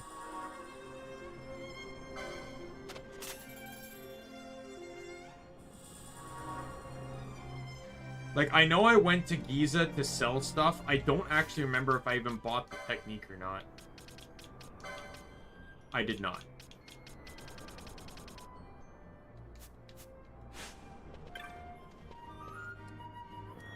Having 17 grand to spend right now, though, is probably going to be really good. Hello, good sir. I wish for your finest wares.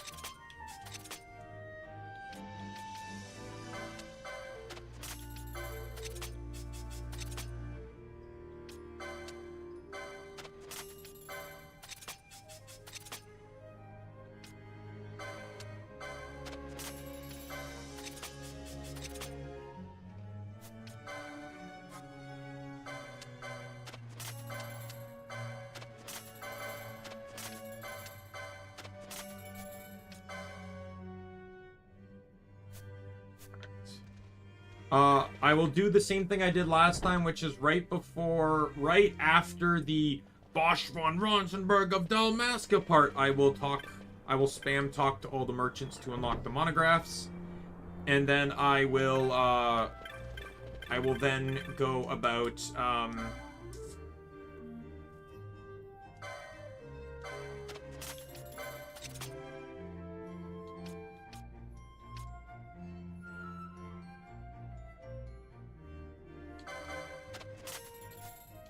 I will then buy them later when it comes to the moment.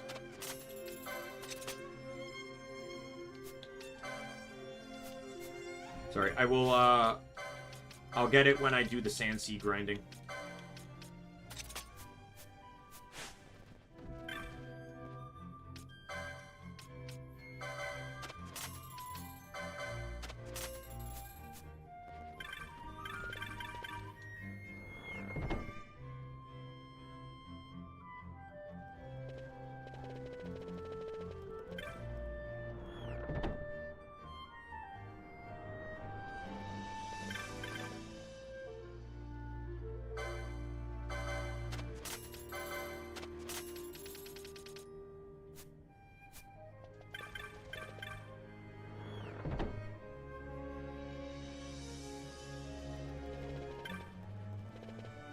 Alright, got all the spells, techniques. Poach might be available here now that I think about it. It's a very expensive technique. I also imagine it would probably be purchasable at Fawn Coast. Like, 5,000 is a lot of money for this early in the game. No Poach here, but... Where do you buy Poach? Look, we can look that up.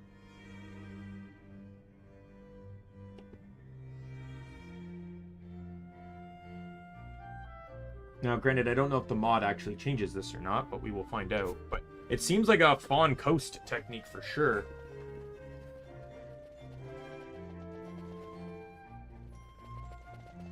Nalbina Fortress, Rabanastre, and Bujerba. Rabanastre after Baraheim and Bujerba. Well, it's not here at Bujerba, so... Oh, no, that's the original, sorry. After Ondor's Estate, Rabanastre... Nalbina Fortress, Bujerba, Dalmasca, Westersons. Okay, so I have many, and you can't get it. Fawn Coast, Arcades. Holy shit, it's probably one of the most purchasable techniques in the fucking game. It's kind of crazy that I got Charge, and it's actually, like, the only technique. It's, like, I'm not even using it. It's kind of insane to me. But it's, I have to do Ondor's Estate first, but... I'm not even going to worry at that, because then I can just buy it when I do the, when I'm at Westersons. Alright, here we go. This gets everything I need. I'm just trying to think, not targeted by ally.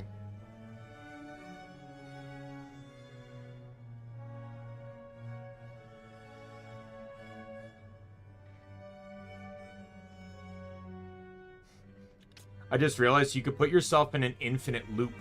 You could do not targeted by ally and then party leader's target. So the party leader will have this, and then everyone else will have party leader's target. So they'll keep targeting the party leader's target, which then triggers this, making him have to attack an enemy that isn't being targeted by the allies, which will make them switch to his new target. So basically he'll just run around. Like, it just makes everyone run around.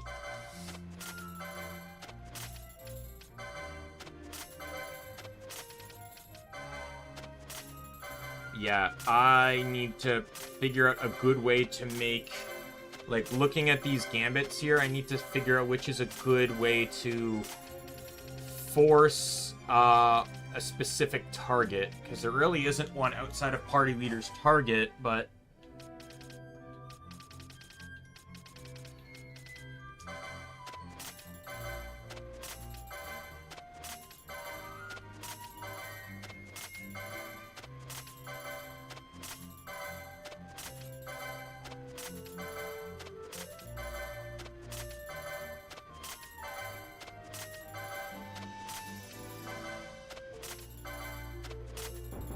I really wish there was a faster way to do this, but at least you only have to do it once. I've also talked before about how beautiful the Zodiac Age treats gambits. Basically, you start off with a few more than you used to in the original game, in the PlayStation 2 version. The mod gives you... Struggle for Freedom gives you access to 100 full HP 100% steal, just so you can steal a bit earlier too. Then But the Zodiac Age, basically, a Berheim Passage lets you buy a handful more, and then you can literally just start buying. You can buy literally every other subsequent Gambit here. In the PS2 version, Gambits basically led to, you found a lot of Gambits in chests, which generally led to no reward at all. I actually talked about this in my failed full experience attempt, where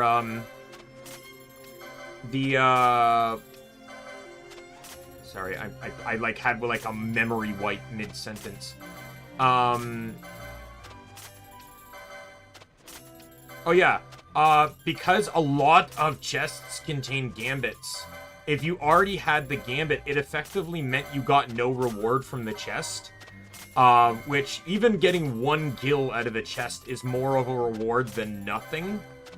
So I'm very glad that Square Enix removed that part and made Gambits just straight up purchasable as early as possible.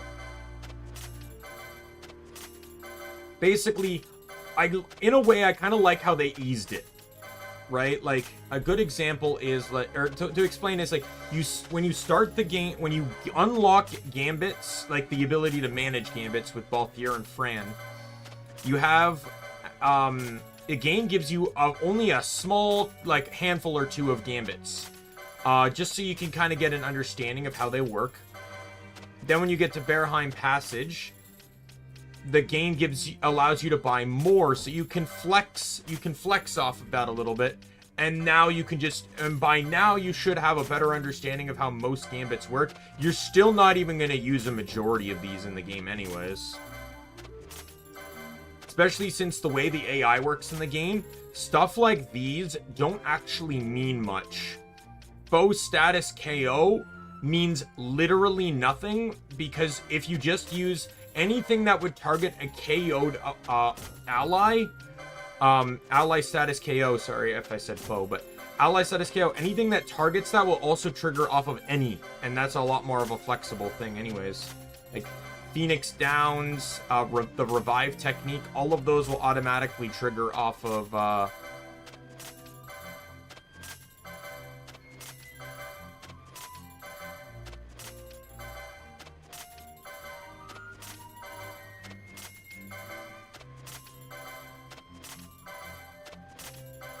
oh, almost have them all.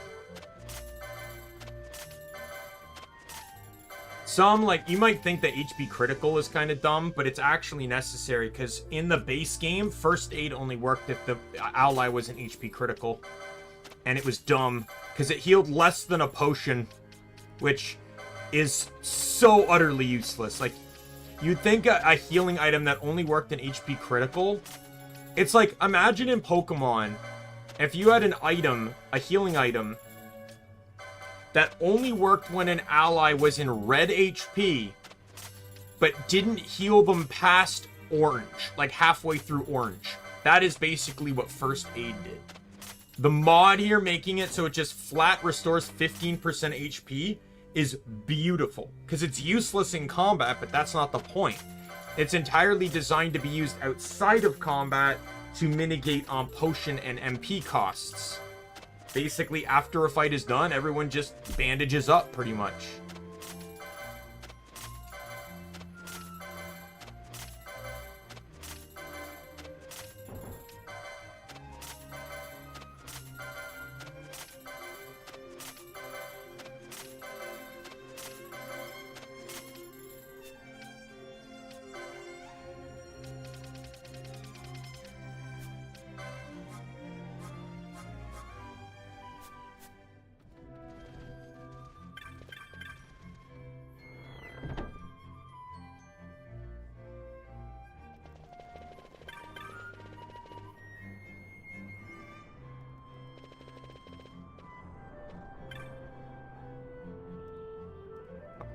Perfect.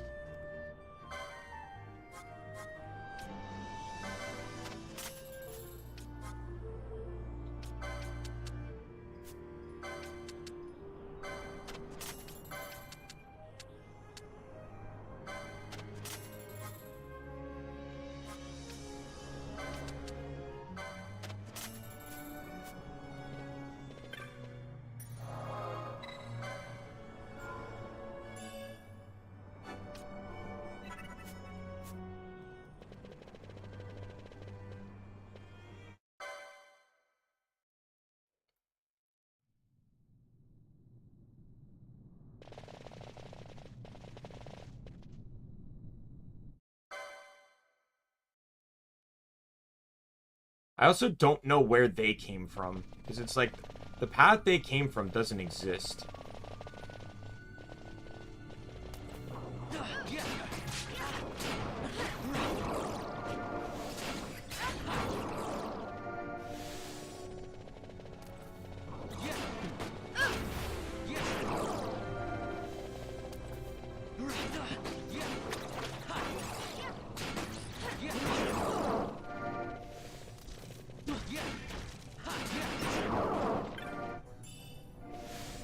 Man, it really goes to show you that sometimes it's like Vaughn just flips the fuck out.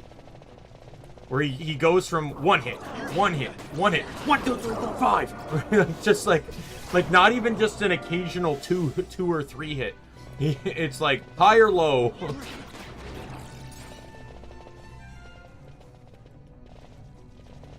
Because you really gotta keep in mind like how the whole thing works. I would like to try and fight the rare game here too if I can. Especially since this one is a very easy very easy spawn as well.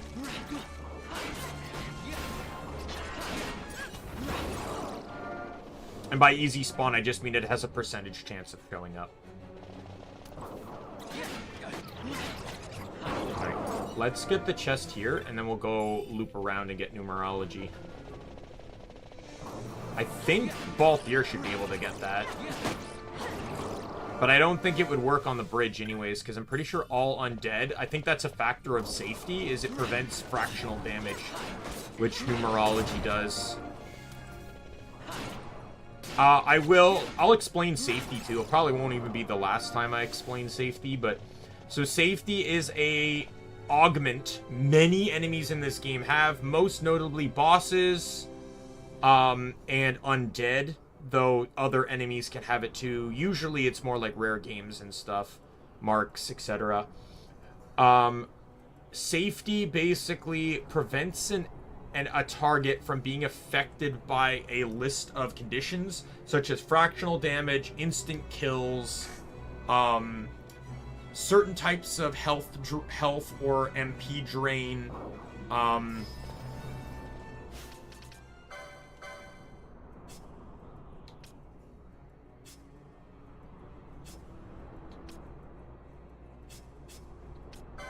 I'm going to change you to 60, by the way, just because, again, like, with the potion lores I have, I shouldn't be too worried about, as long as I'm careful about how many skeletons I fight at once, I should be fine.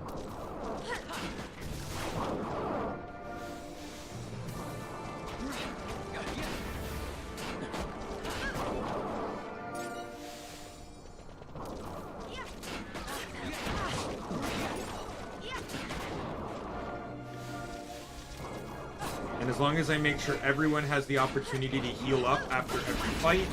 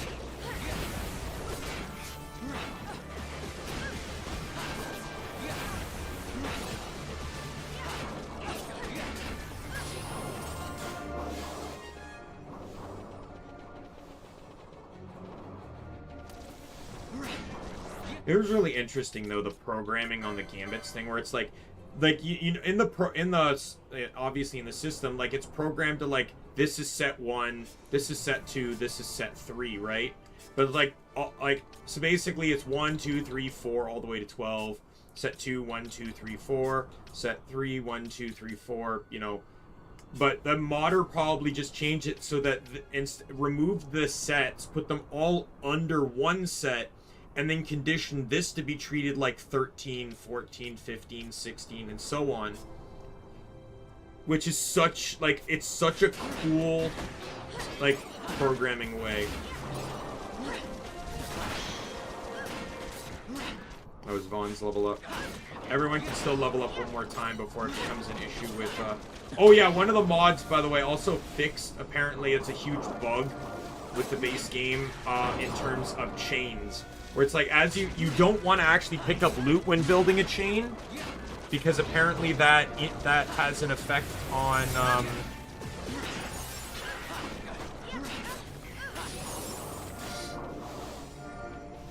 that apparently has an effect on, it basically makes your chain take longer to level.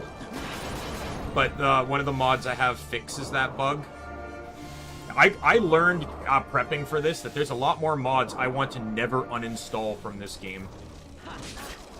Basically, I don't think I could ever play the PS4 version or whatever it is of this game. Like, the mods made for the PC version make me never want to touch the base game again.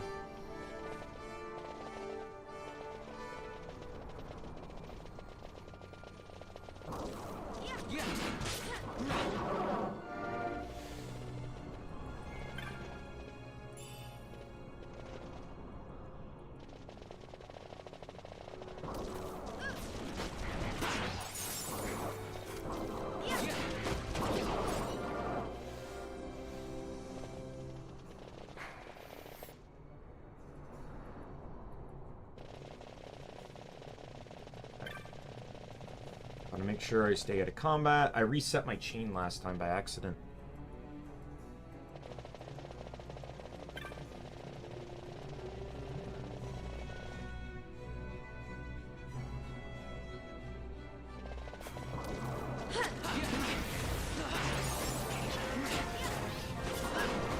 There we go. Everyone's 13. So it's going to be Bosch and Fran, or Balthier and Fran that'll level up first. So I'll just have to pull one of them out.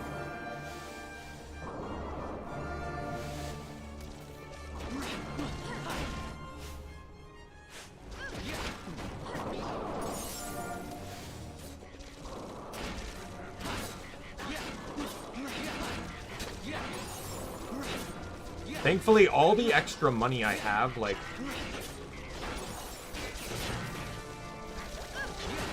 Oh, God. We're, okay.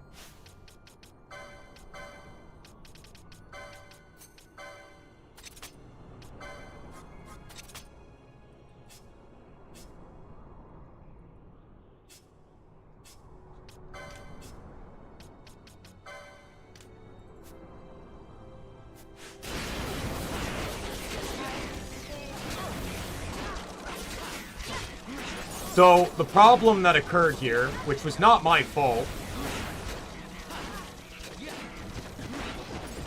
was that while I kept pushing forward, they lagged behind, which caused the enemies standing where they are to respawn, while I was also spawning more enemies in.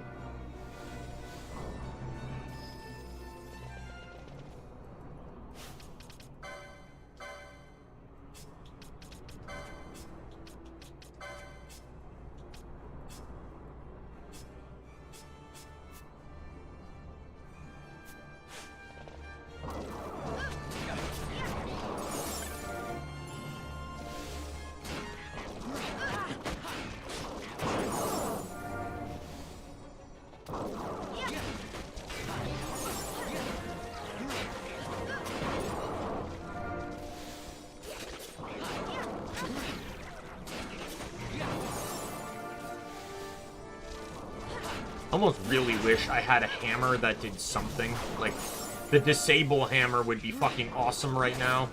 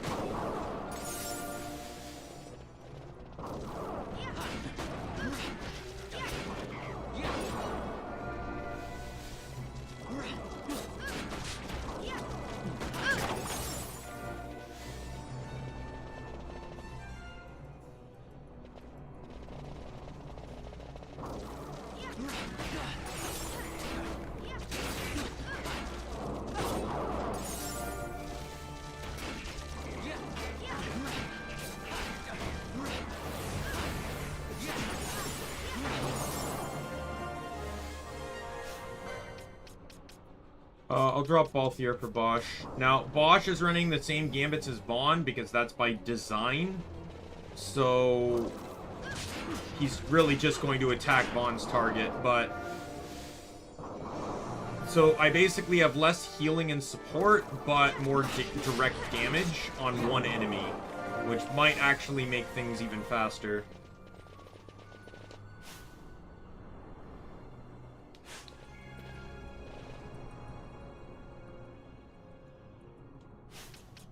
I just want to see how I'm doing on this. 40? Okay.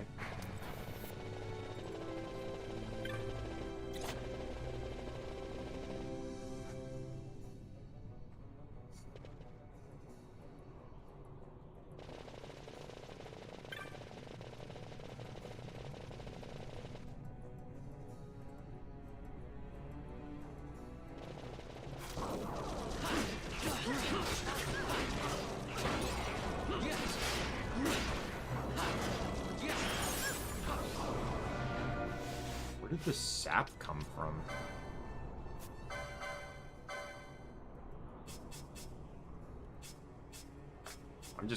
I'm confused.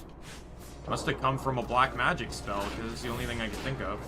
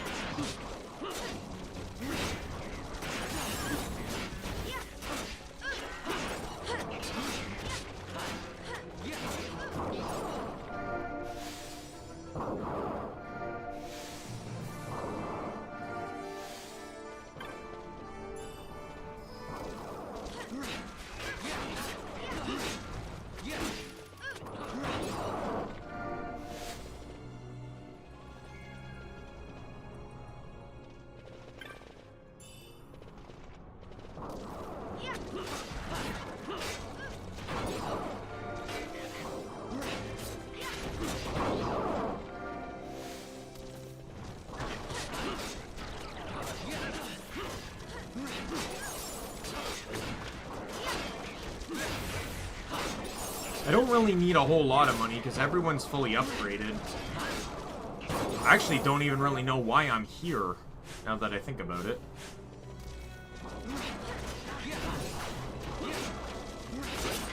I normally grind my chain here, and to be honest, I'm at the 50 chain. I might just finish up this bridge here and move on.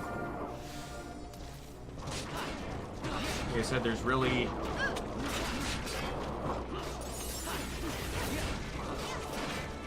Maybe I might do it one more time after this, we'll see.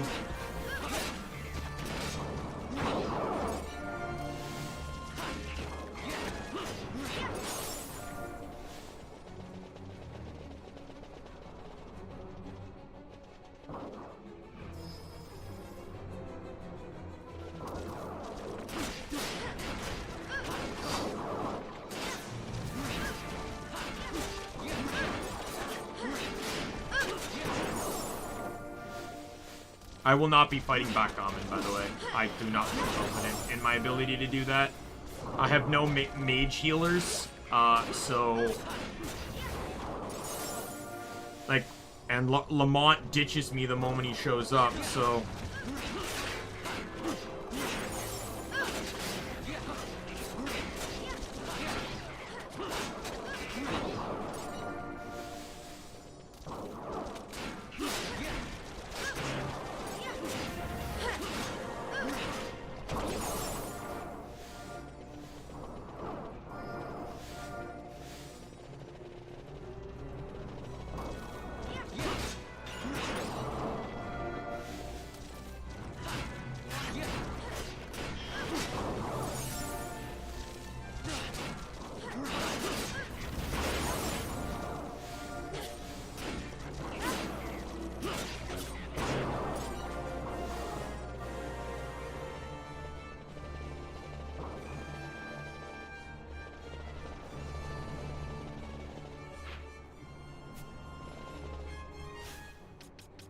check licenses here.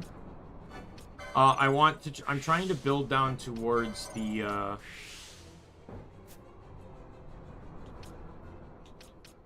to the knuckles.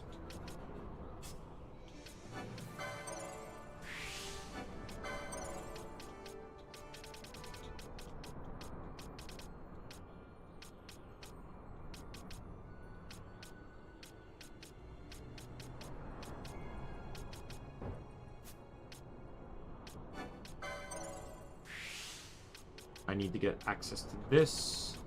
Remedy lures are all right here, which I want to try and get my hands on.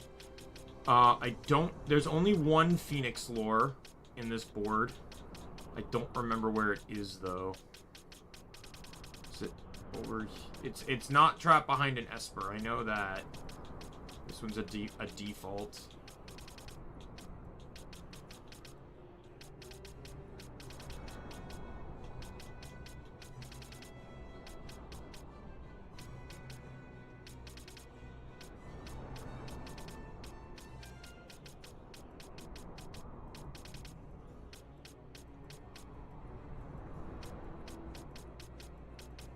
There it is. So I can get that. It's literally like right beside here. If I buy this license, which I will, because I'll buy this one next because it's cheaper, and why would I want to buy a measure? I can just purchase kind of both of them off of it.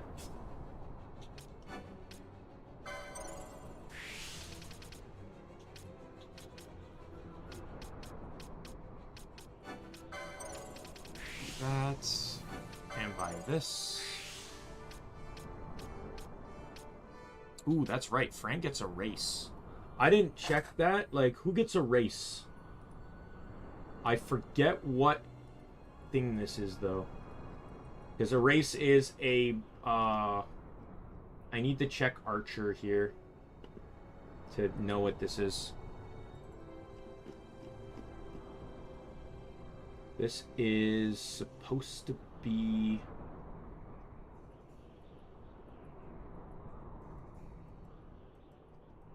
Addle.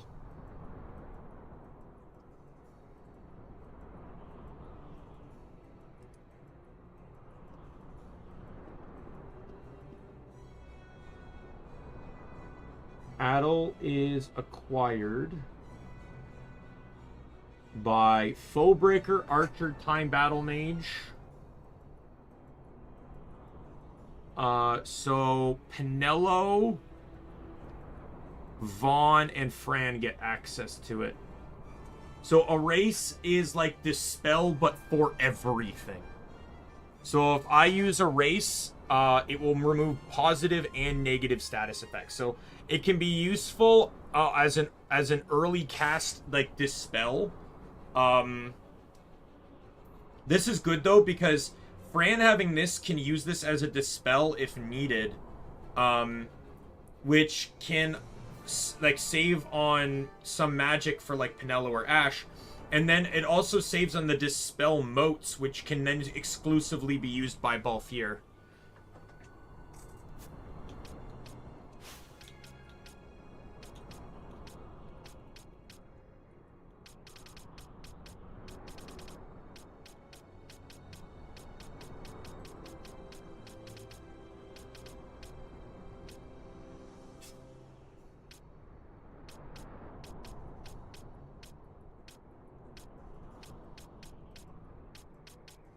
Yeah, this is the part in the game where it annoys me, because it's like I'm still trying to struggle to figure out like what I want.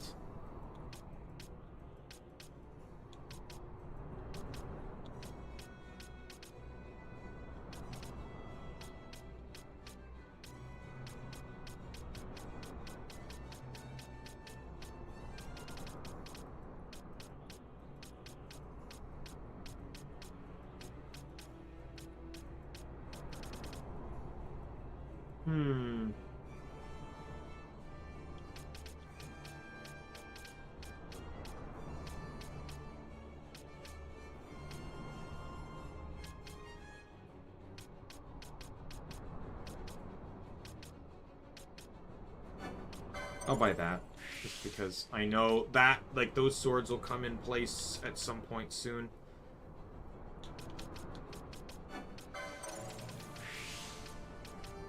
And I'll just buy more HP. Why not? The white magic means nothing. He won't have the... Like, I don't get... I don't remember where I get... I don't get Cure Jaw until after Bellius for sure anyways. These... I didn't even acquire either of these spells prior to... I won't get either of these spells prior to whatchamacallit. Like, I didn't even get either of these spells in my last attempt. And regen I get in the Reigns, which is after Bellius as well. So I don't have to worry about that. I did say that he'll be allowed to cast regen outside of combat, but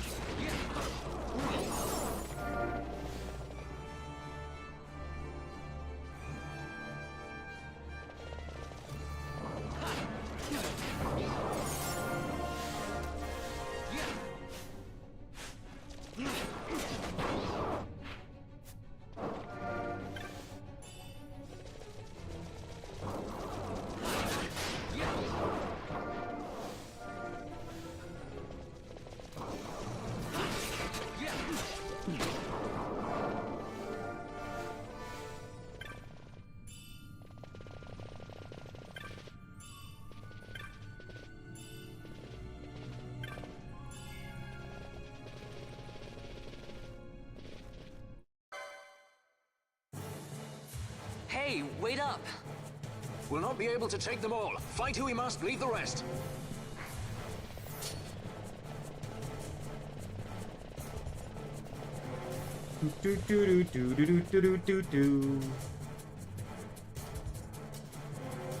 Can't skip these.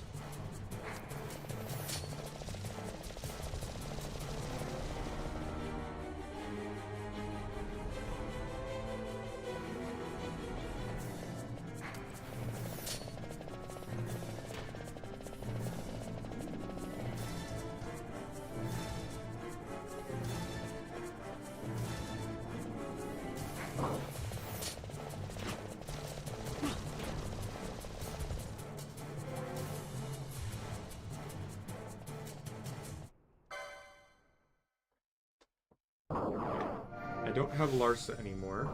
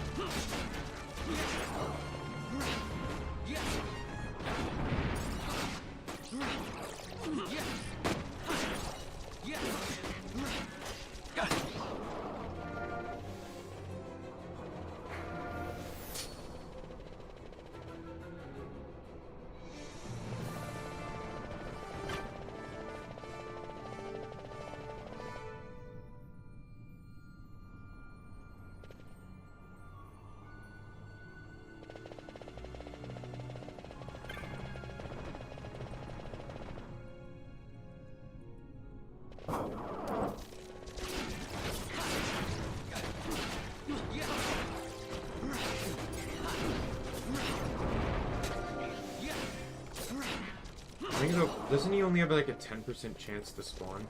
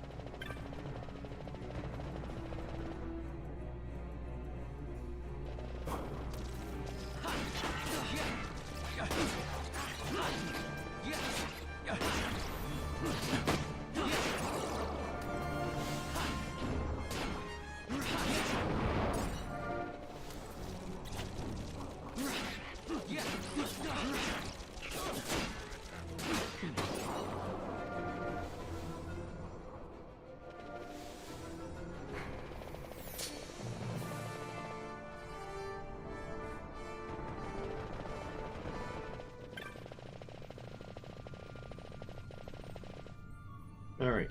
I'm hoping I can get good luck on this. I don't have to come back. Well, granted, I will have opportunities in the future to farm this, especially when I'm more over-leveled. But I like doing this now because of that small chance that I can get a golden helmet. Which is, like, one of the best statistical upgrades you can get. Like, you jump an armor set. You can't buy golden equipment until Gara. Or until Jara, sorry. I don't know why I keep saying Gara.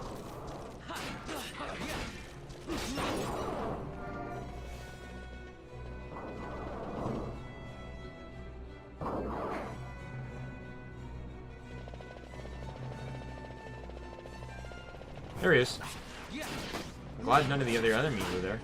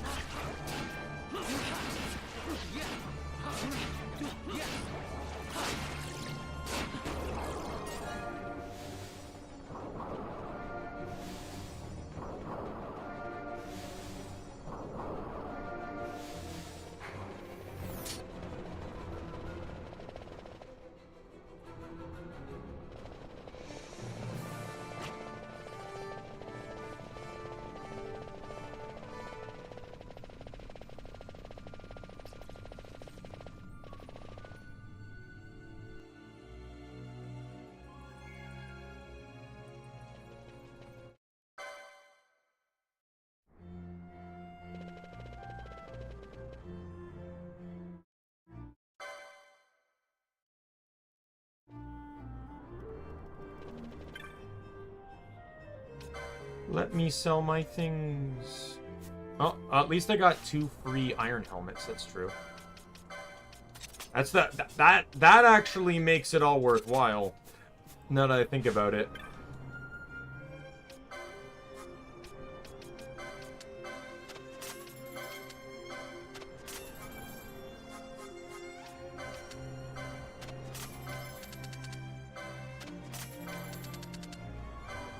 There we go, there's some good money.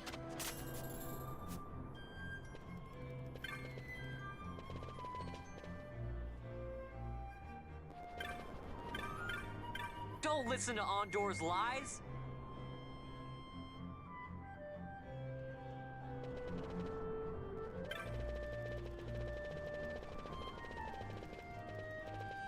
Don't listen to Ondor's lies!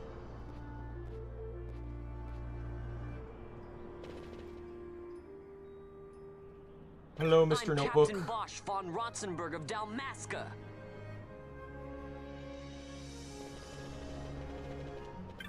I'm Captain Bosch von Rotzenberg of Dalmasca.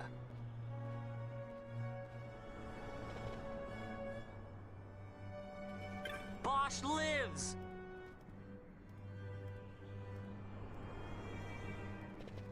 Alright, and last but not Don't least... listen to Ondor's lies!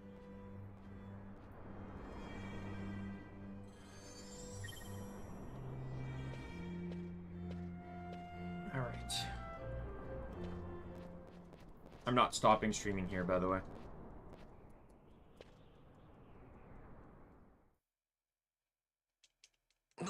I know I'm 5 hours in, but... everything's kind of been a lot more streamlined now that I actually have this plan of how to do it. Basically, in a similar way to how the Struggle for Freedom boards wanted me to do it, but...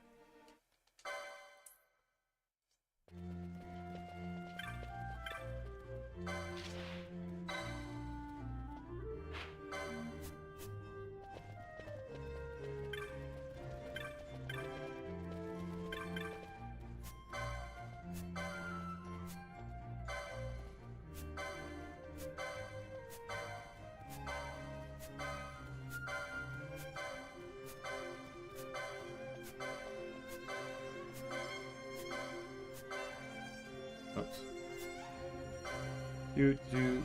Oops. 1, 2, 3, 1, 2, 3, 1, 2, 3, 1, 2, fuck.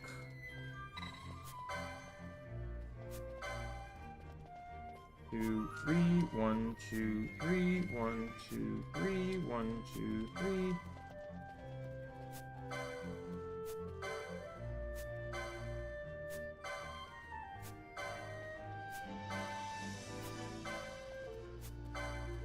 I need to do this to unlock some of the monoglyphs. There's 2 monoglyphs that unlock based on talking to the board a lot.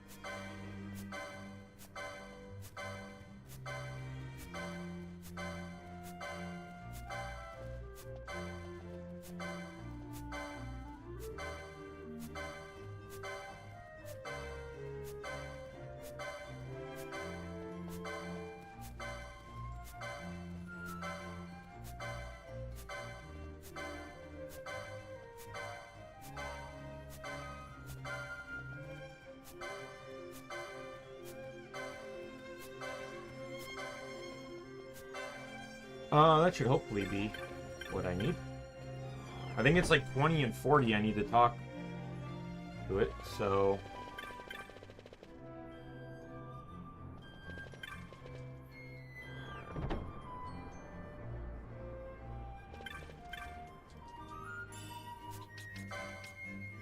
There's 1.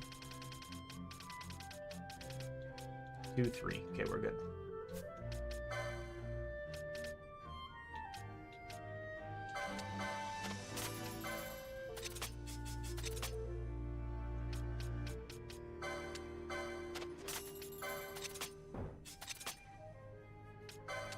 I want to make sure I upgrade all this stuff just so these guys can fight well going in. There's no new...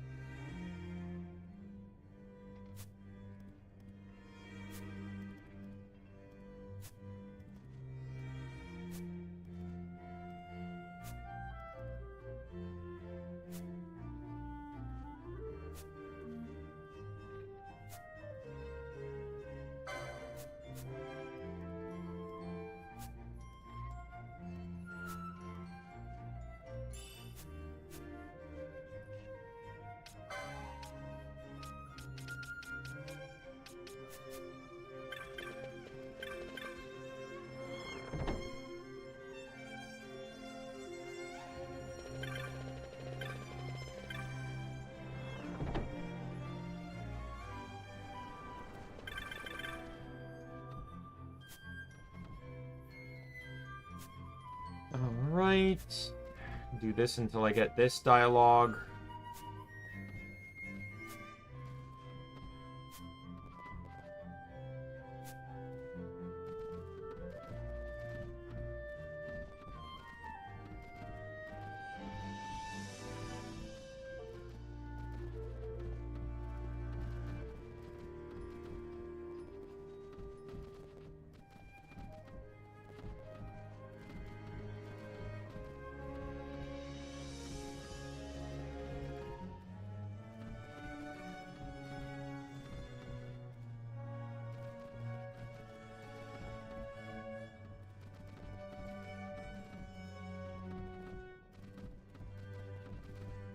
So there should be 7 in total. So I should have 4 there. This will be the 5th one. The next one should be the magic shop and then any shop vendor, which I can do both at the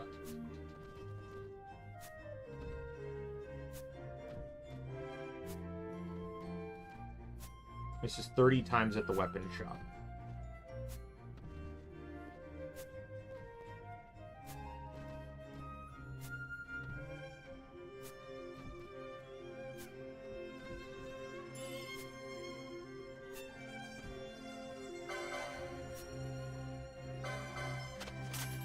Get you the Zwillblade. Get the Vega. And then I think that's everything, right?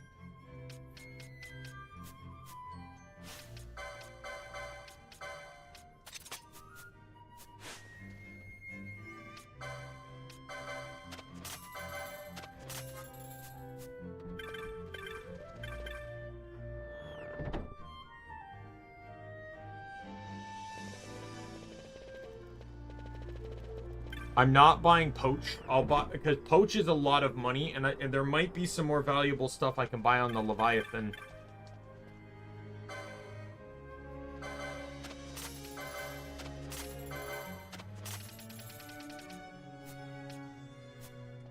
Okay, Magic Shop. I need to talk to 25 times.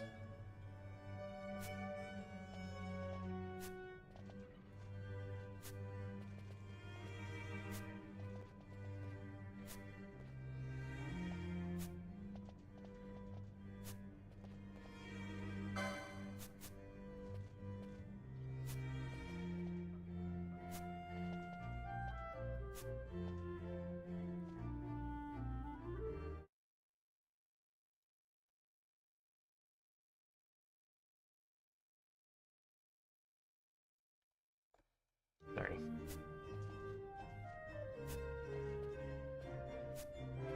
Okay. Can you imagine how annoying this is for, like, the vendors like Mate here? They're just like, dude, why do you keep talking to me?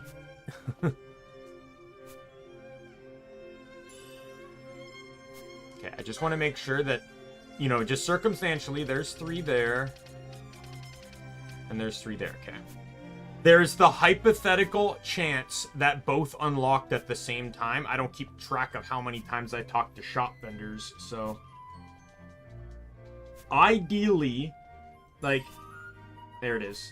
Because, you know, 30, 25, and 20... Or 30, 25, and 15 is 70. Right? And that's just the armor, magic, and weapon shops alone. Right? If you're, but you were constantly talking with generic shop vendors as well, so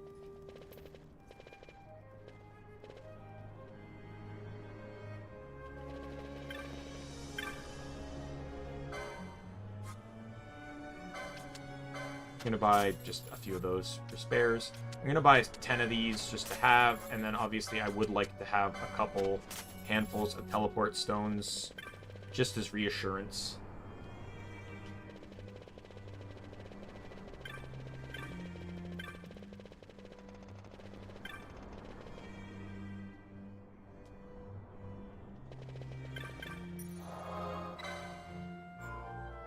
I would like to try to get all the grinding out of the way, like all the money, like get the Sand Sea grinding out of the way today, so that way, like tomorrow we can just, or not tomorrow, but I'm probably going to take tomorrow off, to be honest, but we'll just be able to go straight into the action. And besides, it wouldn't, even if it is, the next stream's Chained Echoes anyways, so I think Thursday would be Chained Echo, so we wouldn't get back to this until Friday.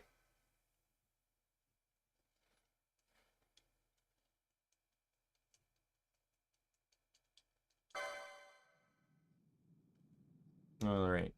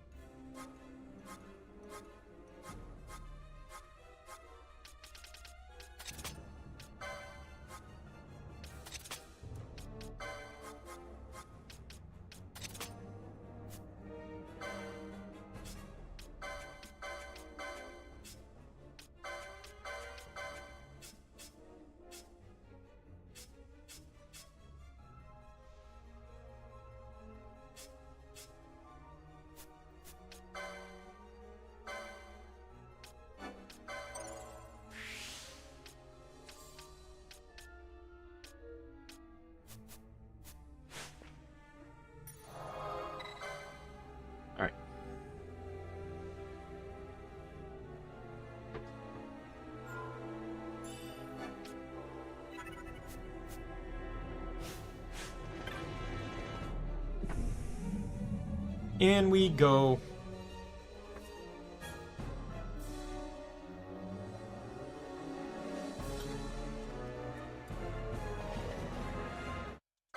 I do not care, Bustler.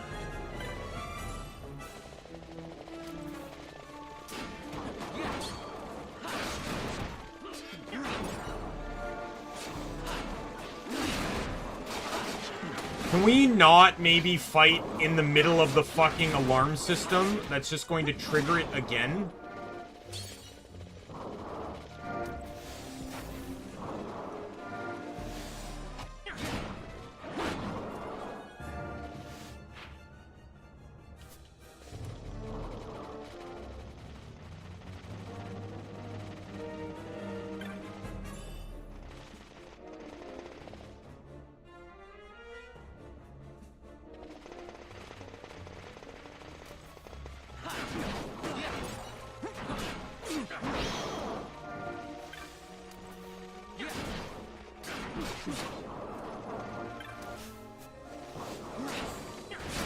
I want to get these chests.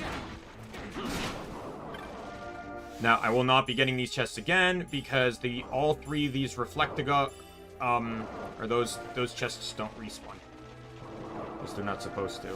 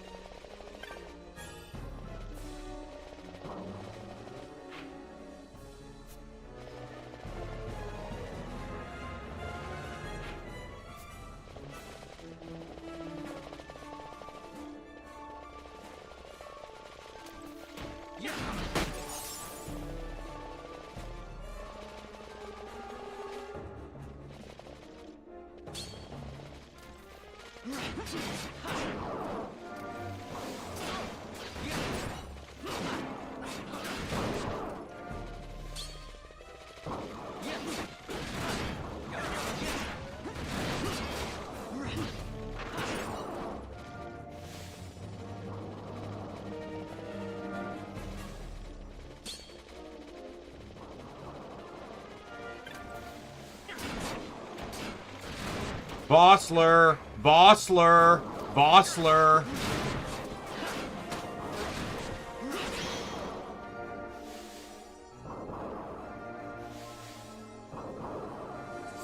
The best place to fight is not going to be in the sensor... in the thing that triggers the alarm, thank you very much.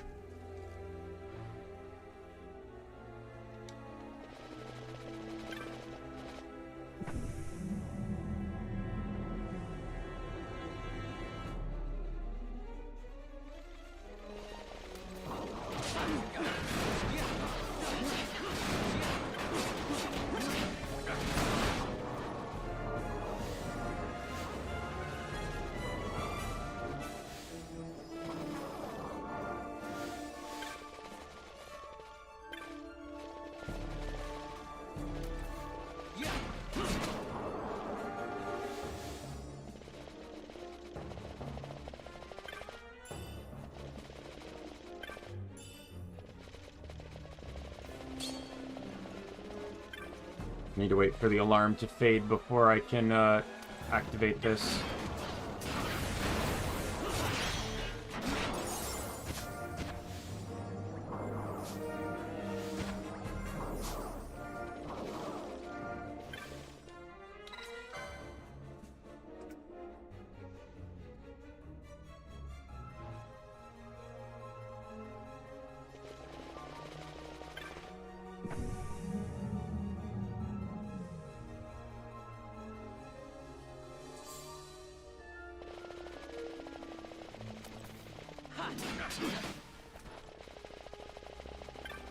Alright, in we go. Mini boss time.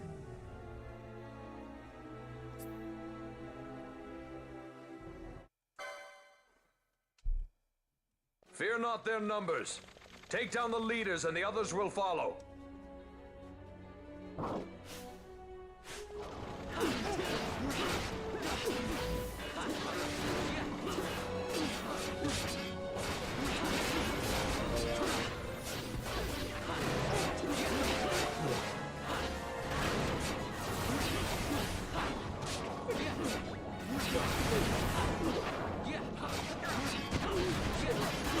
this is not going well. Oh, it went way better than it had any right to go, to be perfectly honest. Wow, why is it not letting me skip this? I'm pretty sure I got to skip this last time.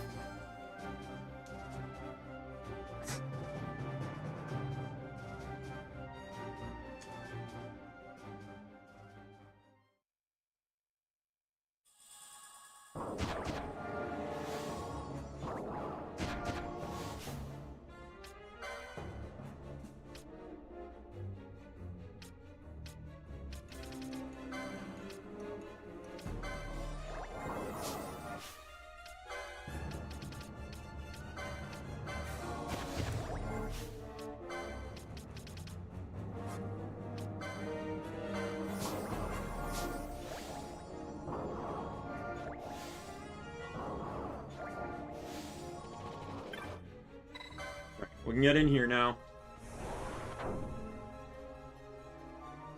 I'll just heal at the save crystal.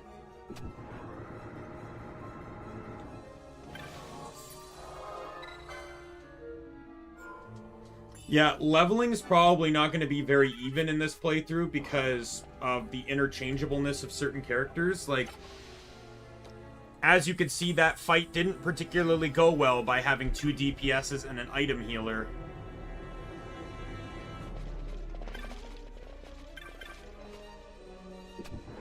I gotta be the nuisance I am and just open every door even if there's nothing in there. I'll do this before I go to the shop just to...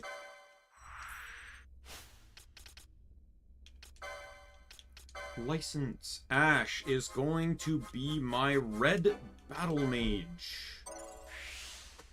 Though, sadly, this means Ash is going to have to use mace right now, but...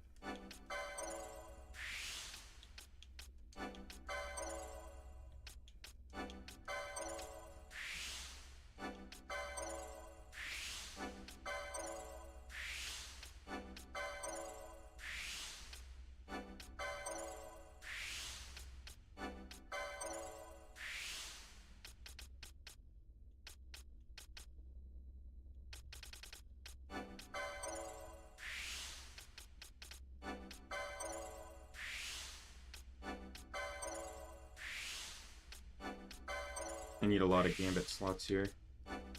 Buy white magic, buy green magic 1 for sure.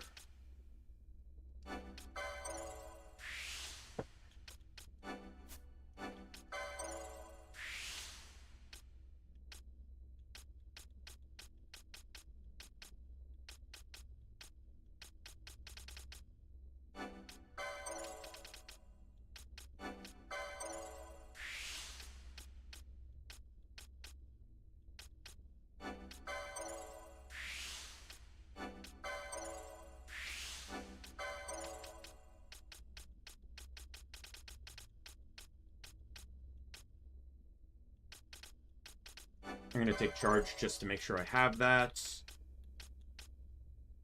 That's the one I want.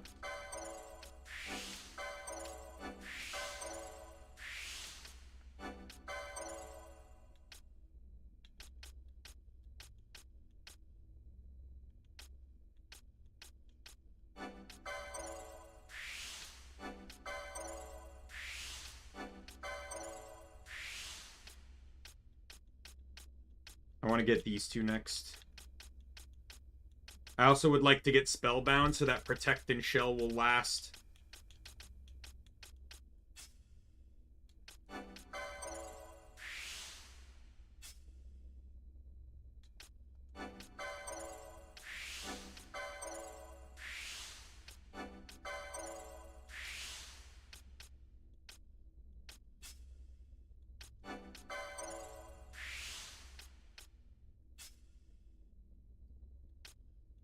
Don't know what I want him to do.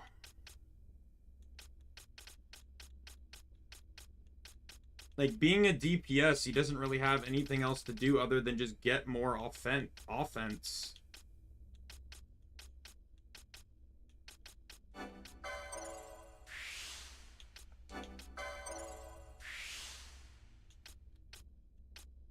Man, I'd love to get the Demon's Bane, but I know that will never happen. Because that requires beating the Demon Wall. You know what? I know it may be dumb, and it may be... I don't know. I feel like I was gonna, like, I want to cheat to beat that Demon Wall, but then I feel like that's against the nature of trying to... Well, I guess I can give myself some attempts before I just say fuck it, but... That's the only boss fight I hate in this entire game. Like, Yizmat is hard, but reasonable if you plan well. But that Demon Wall is just a fucking pain in the ass. I just turn on one-hit kill and just annihilate it. That's all I have to do.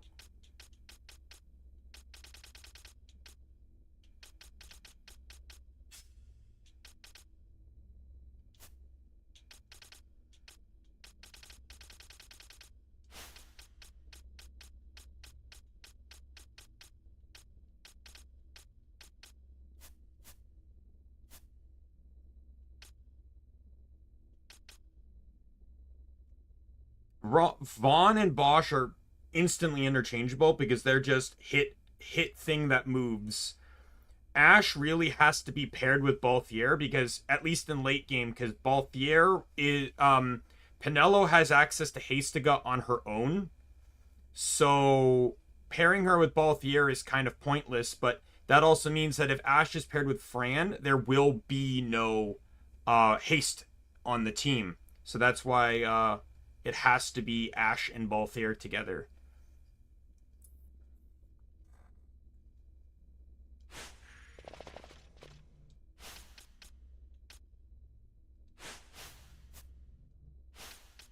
I also have to make sure I turn Ash's... I deal with Ash's gambits. They're currently off. And then I need to disable these.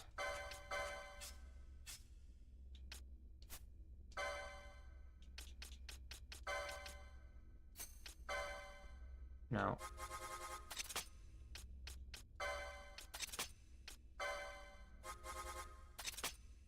here, raise,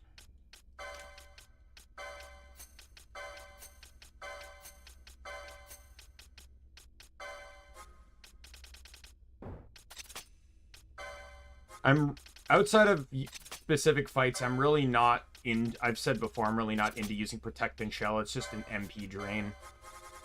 To keep it up on, like, 3 or 4 party members.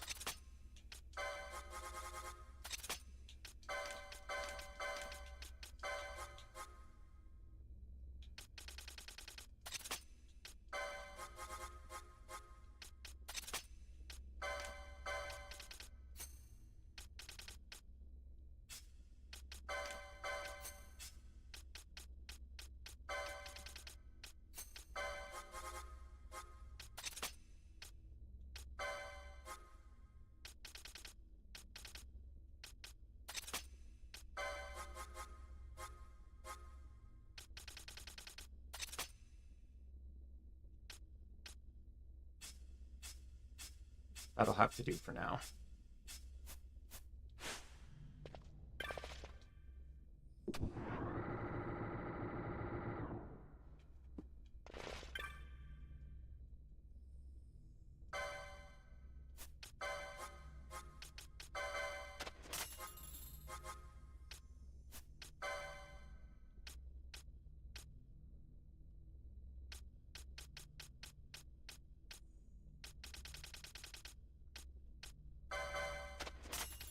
Bronze Mace. That's the best I have, which is really pitiful, not gonna lie.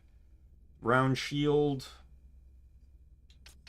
I don't really feel like I want that. Bronze Shield seems better. There you go, Ash. Yeah, the cool thing is that Ash has access to a shield because of Red Battle Mage, so in certain boss fights, Ash would be the better healer, because Ash can equip an elemental reduction weapon, such as, Cut Dark or Cut Lightning, which would make her far more valuable than Balthier. Like, as a matter of fact,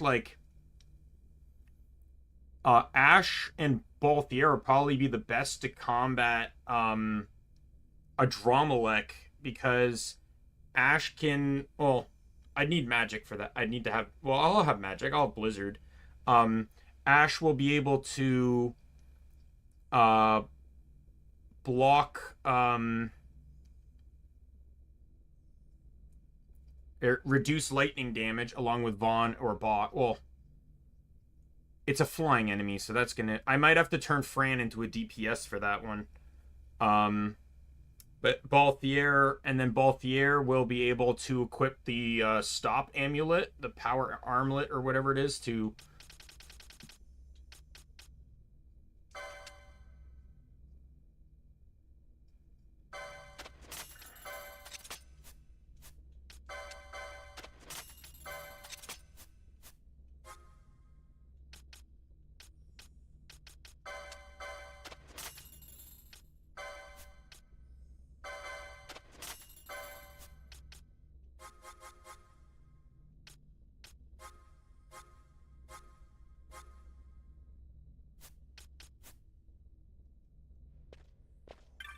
Oh, wait.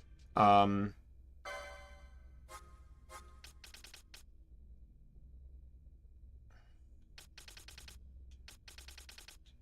need a Serpent's Rod, I just realized.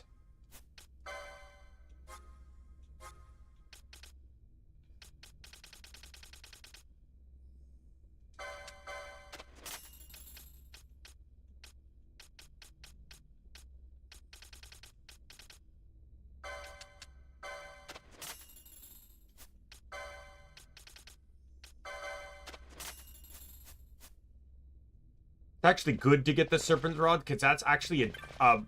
unlike other weapons, that's actually a damaging weapon for White Mage. It's almost as if... like, the mod made it that way. But it's almost as if the mod maker designed it that way, intentionally believing that this would be Penello's only one of Penello's only offensive weapons. Now, I ran pole last time, so I didn't really have to worry about that too much, but...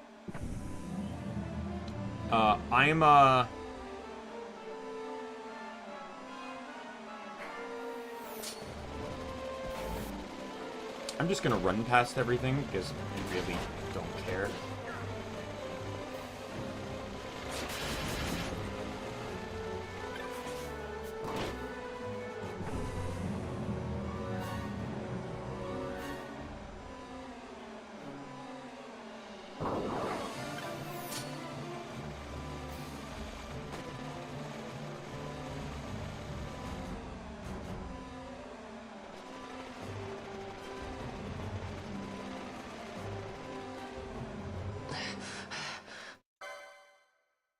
Penello's in the party.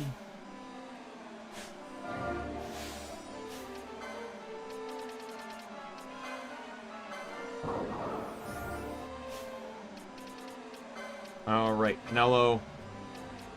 Get you geared up.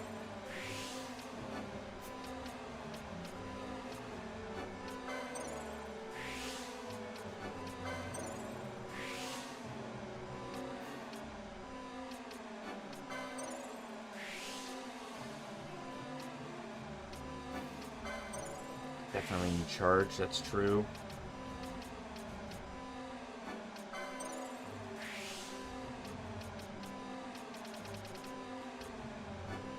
Cost reduction. Let's buy the gambits that I couldn't buy before.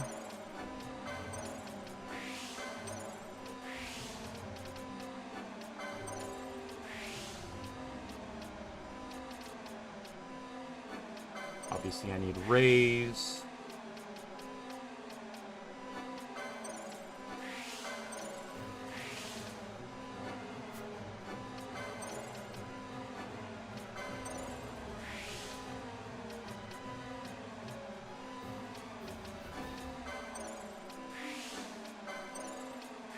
Absolutely, I want Spellbound.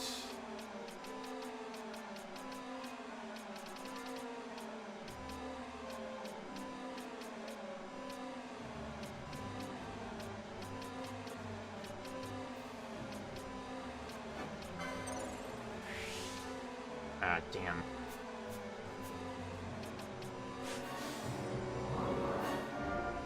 Alright. Gambits. I need to set up your gambits. Disable, disable, disable, disable. Nearest visible. Ally, HP, 60%. Cure.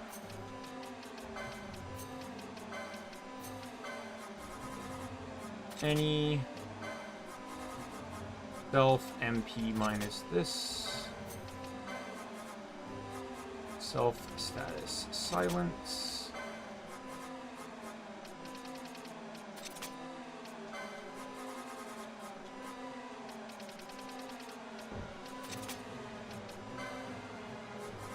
I'm really glad that the game isn't evil, in some contexts. Because, like, the game could be so evil. Like, for example, Exodius, the Esper that blocks items, could use silence. I just want to emphasize, like, there's some things, like, the game is programmed to do, but there's some things I'm glad the game doesn't do. Like, have the character... the enemy that blocks items block your magic so you can't heal. Or the enemy that blocks... well, there's no other way to block items, but, like... well, I guess Zeromus could use disable. Like, that would fuck you, because you can't cure it without... he blocks magic. And Exodius would be the same, though. Right? If you use disable, like, you would literally not be able to act. Because... well, disable is disable anyways, but, like... thankfully, you'd have items to be able to restrict that. But anyways, let me get charge.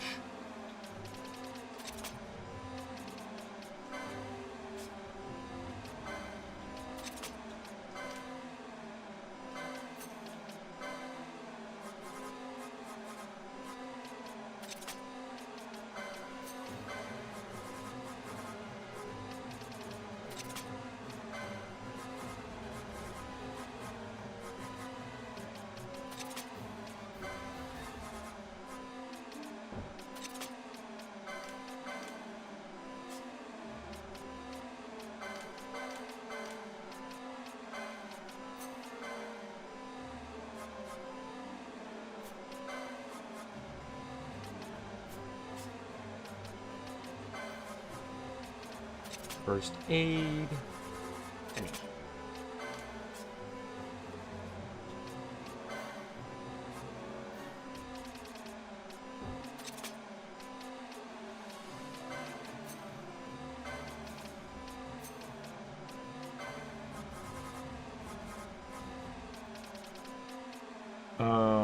We want Vox and Poisoner.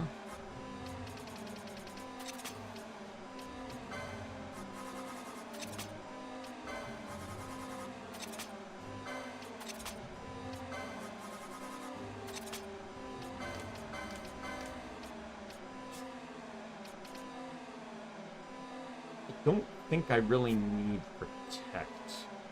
How is, does Ash have...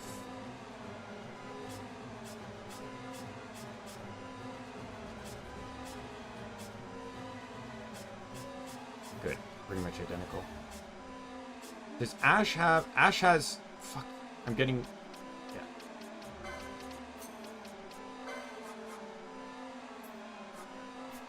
does Ash have... I bought, yeah, I bought it. There we go.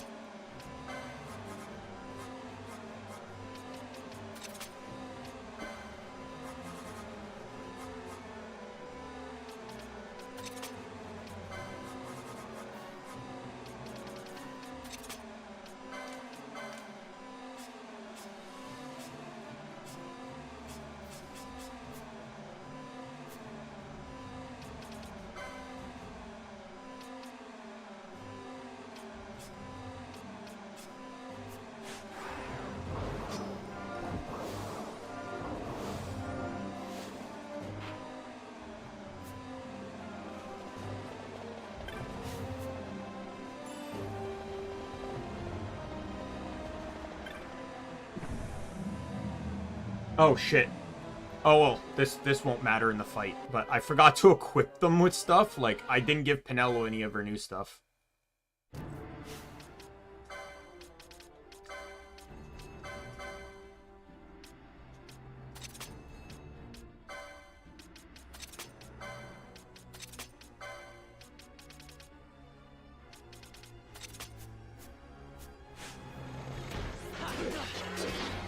I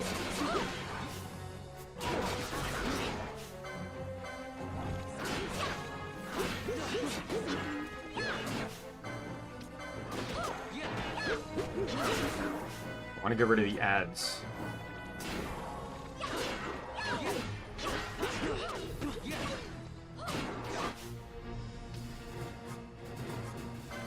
You're my item dude, so you're going to item dude.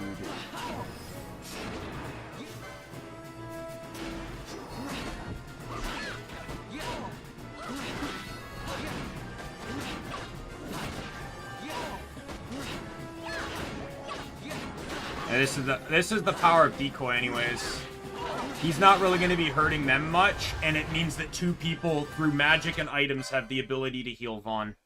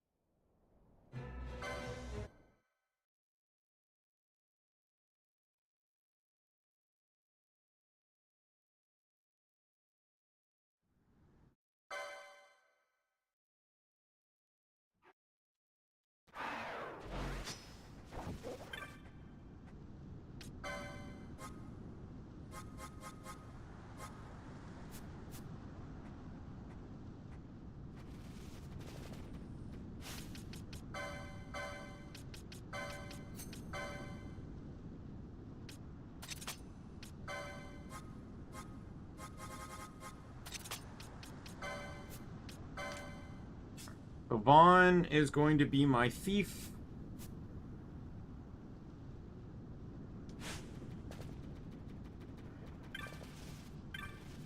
Let's just heal and save. So yeah, we're going to be grinding and grinding and grinding. Now, sadly, I do not have the augments that increase stealing. So this is actually going to take longer because I don't have the ability to steal multiple items.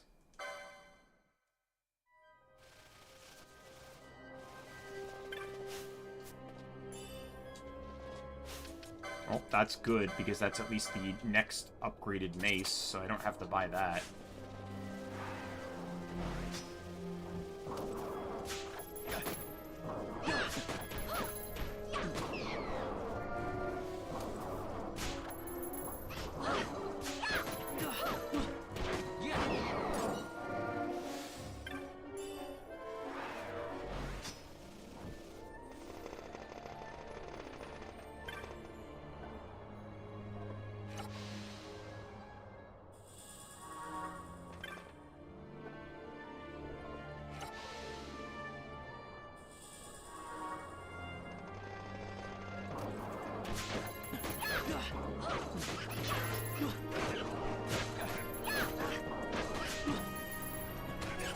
This is going to be much slower. I have 4 characters that can steal, but only Ash and Vaughn get access to the license that allows you to steal multiple items.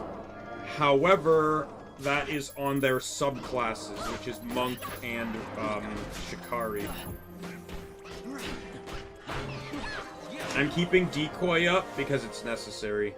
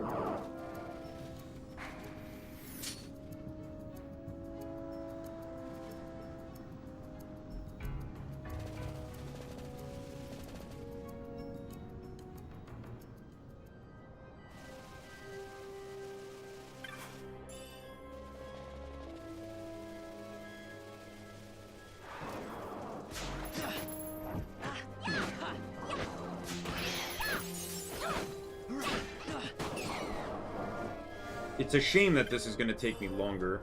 But, man, I wonder how many times I'm going to pick up that Shades of White. Thankfully, though, the chain is really what's going to get me most of my stuff. I'll be honest here. I rarely actually stole more than, I will be keeping that wizard staff, by the way. At least one, because wizard staff, until you get, like, late game staffs, is one of the best stabs in the game. Because it gives you one of the highest magical statistical increases.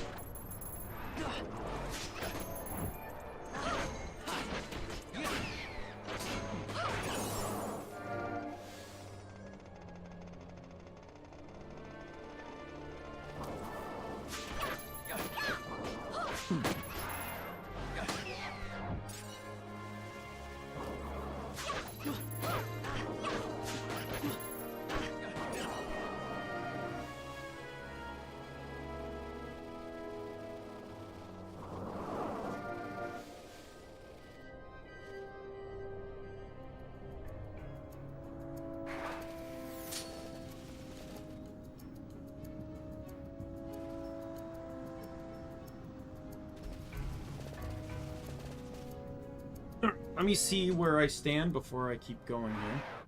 Just want to make sure. Like, I'll go back and sell stuff if I have too many. I have 40. I'm not at the final tier of farming yet, or of a chain yet, so... And the Thief's Cup Augment also increases my chance to steal. I'm not having good successes right now. I just got 4 succulent fruits from 1 kill. Damn. And I'm not even at the final tier yet. What kill am I on? 32. Damn. Should be getting close though, right? Because of the mod?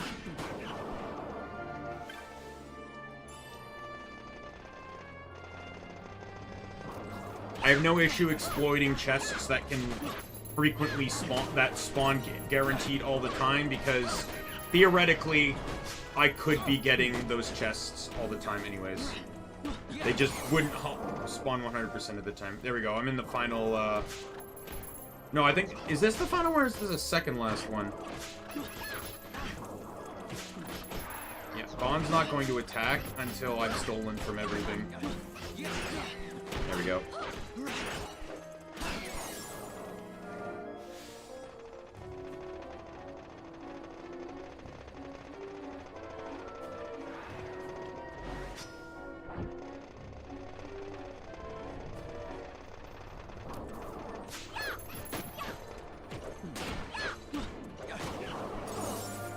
Oh, this is the final tier.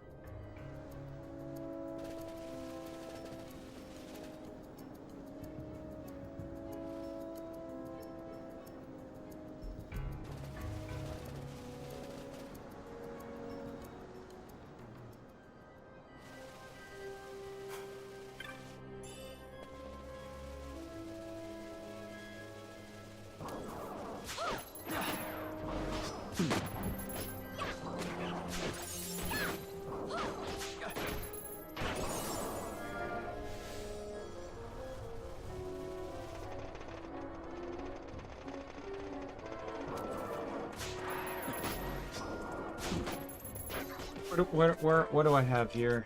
Sorry, loot 70. I'll sell after this this run through. Obviously, I'm gonna have to do this multiple times.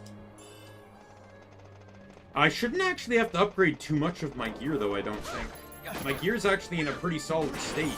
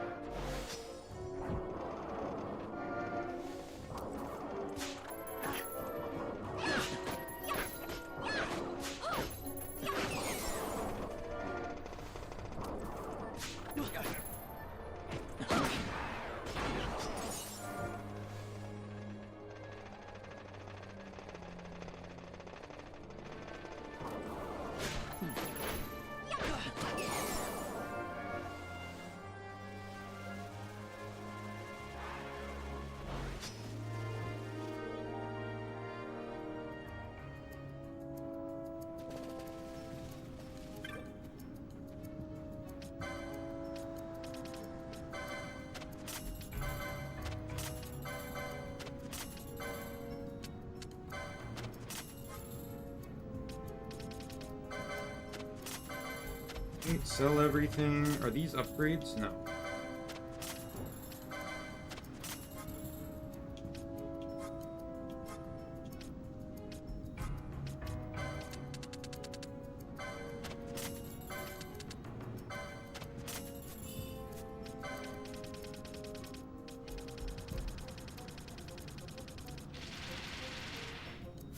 Why? I don't want the ancient sword because it's earth elemental. Not that that particularly matters here, but it's only 5 power more. It doesn't really mean much. Killer bow I need. Warhammer I need. Fuck, why did I say no? I already got that. Don't need that. Of course, everything is a direct upgrade, because why the fuck would it not be?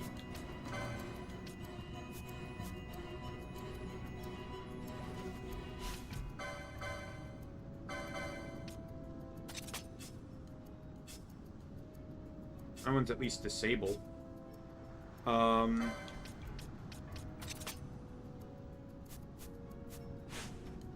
Anyways, I need licenses because Fran does not actually have the next license I need.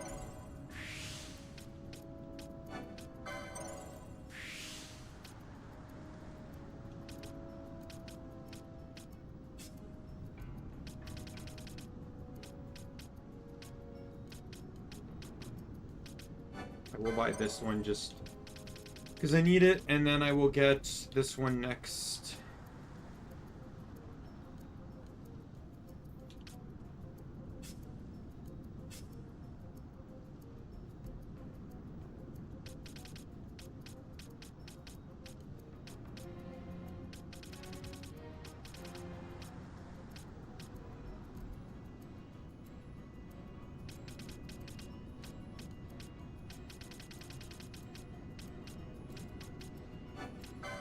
I'll buy this. He doesn't really have anything I need, so I'm far ahead on equipment because I don't intend to have him use any utility. I guess I can buy the potion lures.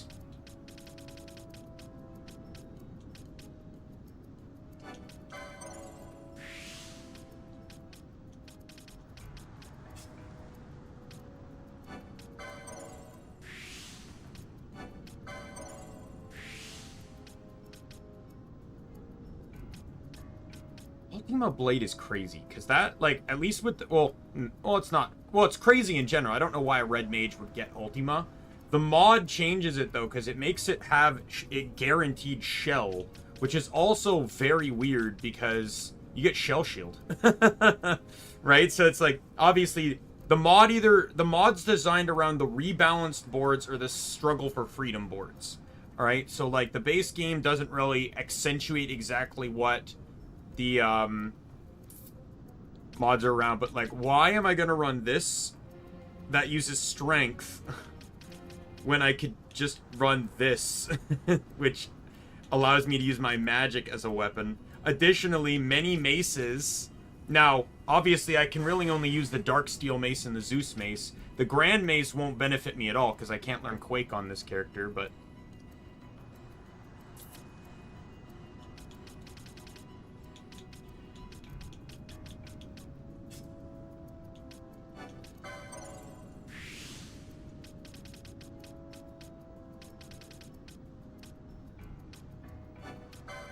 Alright, I want to get this. I cannot afford to get that. Get this.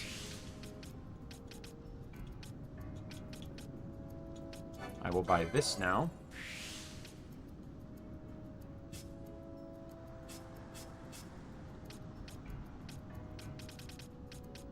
And I can get Remedy Lore 3. Perfect. I already know that this team's gonna be over-leveled. I'm well aware of that. That's exactly what happened last time, so. It's mostly because Pinello has a bit more, like, Pinello has the buff extension skill, license right now, so that helps with her not having to cast Decoy as much.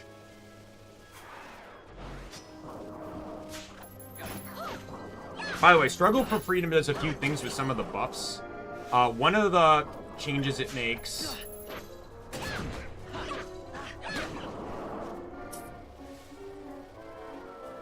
One of the changes it makes is that Decoy is now treated as a buff. For some reason, Decoy wasn't really treated as a buff. The reason why this was a problematic thing is because buffs just inherently apply to allies, while debuffs require passing a check using the vitality stat. So this meant that casting Decoy could fail. Additionally, Reverse, while still in the game, is effectively removed. You pretty much can't use Reverse anymore. Like, there's... The spell to use it, to cast it, doesn't exist for the player. It's been changed to something else.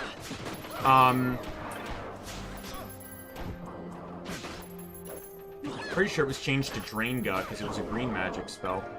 And then Berserk was turned into a debuff when it was originally decided as a buff. However, I think it can still bypass Vitality. Which I'm fine with, because no, god damn it. It's not going to interrupt my chain or anything, but I just didn't want to be on... Oh, fuck. It's not going to break my chain, I just didn't want to do that yet. I gotta go through his gambits again.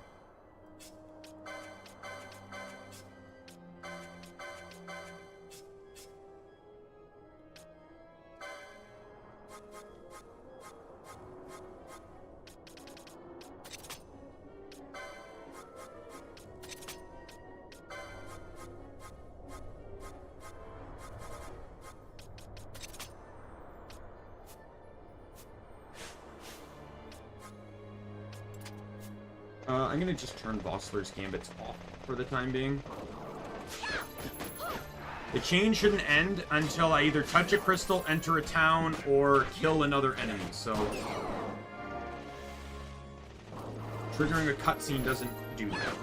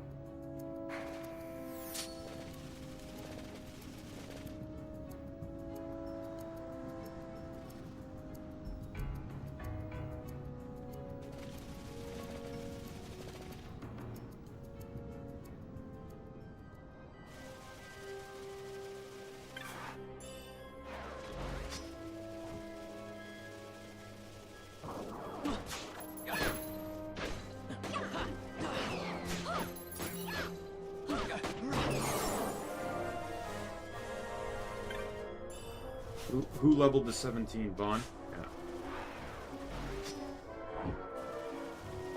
Yeah. I don't want Vossler to interfere in any of this, so that's why,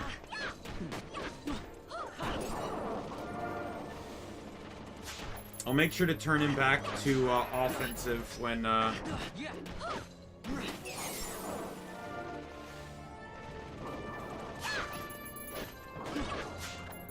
once everything's all set in stone here.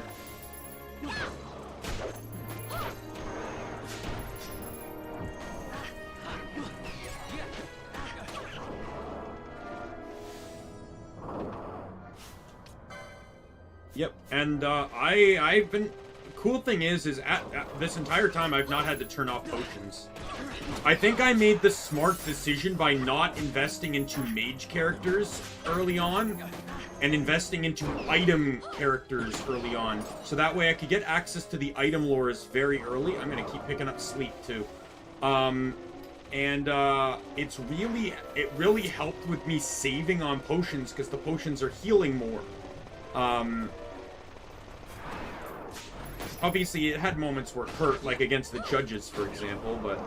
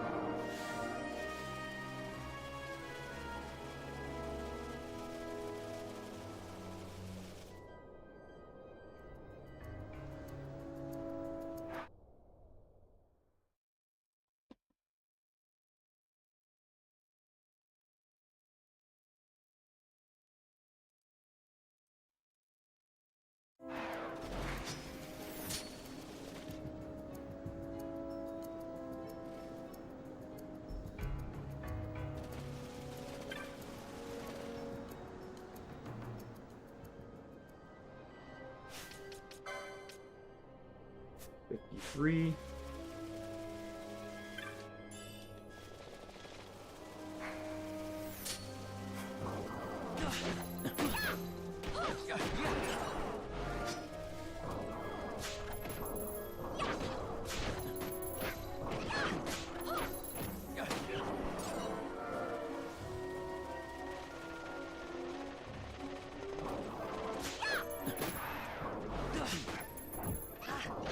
Part of me wonders if I should throw steel onto both here just to speed this up a little bit.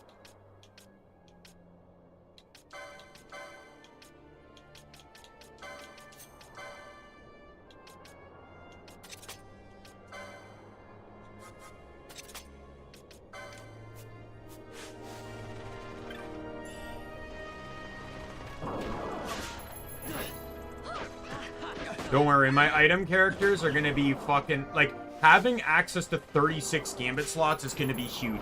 I can literally cover every single fucking base. Basically, I can have, by the way, for Berserk, I just want to emphasize that, I don't want Berserk to be healed.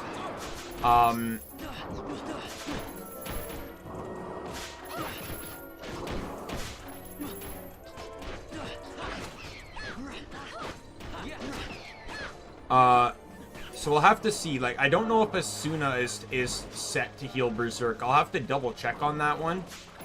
If it is, I'll have to figure out how I'm gonna go about this. But I can set silence, specifically silence for Echo Herb, so my item users don't heal Berserk.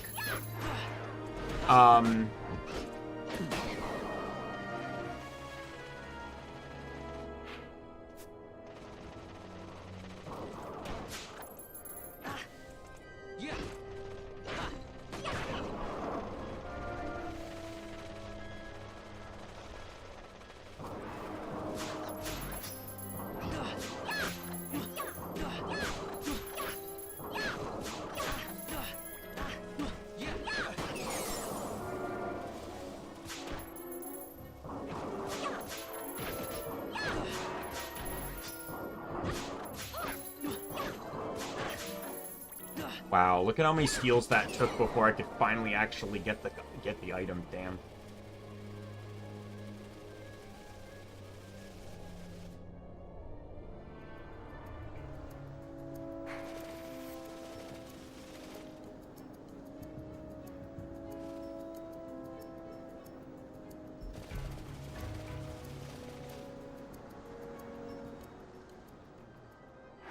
All right, let's see.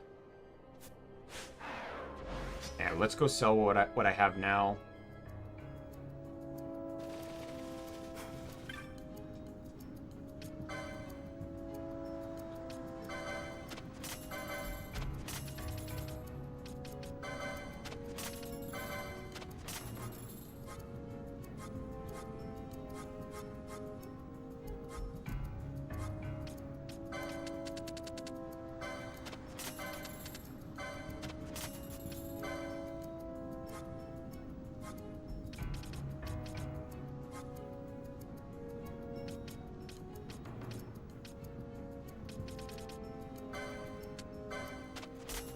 Right.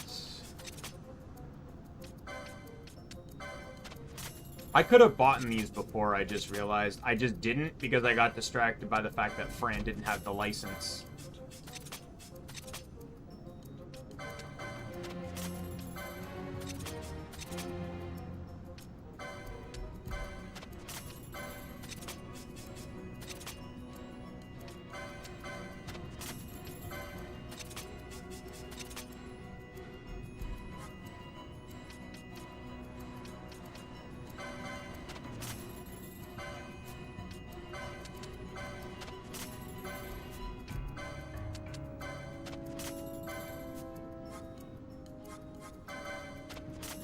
I want to make sure I have one.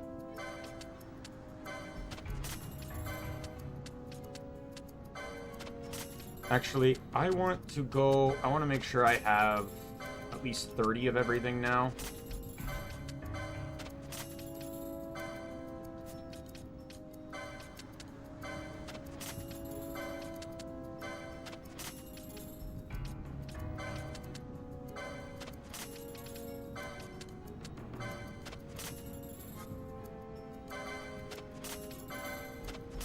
I got horology. Only one person can use it though. I'm gonna emphasize again how weird it is to not have a black mage right now. Now I'm pretty sure I think Ash might be able to cast arrow now. Like, she might not have the license for it, but I'm pretty sure Ash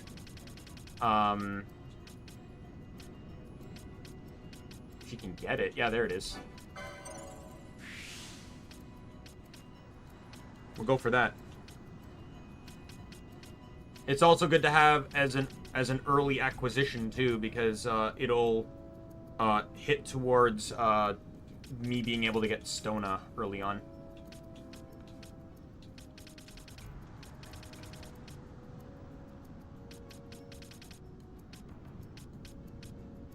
Alright, so that kind of ruined my attempt to get towards Soulbound and stuff, but Penelo, you can buy the license I want you to have.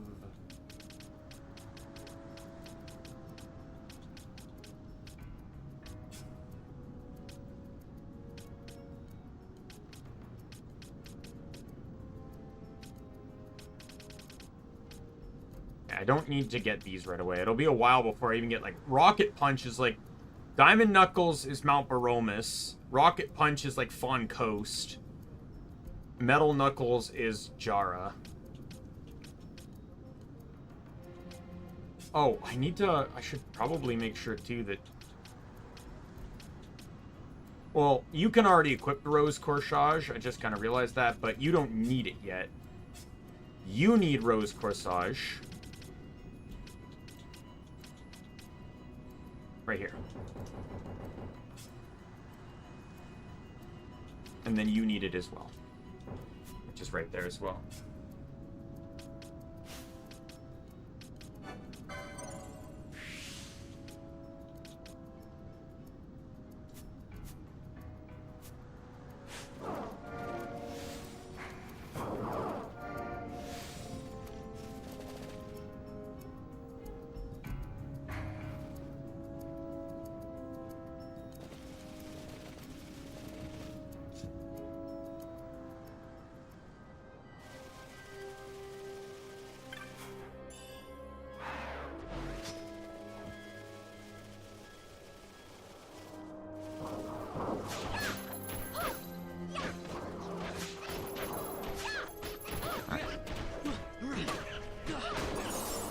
Yeah, this is gonna keep going because I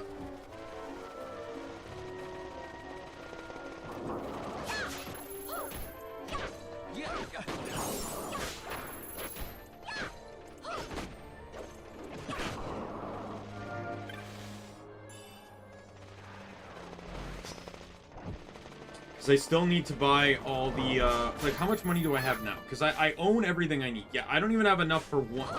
So the next run should get me enough to buy 2 of the grimoires.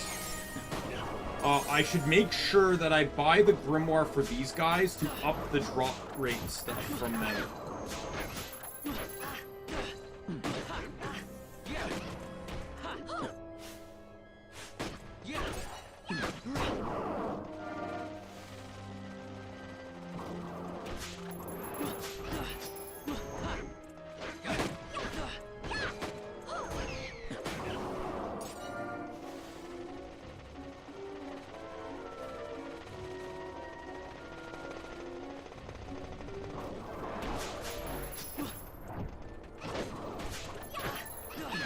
I need to...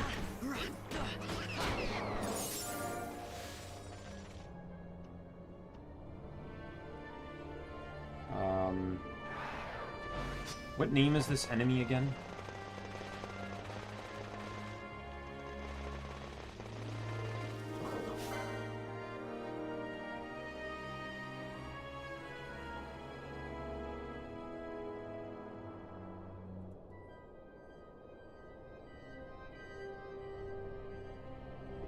Found it. It counts as a plant mandragora type. And it requires...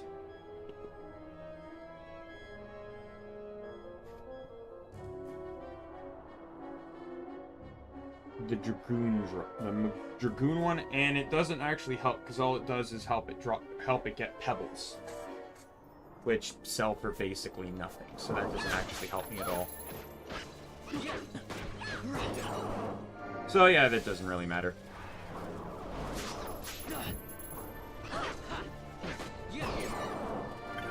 Part of me wants to see if I can actually just keep going and make this, like, if I'm gonna take tomorrow off, maybe just do a really big stream push and just try to unlock second job.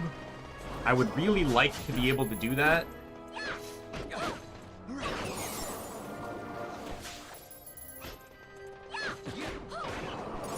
There's certain licenses I know I want characters to have access to. I know with, like, Pinello, I want access to some crossbows, but I'm not really, like... It's not really mandatory, especially since I don't really have any access to any of the bolts I want to use for it. So, beyond that, like, I'd only really want channeling stuff. So, for Pinello right now, it's probably better for me to just invest more into the White Mage tree. As Time Battle Mage, for the time being, doesn't really provide me much.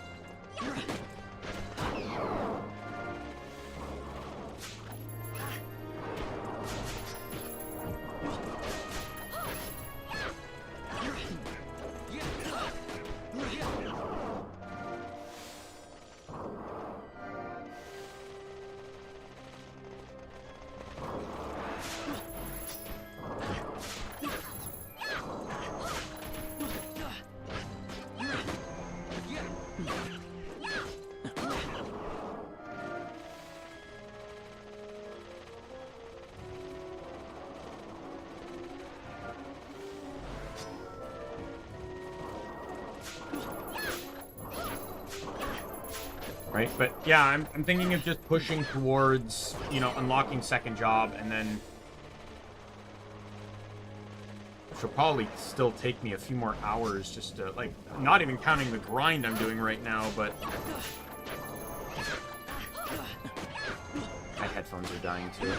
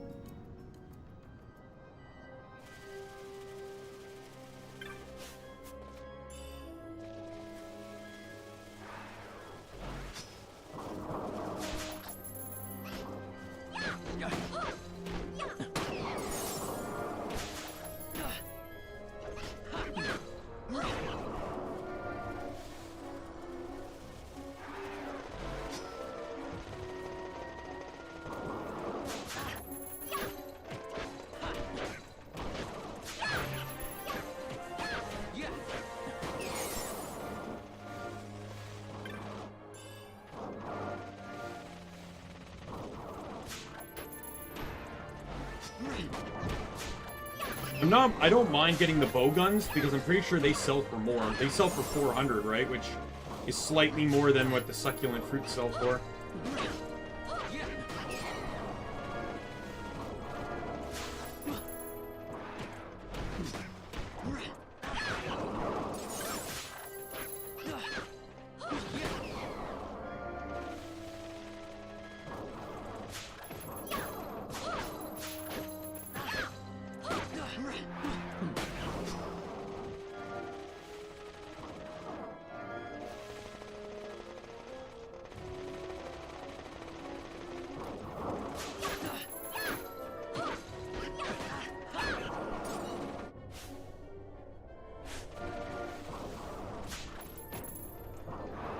Probably won't. Now that I think about, like, just the amount of time it's gonna take to do what I want to do to get through the Sand Sea, like, all this stuff, it's, like, I want to get through the maps, I want to spawn the rare game, then I gotta come back and go through these zones. This one here leads to the other map, I gotta do that, and then I, you know, and then I actually have to go through the other map, and it's not worth it. It'd be best to just save that for the beginning of the next stream.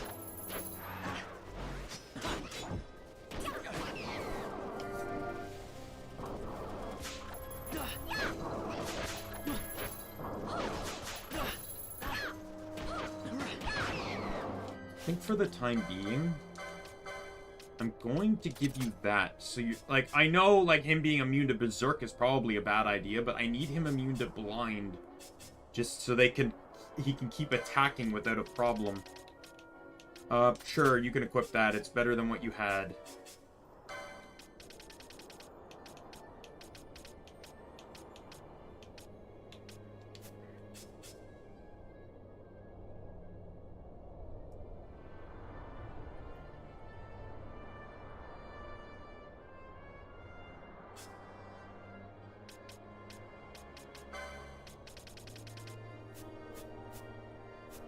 Pick licenses again.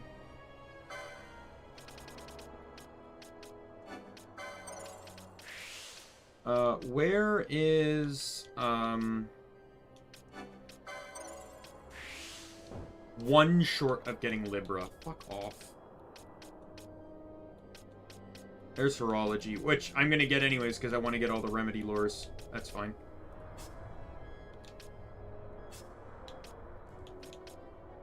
Bosch has nothing right now. You, I need that.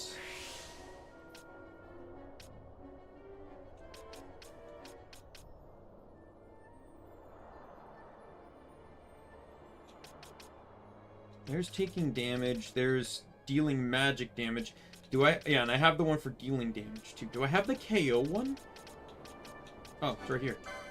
I do now. All right, so she has all of her magic recovery stuff, which is fantastic. And then I just need Spellbound.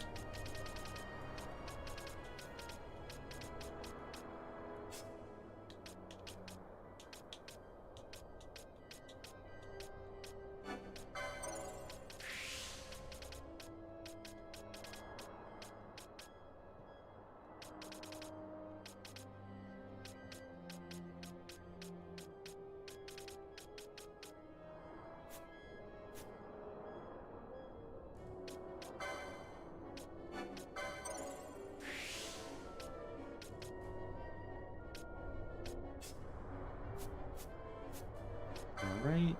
So Pinello can now equip silence immunity, which is what I want her to have for the time being.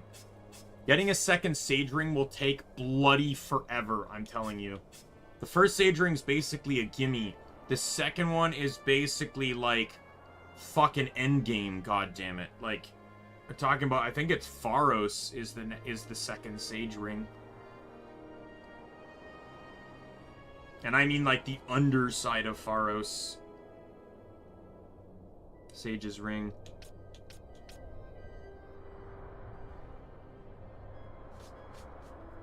I can take the bangle off of you now. Though it, like, for what, I guess? I guess Firefly for now.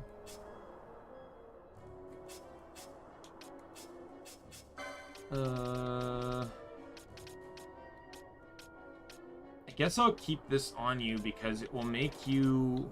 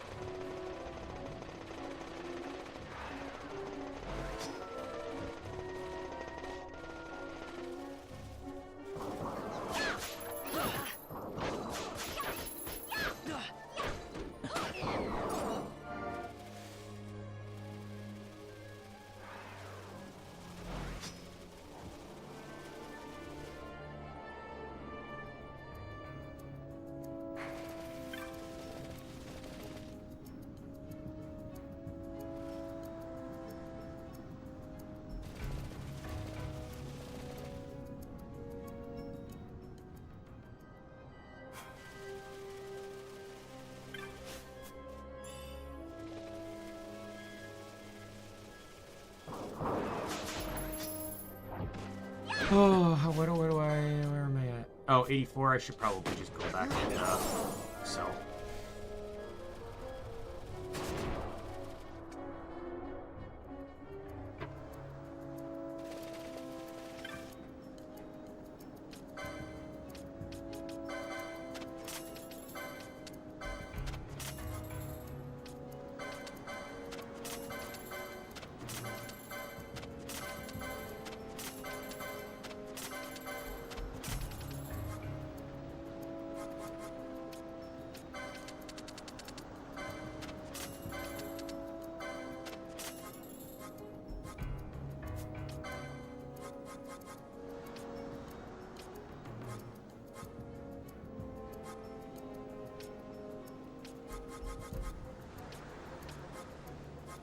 Alright, Bazaar.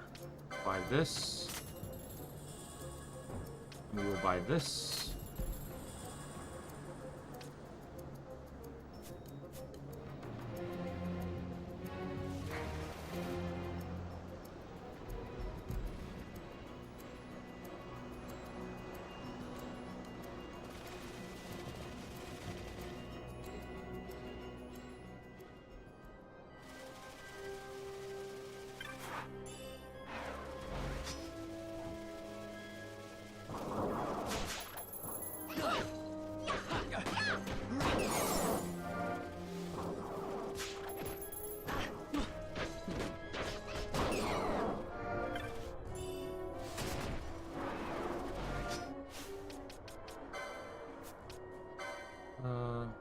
One second.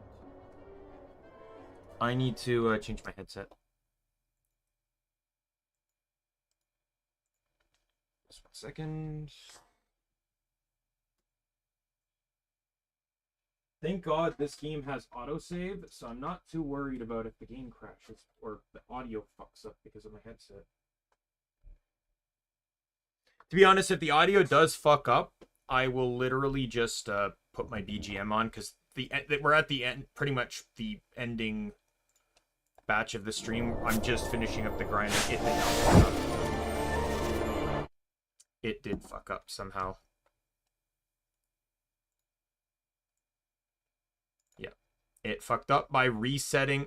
So Final Fantasy XII, anytime I launch this game, my computer, I don't know how it works, but the computer does not remember the volume settings I saved it to. Changing the headsets did that. For some reason, which is weird, because it is legitimately the exact same headset.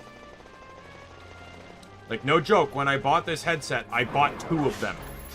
Because I knew, just in case, the battery lifespan may not last for very long. If anyone's wondering what my headset is, it is an Aftershock, is the brand. It is a type of Bluetooth headset that does not cover your ears. It sits in front of them and uses vibrations to make sound. It was a bit weird to get used to for the first, month or so, but after that, it's almost like I don't even notice I'm wearing them. They're better, in my opinion, they're better than Raycons. I'd actually just stop buying Raycons and use these if they weren't so big. It's basically like a shoehorn. It's not very easy.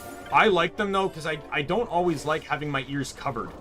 The reason why I wear them for streaming instead of getting, actual headphones or whatever is because I get loud. I'm sure you know I'm loud. But when your ears are when a loud person's ears are covered, they just get louder, right? And my roommate's room is right beside me, and he's probably asleep by this point in time because he has to wake up. He has to wake up early for work sometimes. He also he's not been diagnosed, but I think he's mentioned to me before that he has a sleeping disorder. It's just super easy for him to fall asleep in random situations even.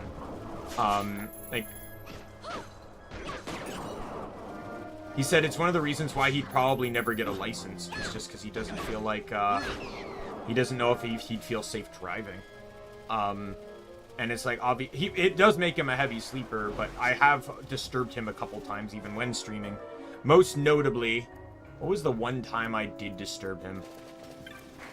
There was one time where he actually turned music on to drown me out, which I eventually ended up having to end my stream because after I finished, what was the moment I got apoplectically furious on? I'm trying to remember. I remember I did it. I remember the moment clearly. I just don't remember what game it was or whatever. I just know literally everything that could go wrong was pissing me the fuck off.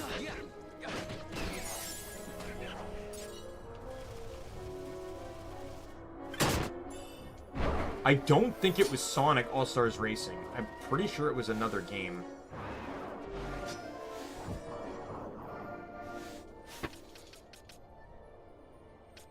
Who gets Libra? Because I am getting heavily annoyed that I do not have Libra.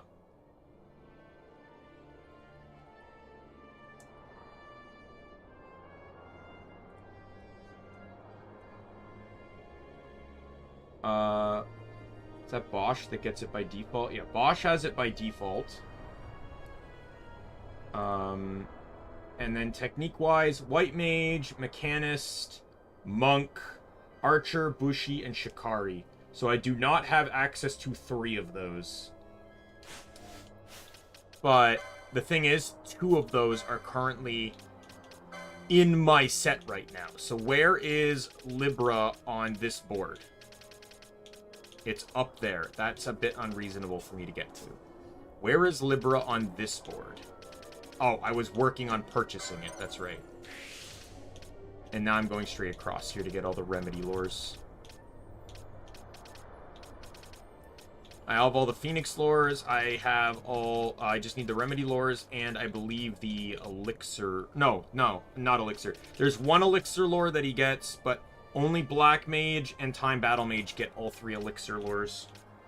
So only those 2 will be the ones casting Elixirs, which is fine, because outside of Ash, those 2 are the primary magic users. And I can make that up by having Ash equip the Sage's Ring over Penelo, because Penelo can just restore her own with an item. And then Ash will have half the cost of everything to make up for it.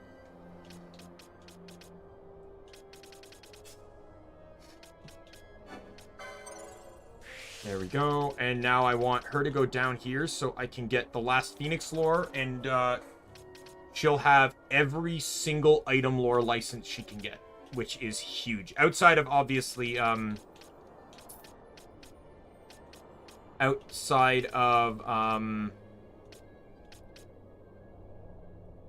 Eraser's good too, because it will allow Fran to actually disable Reflect by herself without having to rely. You guys have no idea the euphoria I feel knowing I have more than 12 Gambit slots. Like, you do not understand how fantastic it feels knowing, oh, I could do this, I could do this, I could do this, without thinking that I have limited slots to do it with. It's actually like, I can guarantee you I won't end up using all 36. But knowing I have more than 12 is so good. I don't have to think about how I want to do things. I can just do them. It's so good.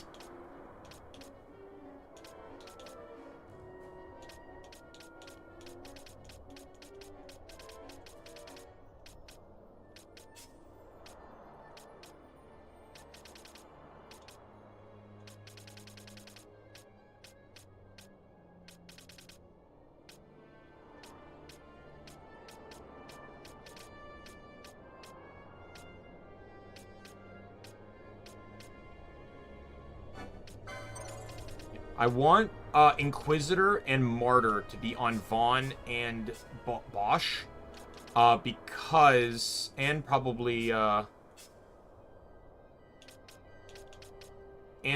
Headsman's probably not bad to have too. It's not mandatory because it's not useful on bosses, but I basically want the skills that are going to provide utility to the White Mage scenario. As I mentioned before, I plan to have both Ash and Penelo set to siphon MP off of Vaughn or Bosch. There is a Gambit. Actually, I don't think there is a Gambit that can do that. Not that specific, anyways. Yeah, there's like foe character MP, but not ally character MP. So that would have to be probably a manual thing to do.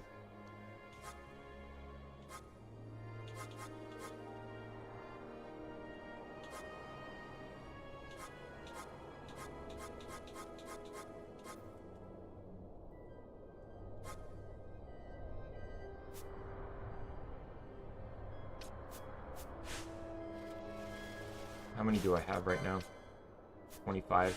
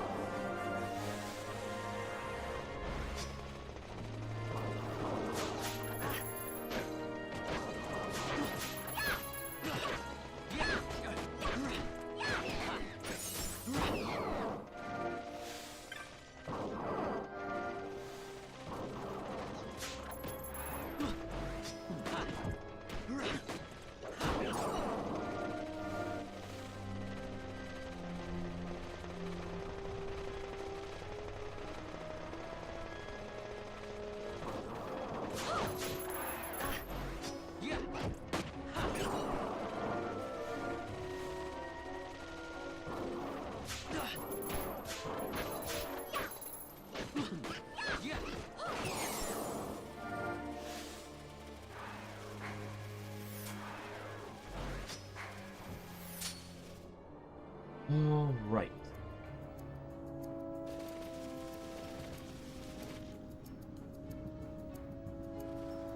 Yeah, I bought 2. So I bought 2 monoliths. I still got 3 more. I bought 2 of the more expensive ones, though, so I'm pretty well off in terms of...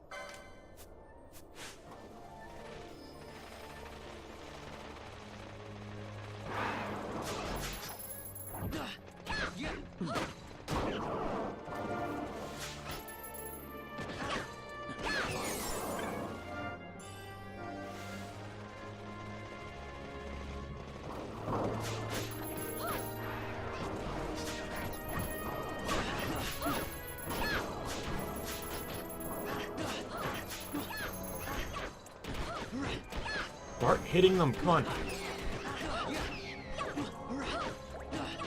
The reason why Vossler's Gambit is off is because I'd rather him not attack than me forgetting to turn Blitz on, because Blitz is actually very useful.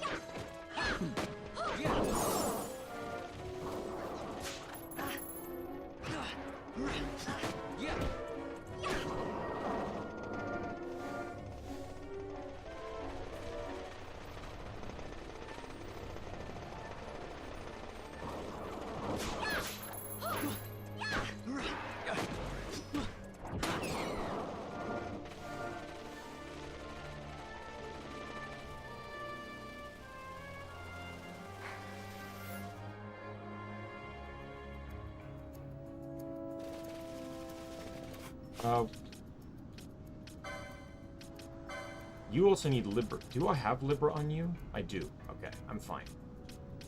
A lot of techniques are up here, that's why.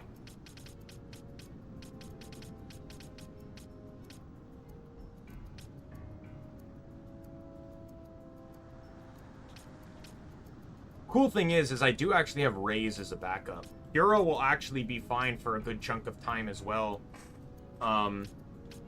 Especially with the Black Mage's power.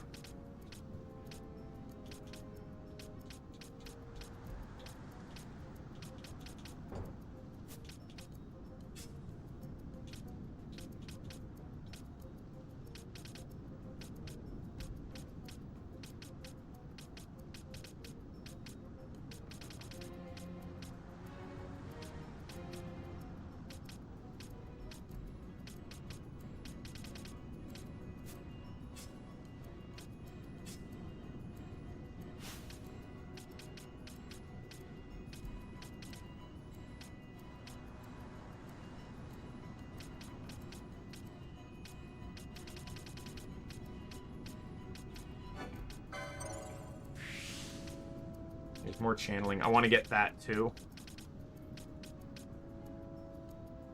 Does Rat Battle Mage gets access to all 3 channelings, right? Where's Ash? I know I got 1. There's 1 channeling. Does Red Battle Mage get all 3? Because if not, then Sage's Ring is guaranteed to be on her. Because only the Mage classes even get channeling, so...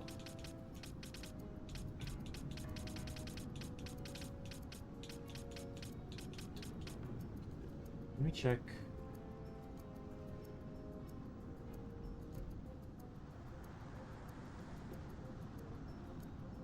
So there's 3 channelings. All 3 get access to all 3. Though Red Mage and Tidal Battle Mage have the 3rd one blocked behind a Quickening or Esper. But obviously that means nothing to me here.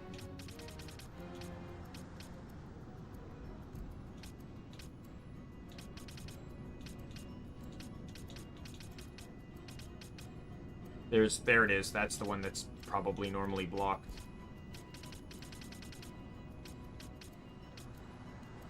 There it is. I'll buy that.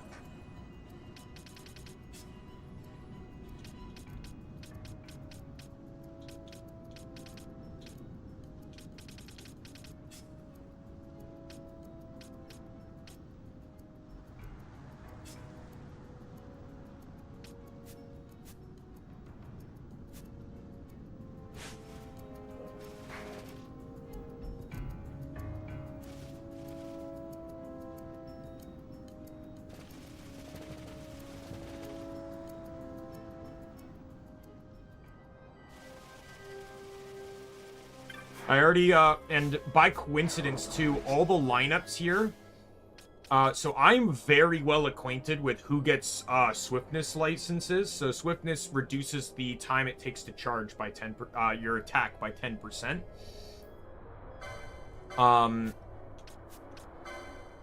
Bowbreaker gets all 3, but uniquely, all 3 are locked behind Espers. Or at least, like, one's locked behind a Quickening, and the other 2 are locked behind Espers. Making it an incredibly inconvenient class to rely on Quickenings for. However, my build doesn't really change that. Alternatively, anyways, Shikari gets all 3 regardless. Mechanist gets all 3.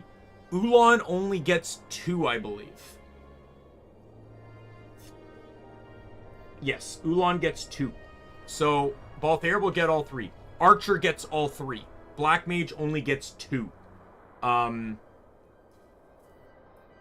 Knight only gets 1, I believe. It's one of the few classes that only gets 1.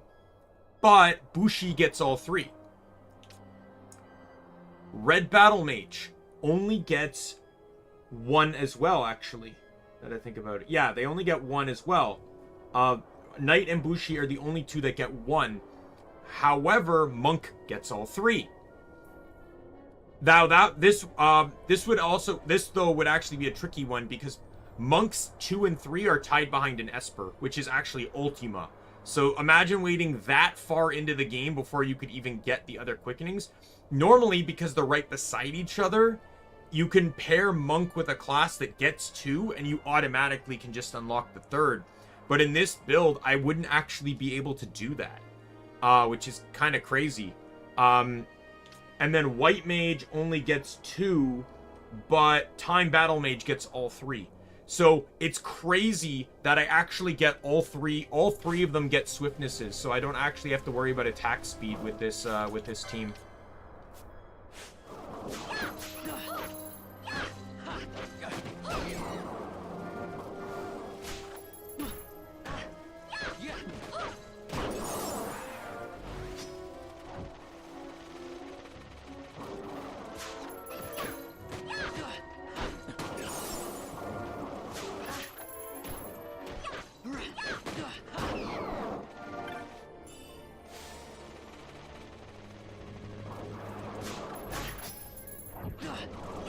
Like, that was more of a, like, an after the fact type thing, but yeah, and I have no qualms about removing the, like, quickening requirements aren't really a problem outside of only a couple classes.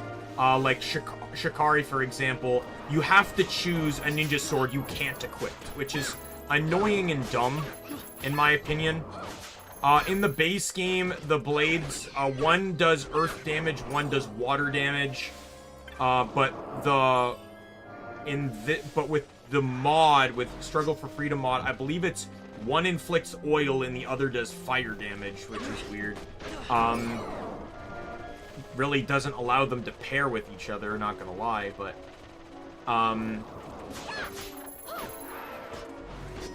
yeah, like, either way, it's just like, they're not really worth it. But the thing is, you just acquire them. You don't acquire them at the same point in time in the game. So it's just a bit annoying to not be able to get both.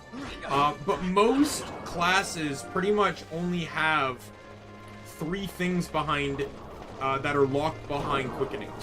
So you don't really have to worry about them too much. But the Espers are absolutely a problem. Many Espers don't really block important things on all the classes, but they've strategically put some important shit behind certain classes. The example, like I said, that I gave earlier between Famfrit, with Monk getting Arise and Dispelga versus Mechanist getting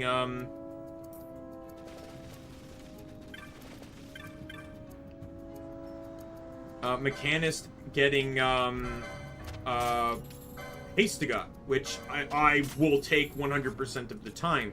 So but I need Dispel and Arise to make Ash be equivalent to my White Mage.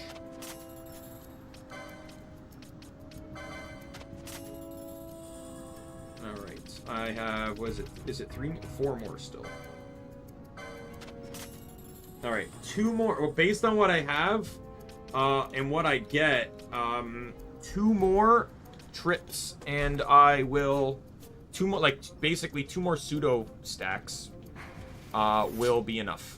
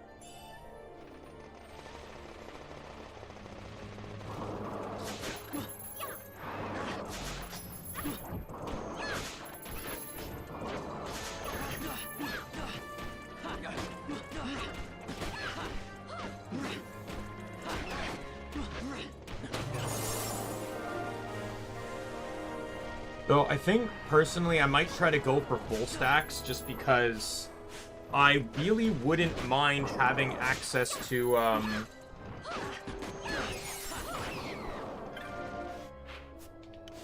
really wouldn't mind having a little bit of extra money.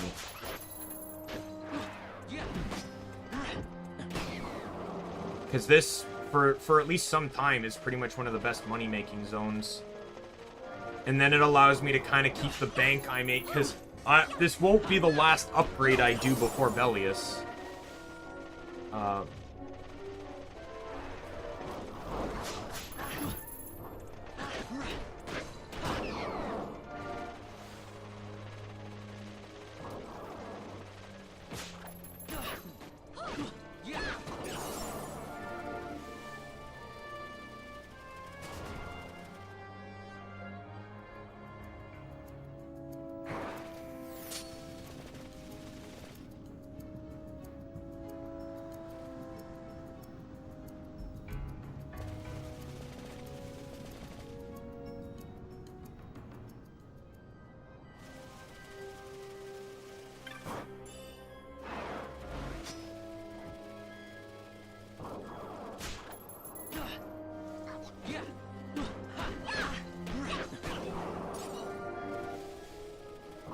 I'm actually shocked at how well this is all going. Like, I've barely even had to use potions.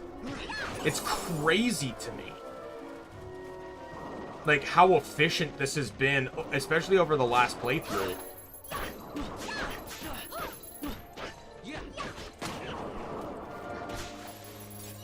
Yeah, the value... Like, magic's good early game, don't get me wrong, but just the value of items early game. I gotta remember this going forward. Make Pinello White Mage.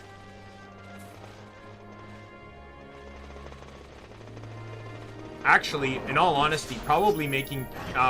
you could also theoretically make Pinello the Red Mage too, and then she could equip the Mace. Use her magic stat to attack, but... Either way, just like... And equip the shield too. But... You know, just... Yeah, make Pinello... Like, just... Make Pinello something that boosts her magic while affecting Cure. That's the important part, is because you don't have access to Gambits at that point. Only the automatic ones the game set. So you want to boost her ability to heal you automatically, so it's not really a reliance thing. Hell, even Bushi would be fine, because Bushi boosts a lot of magic.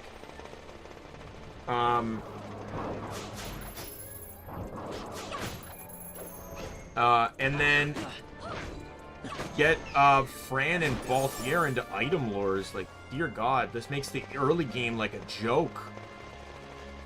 Like, I can always reset them at Mont Blanc later, but like...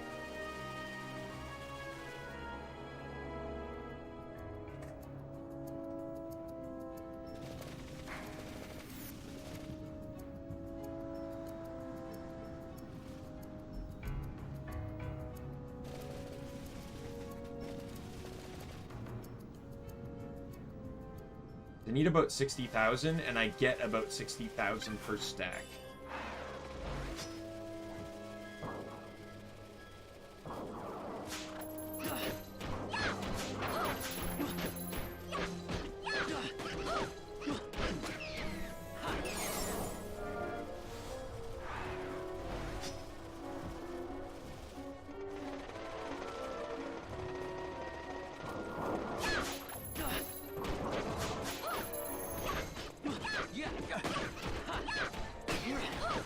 Also, the decoy is helping, too. Having all attention getting thrown on Vaughn, so that I don't have to worry about, like, Cure is not the greatest, but it's still stronger than Cure Raw. Like, let's say, like, Cure heals... Cure has, like, a 50% multiplier on it, let's argue. Cure Raw has like a 40, 35 or 40. Like that's type of thing, right? Like that's the understanding of the power difference between them. It's like Cura hits the whole party, but it's weaker than Cure, right? But not by much, because it's still the next upgraded spell. And just putting all the attention on one having all the damage going on one target. Like, I could probably just focus on having Protect and Shell on Vaughn, not gonna lie. And then I wouldn't have to worry about, then he'd just take less damage, too. Like, let's see that.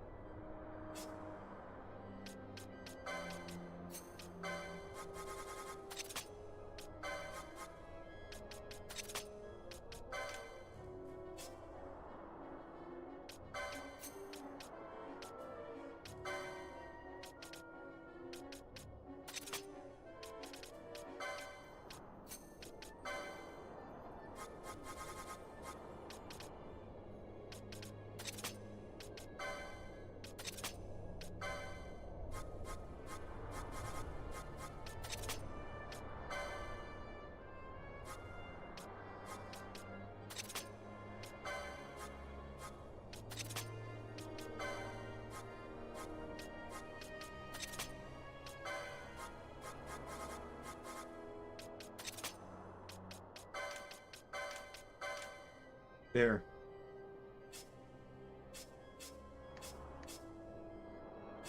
And then Ash would have the same thing.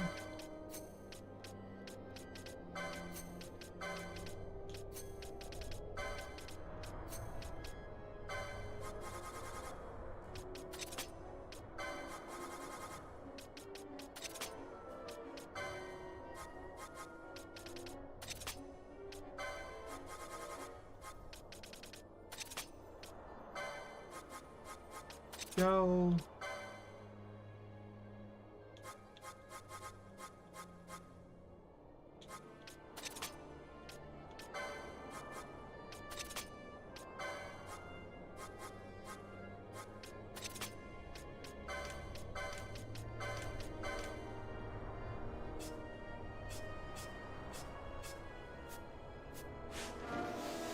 Right.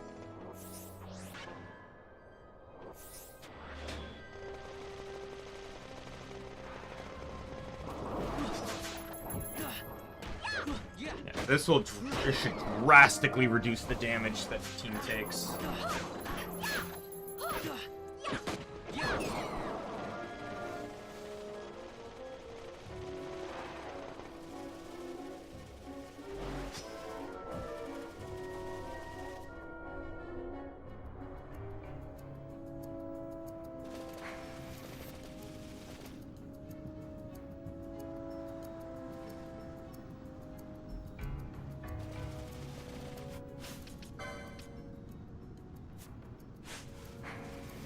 I'm gonna do one more because I prefer getting closer to the cap because that'll leave me with a little bit of extra money.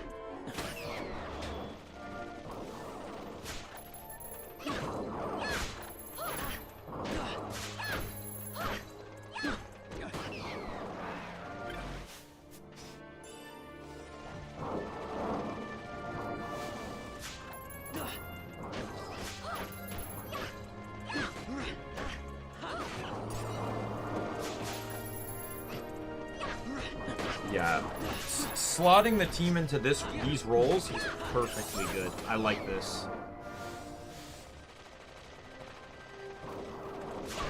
And I'm pretty sure both Bushi and... I think it's both Bushi and Foebreaker get Traveler, so...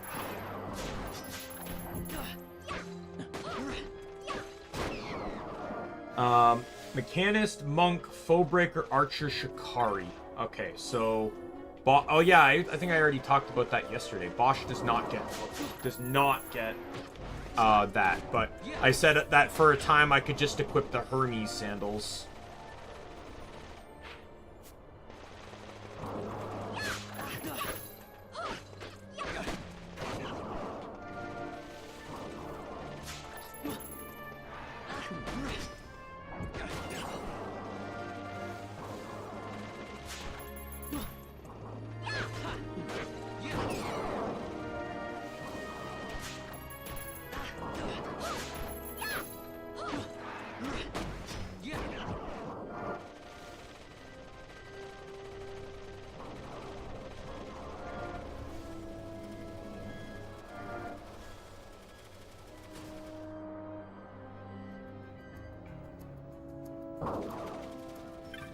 All right.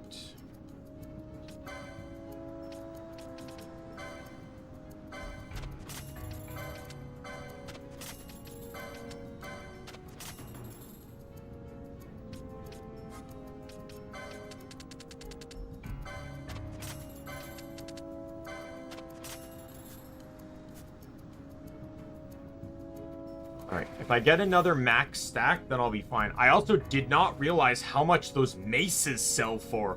Holy shit! They're $1,000 each. That's helping. Not gonna lie, there's only 4 chests on this map, and 2 of them don't contain anything useful.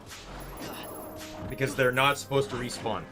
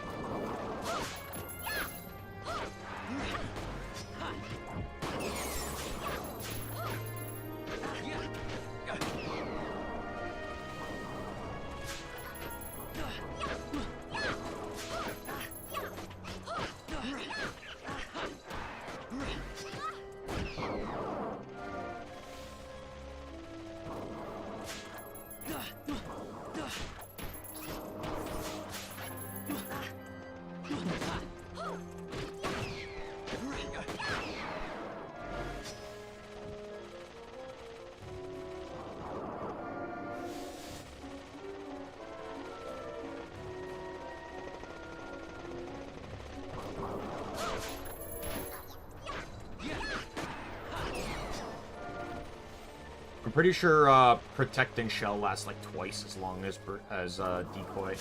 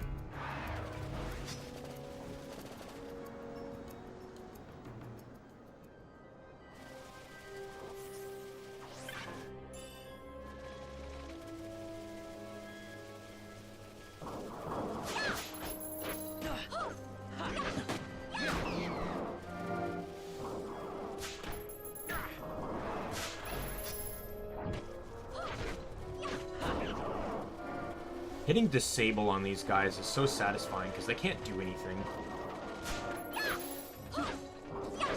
Really nice having this weapon right now, not gonna lie. Oh. No, wait, is that disable? I know this thing can disable, but actually I don't think that status is disable. I think Penello's rod can hit sap.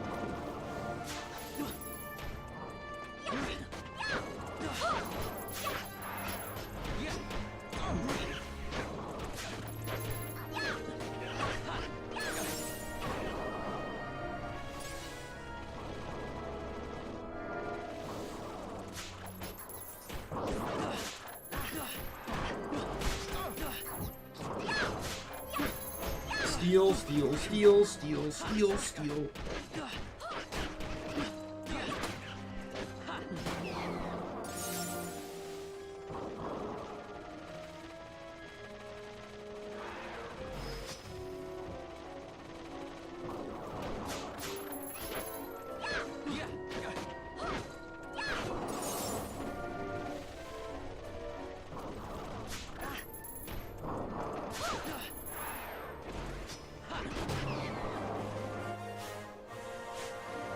Everyone's getting massively overleveled here. I probably won't have to switch teams for a long time.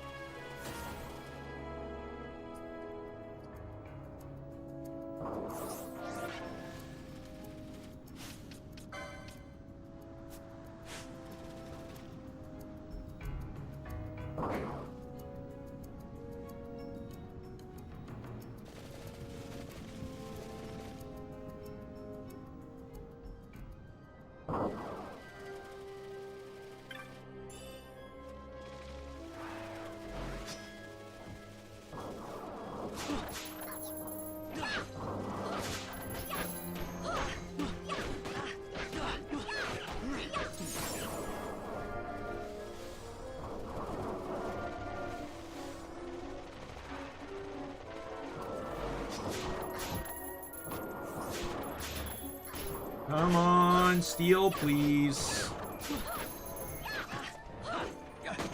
I'm so happy that that flag exists. Like, oh my god. That alone makes me never want to go back. Like, oh my god. You're telling me the mod maker basically included a mechanic that probably wasn't that hard off of the pre-existing data the game already had? No fucking way. And if you're questioning what I mean by that, the game...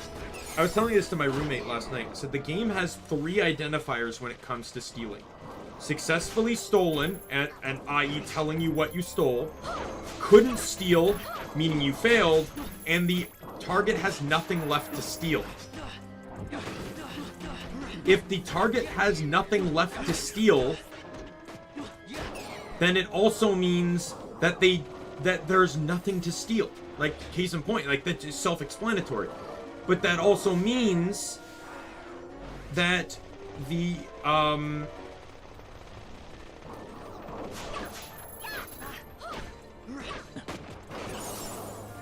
don't think I have, where is the, there's MP on taking damage. Where's the one on dealing damage?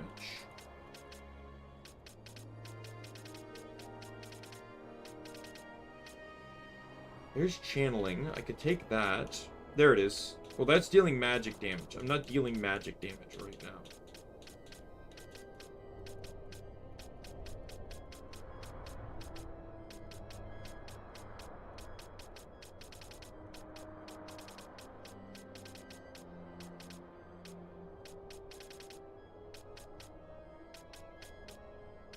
Where is...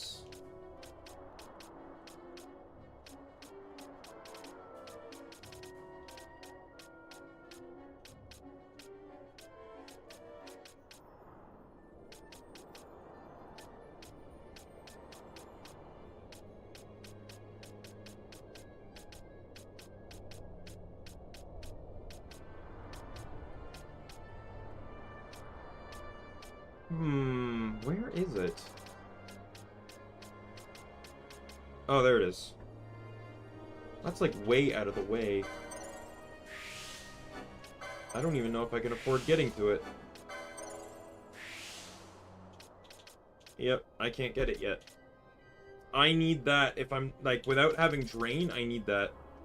She's not, when she's attacking, she's not getting anything back for it.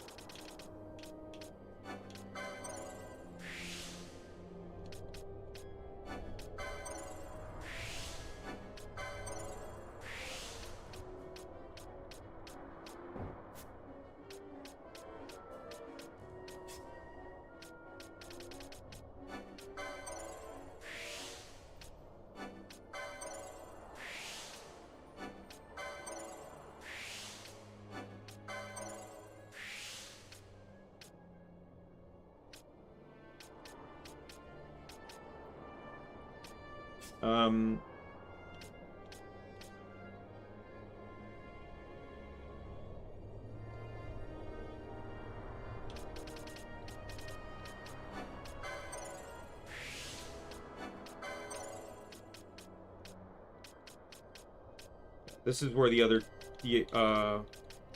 aren't both swiftness? Yes, both are here. I want to make sure I get those as well.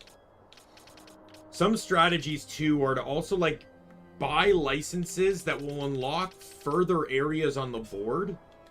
It's, like, because if I, for example, like, if I can get a license that can unlock something over here, for example. Like, if I could get Spellbound on Bushi very easily, it unlocks this entire chunk of the board.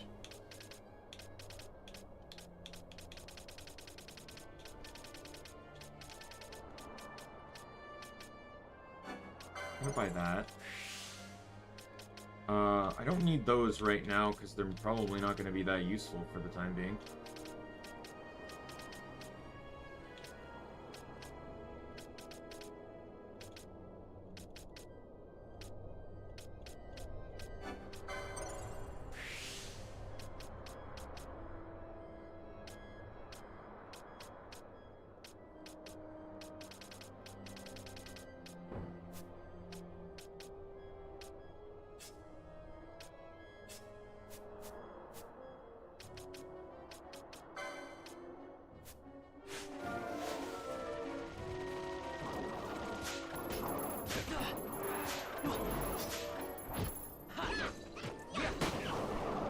It's very depressing when they don't drop anything.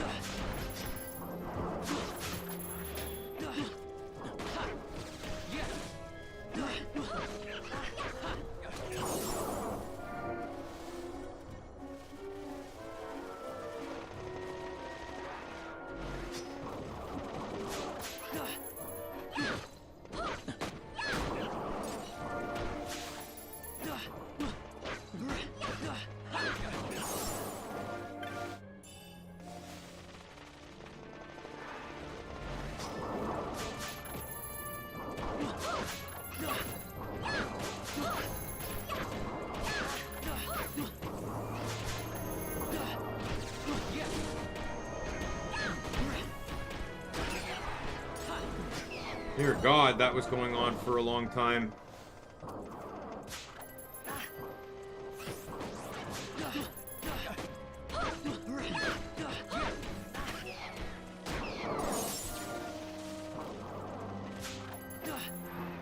That's right, she has charge too, so like I don't even have to worry about her running low on MP.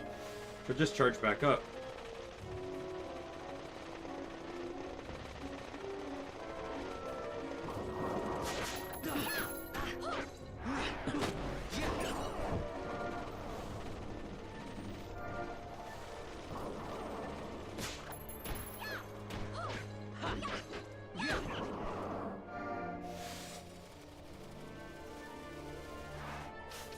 what am I at now? 91, that's fine. I'll call it here. I don't even know what my chain was. I wasn't paying attention.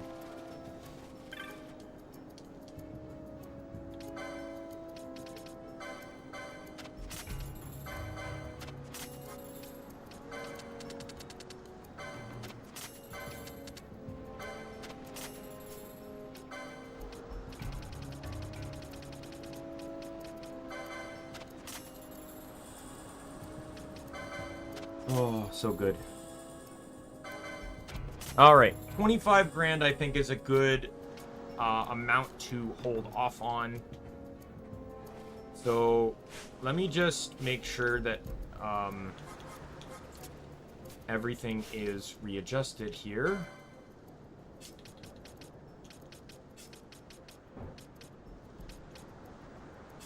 Really, Pinello?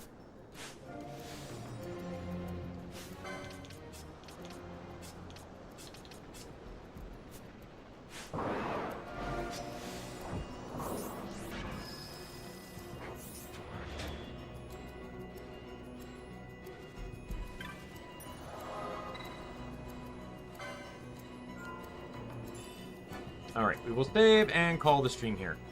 Almost got like 7-hour stream, almost over 7-hour stream, almost 7-hour save file. But yeah, I think it took me 2 streams to get this far last time, more or less. I remember the first stream I ended.